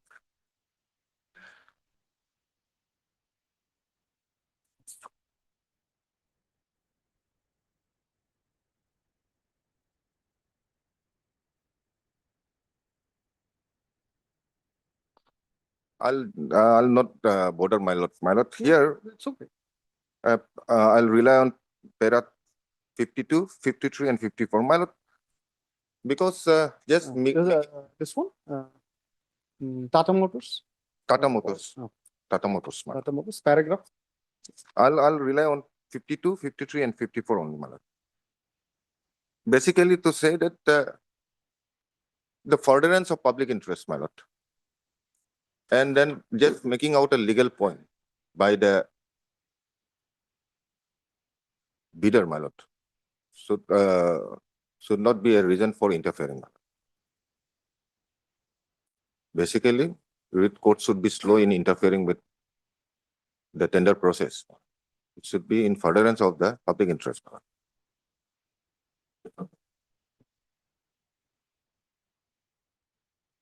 Now, my lord, since there is a stay order, and in fact, Manrega, there are beneficiaries waiting, and this has been stalled, my lord, because of the interim order, my lord. And if there is another tender, re-tender issued also, it will take time, my lord. Already, the private respondent has been awarded, my lord. So, in furtherance of the public interest also, my lord, and the interpretation which was bona fidely made by the department, that may be accepted, my lord. That's all, my lord.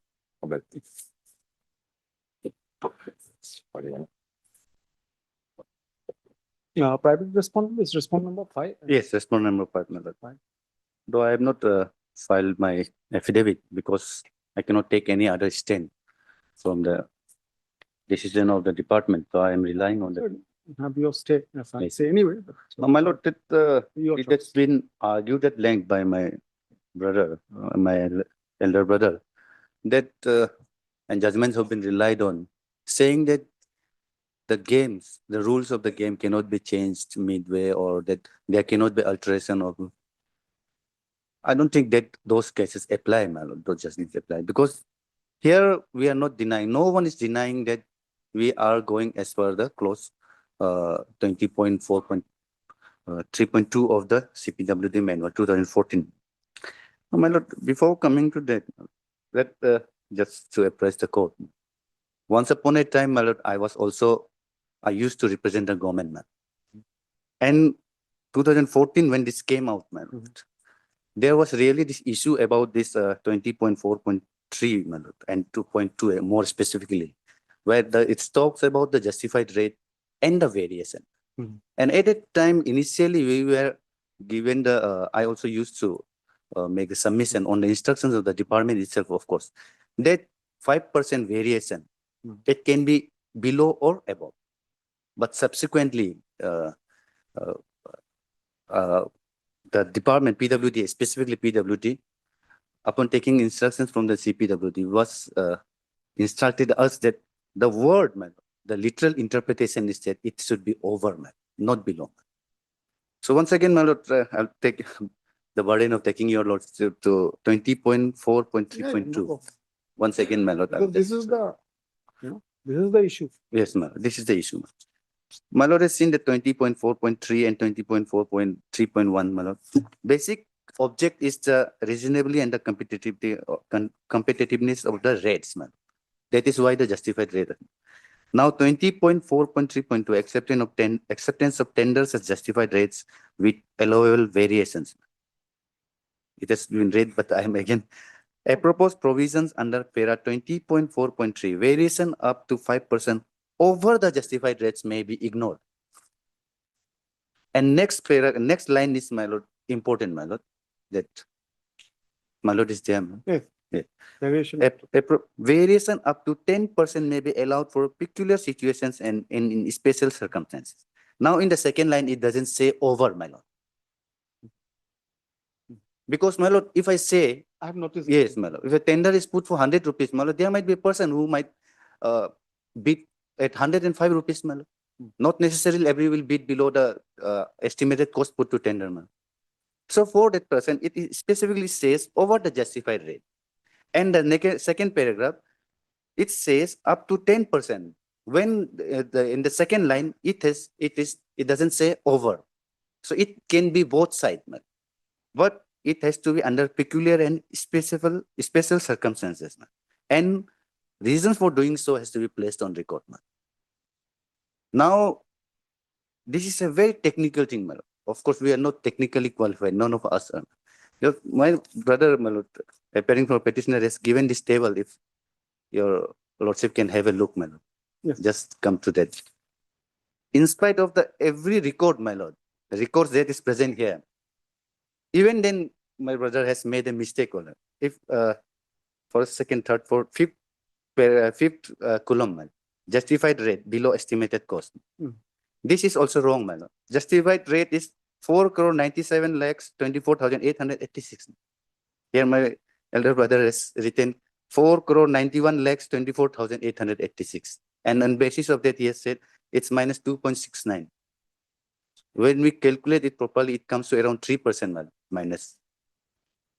Now, but it doesn't matter whether it's minus 2, minus 3. But it's not, it cannot be minus. Yes, that variation will fall under the special circumstances under which, and there is reasons have to be recorded, man. Be that as it's made, my lord, it's a complex matter, my lord, which we as a persons who are not technically qualified, man. We cannot decide on this. Man. No, I mean, yeah, that is. Other than that, my lord. The judicial review of contracts is basically the examining whether from a legal perspective, my lord, whether our principles, yes, my lord. So our science, whether it violates, our field, this field or not. My lord. We are not technical people. Yes, sometimes we do get handicapped. Sometimes, yes, that's because, but we have to understand the technical things only to the extent to understand that whether it constitutes the principles which we have to check, as you know. My lord. It's obvious. I'm just. No, my lord. Yes, ma'am. Now, coming to the instant situation, ma'am. My lord has seen that the reasoning of the department. My lord, see why they have specially said minus 10% below the estimated cost put to tender, my lord. The department has not said that minus 10% below the justified rate, while not accepting the bid of the petitioner, my lord. If my lord will come to the affidavit of the department, my lord.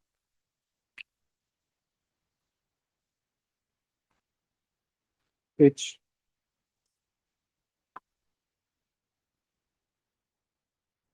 At page 155, my lord. Evaluation report of the financial bid. The financial bid was opened on 1/5/2025 at 1000 hours and was evaluated. One measures RNR Just a minute, page number. 155, my lord, of the affidavit. Go on. The financial bid was opened on 1/5/2025 at 1000 hours and was evaluated. One measure so and so is the respondent number 5 has quoted price so and so only, which is less by -7% so. Measure so and so has quoted a bid price which is less by so and so, then the tender cost, and measures LY interest is the petitioner, my lord, has quoted bid price of 4 crores so and so, which is less by -10% than the tender cost. My lord, see, it doesn't say the justified rate. Justified rate, when it is applicable, it is already there, my lord. But here it says is minus so and so, which by itself shows that this is an unworkable rate, my lord. They have deliberately used that -10% of the tender cost, not the justified rate, my lord. Justified rate has been used, but it's not a case where this is applicable. So, my lord, my bid has been, which is the most competitive bid, my lord, it has been accepted, my lord. And one allegation has been raised that I have quoted the exact amount, my lord. No, my lord, not the exact amount, my lord. There is some point, some difference is there, my lord. And when it shows that my rate is based on the market price, my lord. There is a difference of some rupees, my lord, but that by itself shows that my bid is based on the market rate, my lord. So under this circumstances, my lord, I will just I'm also relying some few judgments, my lord. Basically, I'm also dependent on the affidavit filed by the respondents, my lord, and it should be above, my lord, not below, my over it, because it specifically says above, my.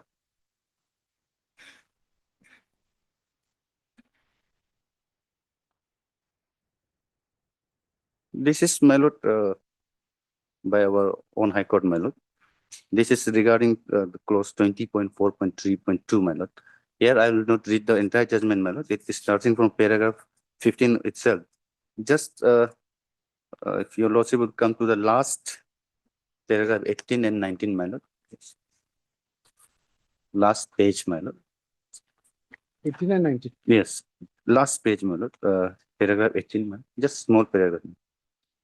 Close at page 13, my lord. Down below, my lord. Clause 20.4.3.1 and 20.4.3.2 prescribes the procedure of the process by which the justified rates may be concluded. There is difference between the estimated cost published in the NIT and justified amount. Justified amount has to be calculated as per so and so, so and so. In view of the above, this court, having no expertise over the matter, cannot interfere the decisions taken by the respondent authority. It's settled law that the court cannot exercise jurisdiction in the matter of contract only for a contract of the. There is no such public interest, so and so, so and so. Basically, what is that? This court is not equipped enough to deal with those issues, technical issues, my lord.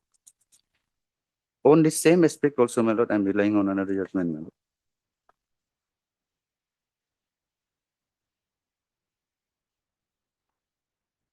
Here, the Tata Motors was also relied, my lord. 2023 SSC online SC1223 BTL, man. It specifically, I will be relying on para 35. Man.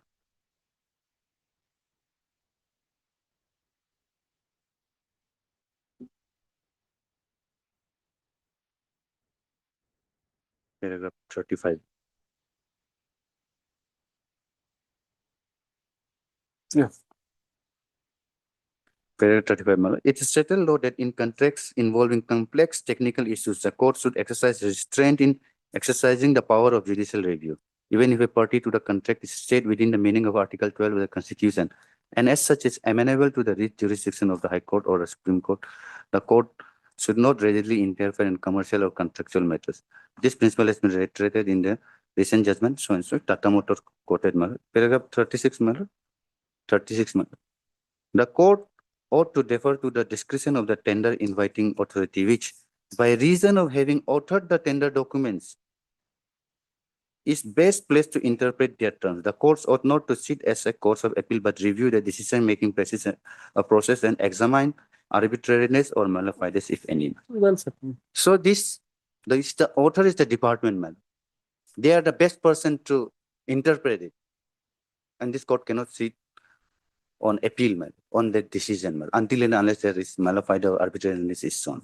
Because the department is the author of the tender papers. Regarding, my lord, that lowest bidder, my lord, of course it is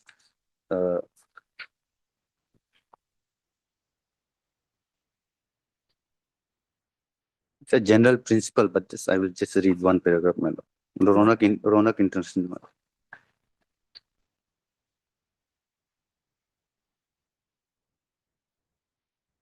Ronak International, my lord, 1999. Paragraph 16, man.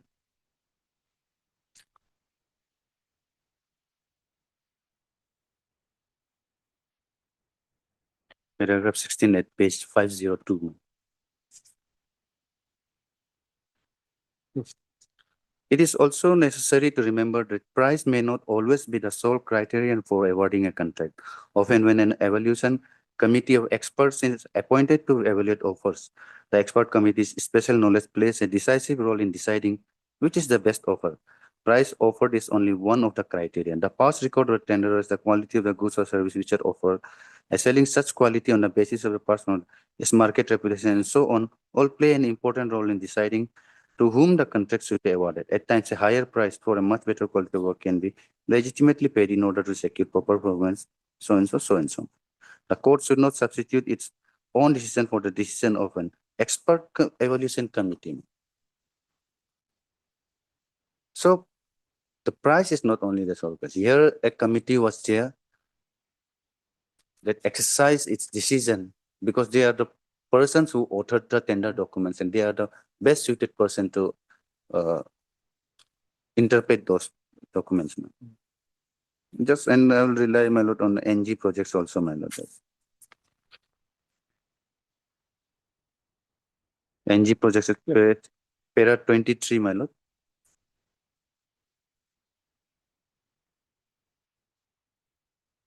At page 144, my lord. Second last page, man. NG project.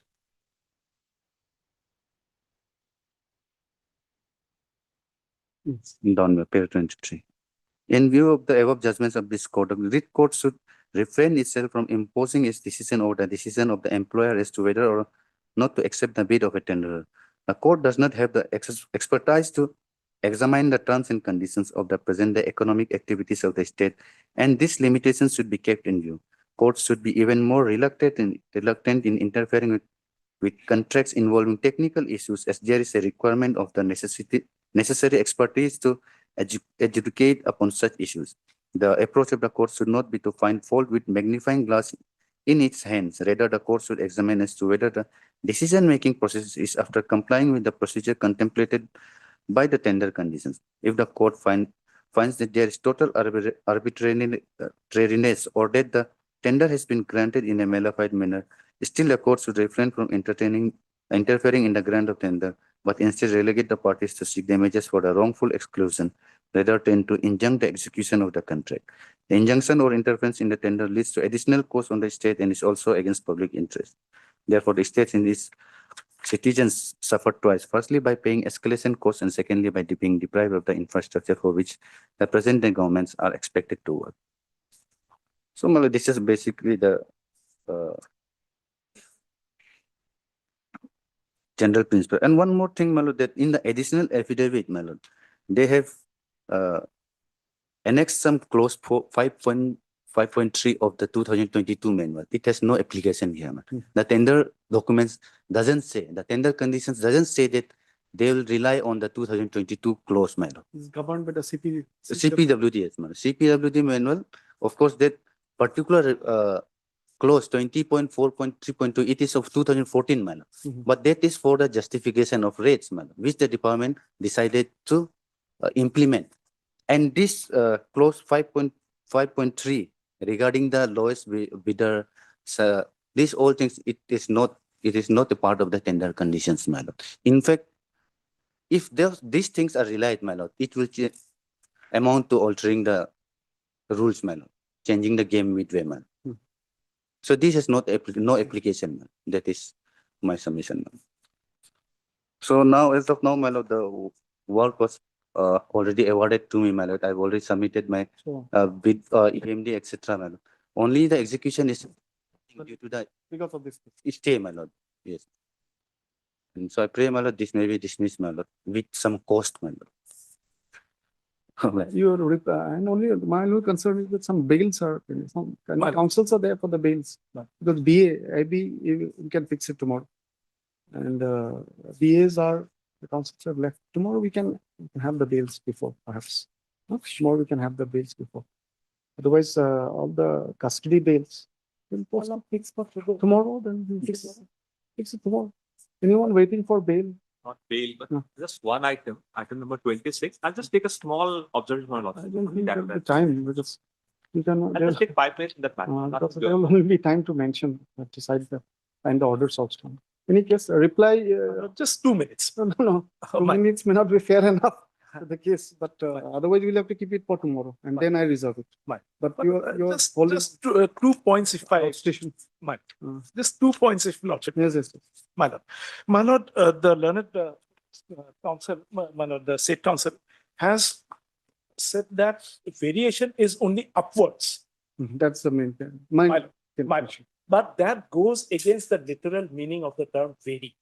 My lord, I have taken the liberty, my lord, of borrowing this book from the court master, my lord. Why not? My lord, this is Oxford, my lord. It says what We have to go to entire, I mean, the many, go back to the dictionaries if this kind of disputes come. My lord, here, my lord, vary, my lord, or variation, my lord, change or slight difference in condition, amount, or level, are different or distinct form of version, so. So the first meaning, as per Oxford, my lord, is a change or slight difference in condition. No, but the thing is that, yes. It's only above. But the thing is that, no, I mean, variation, if it is qualified, variation, if it is not qualified, only if I use the variation, yes, perhaps in that sense, by a plain dictionary meaning, it can mean variation plus minus. But suppose if you specifically say variation on this side or that side, then probably it will mean that. Exactly, my lord. But that has to be there in the tender terms and conditions, which is not there, my lord. In the tender terms, they say CPWD clause 20.4.3, and the submission is made, my lord, for other departments, it was deemed to be plus minus. Can the government department-wise change its standard? Plus minus for other departments. That is what the submission was made, my lord, if my lord goes through the live streaming. No, earlier it was. Earlier, they said it is 5 plus minus, but the rural development department has considered it to be only above. No, I think I think you contended that earlier that was the understanding. Earlier. That was the understanding. That it was plus minus. Now the department is given to understand that it is only plus. Is that what you said? Yes. My lord, if my lord goes through the live stream, Literal meaning of the word. the rural development department considers this to be plus, not minus. That was the contention made, my lord. This, That's no, no, no. The other part, my lord, that this, if there is sought to be made an interpretation that it is to be only plus, then that has to be specifically mentioned in the NIT, as in the other decisions which lordship has gone through, the persons and others. Specifically mentioned in NIT. In the NIT. Then it will be upward. It has to be upward. There is no such thing. And my lord, the NIT terms and conditions, my lord, at page, my lord, 37 and 44, they say that I cannot give substandard materials. If it is given, then I'll be subjected to penalty. My lord, here in this case, there is no question of giving any substandard material. So therefore, and what is the, my lord, idea behind a tender? It is to fetch the lowest price so that the published exchequer is protected. I am giving the lowest price within the permissible limit as per the CPWD works manual, within 5%. CPWD says up to 10% is special, but 5% to be ignored. It is within 5%. So therefore, my lord, there is no, my lord, there is no doubt that my tender bid is covered under the CPWD terms and conditions and the terms and conditions of the NIT. And this particular decision that it has to be upward, since it is not mentioned by way of an affidavit, they cannot come. My lord, this is AIR 1952, Govardhana Sponge. Lordship is clear, para 9. Para 9 says public orders publicly made has to be, cannot be brought on by way of affidavit. It has to be there on record. Para 9, AIR 1952, my lord. So, in that regard, your contention is, as you said earlier, is that it's not in the NIT. It is not in the NIT. And they cannot bring it by way of an affidavit. Nice. Para 9 is, just correct me. If public orders made by public authorities are meant to have public effect and are intended to affect the actions and conduct of those. Para 9, my lord. This is supreme today, my lord. I could just take a printout. No, it's good. It's good. Though I have the SCC, but I don't have a. No, it's not that. It's given to judicial officers also. I also have it. Para 9, attempt was made by referring to commissioner's affidavit. Starts like this? Yes. So they cannot rely on an affidavit. They cannot bring it by an affidavit. It has to be specifically there in the NIT. They cannot now say. So therefore, their entire contention, it falls through. And this variation, my lord, we are clear, my lord, I'll check on the other dictionaries. But variation is clear. It is not one way. It variation. Otherwise, the CPWD manual would have said that per se, maybe yes. Yes, above that. But it's qualified then another. Yes, it is not qualified in the CPWD manual, and they cannot introduce it later. My lord, Manjushri applies, changing rules of the game. Reply to review. And, No, and my lord, another. Condition is there that this clause will be applicable. They ought to have read that clause more carefully. Above. Yes. They ought to have read it. It is there in the condition of, in the tender document, it's My lord, where? Exactly where? It is not there. They cannot now bring it. that this clause will be applicable, clause 20. Yes, my lord. I am 4.3. 4.3. Variation. Section 20. It does not say qualified variation of only above, only plus. It says over does not mean, my lord, over does not mean over 5%. It does not mean over. It does not mean that minus is excluded. Yeah, that was. And my lord, the judgments relied on NG projects, Ronak, that report should be. Our High Court decisions are also there on. Also there. But my lord, That's why I'm reserving. of stay. So, And here the stay is already operating. My lord, I have to, if the work is awarded to me, I'll supply the materials, my lord. The work will not suffer. I'll supply. So now, just because they want to give it to the private respondent, that cannot be a consideration of this. And their contention is that, that is the basis of the contention that on these terms, it is unworkable. Yeah. Unworkable. Below the price. Yes. That is, it follows, that is what I'm trying to say. Manoj, that is not there in the CPW. CPWD says about this justified rate up to 5%, it is that. Whether there is no mention in the NIT, Manoj, there is no mention in the NIT that rates below justified rate would be rejected. If that is the contention sought to be made, my lord, it has to be a specific condition in the NIT, which is not there. There is no contention that below justified rate. Deeply appreciated. All these, this effort, of course, it is primarily our duty, but we strive at arriving at a correct decision. Then it will be effort is Minor. The dictionary I could just glance through, my lord. Huh? The dictionary I could just glance through. No, these are, we need to, no, really, see, we need to sometimes go back to the meaning of the word. In so many cases. That's why we have this, there's a book that this has been recently updated. Actually, it was up to 2014. I think young lawyers should have the book, Supreme Court on Words and Phrases. Yes. It was till 2014, it was outdated. Recently, it has been updated. Eastern Book Company. 2000 something book, but it's a dictionary. Yes. The interpretation which has been given by the court. Otherwise, Black's Law Dictionary also there. I was searching Black's, my lord, but I could not find. But this is more relevant. Black sometimes, it is very much from international American perspective. I have the 8th edition where only variance is there. Variation is not there in that. We have to go back to dictionary meanings. In many cases. Deeply. My lord, I don't know what you listed on Just a minute. Now we'll take up all the mentions.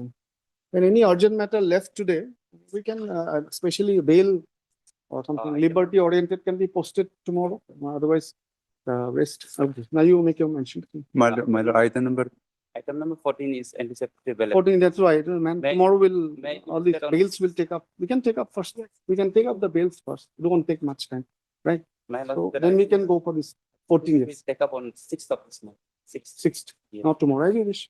6th of. Item 14, paucity of time, 6th, 6/11. Right. And my lord, item number 30, my lord, 30. 30, Yes, 7th of this month, my lord, 7th. 30. It's for hearing. It's for hearing, my lord.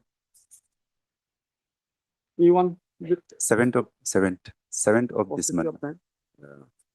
How about taking it on Monday?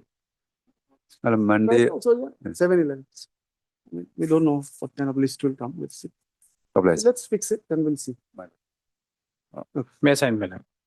In item number 24, my lord, there's an interim order, my lord. That may kindly be continued, my lord. Uh, 24. which one? 24, my lord. 24, my lord. Interim order is there, my lord. That may be kindly Yes, continued. I think that missed. Item 24, right? 24. Yes, yes. Okay.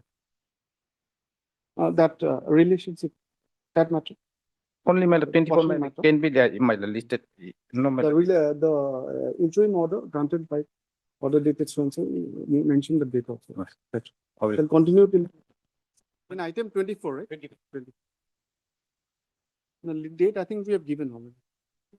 Not given. Not yet given. Okay, okay. That's all. This is the first time mentioned.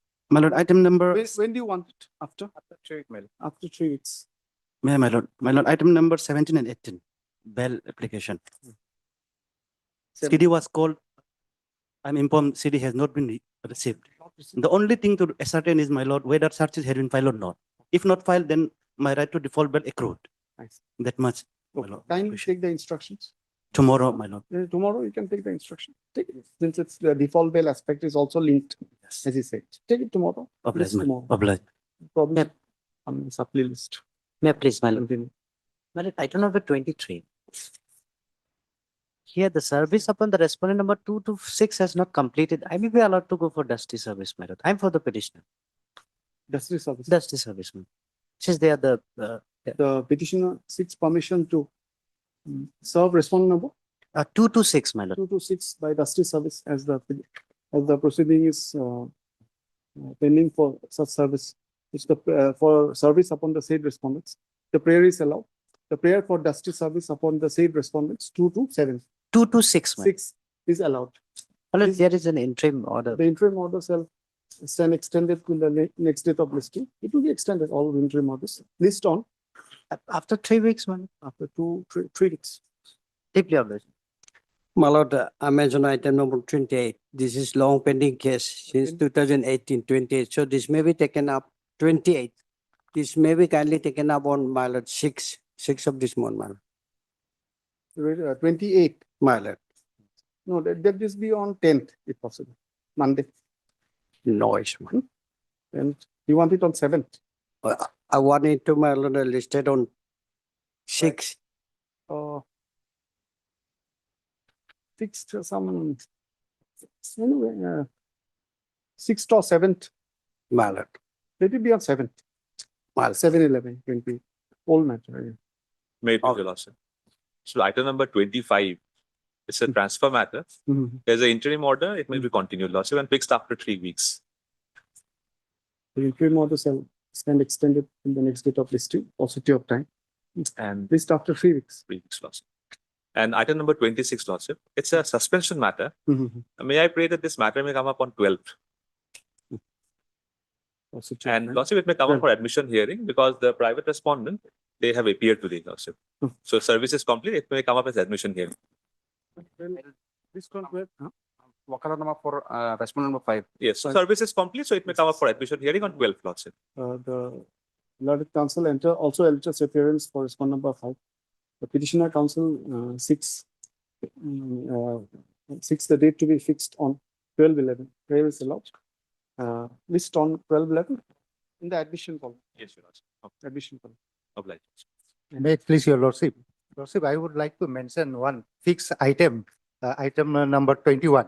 Here, Lordship, to earlier order dated, I have taken a steps through the newspaper publication on 2 consecutive days to respondent number 4 to 88. It's been completed. So with the paucity of time, when should we list? At least after 2 weeks, Your Lordship. Yeah. Is the- Service completed. by List already. after 2 weeks? Lordship, may I Much speak? obliged. Item number 19. Yes. In this matter, does the notice to the sub upon respondent number 2? Two. You will carry out dusty service. You want to take Dusty? Yes. Then matter will be fixed after Learned counsel, appearing, you for the appellant, yes. seeks permission to take steps upon respondent number. Your Lordship, I'm appearing on behalf of respondent number 1. Your Lordship, I beg to mention item number Just a 15. minute, just a minute. Just give me.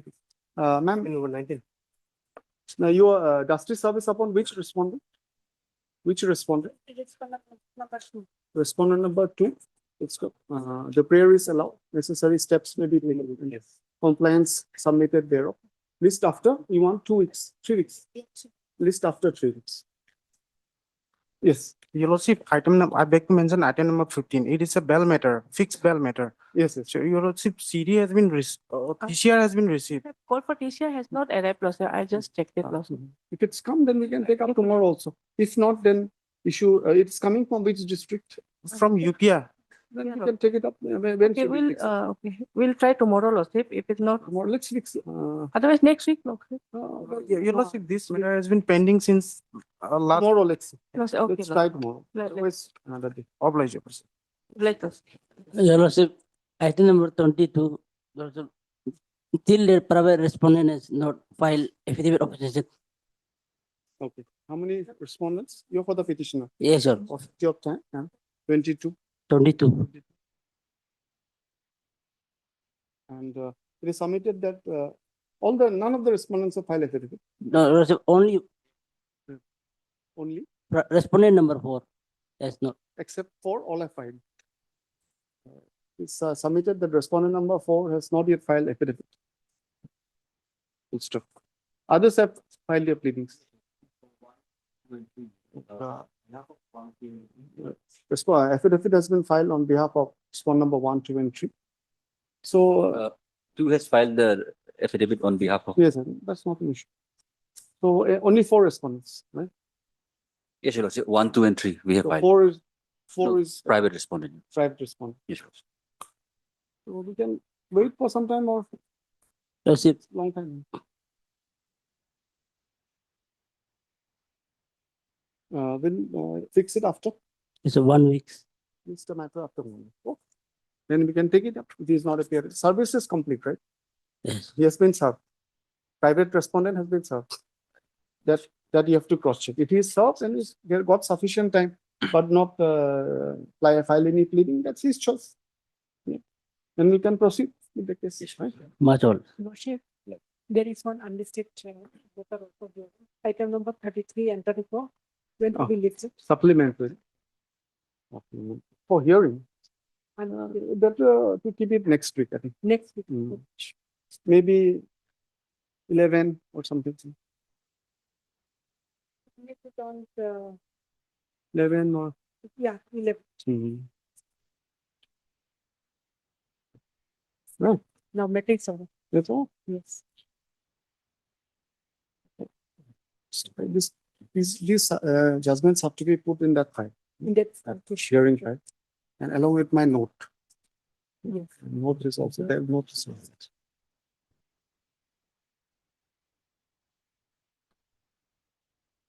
there.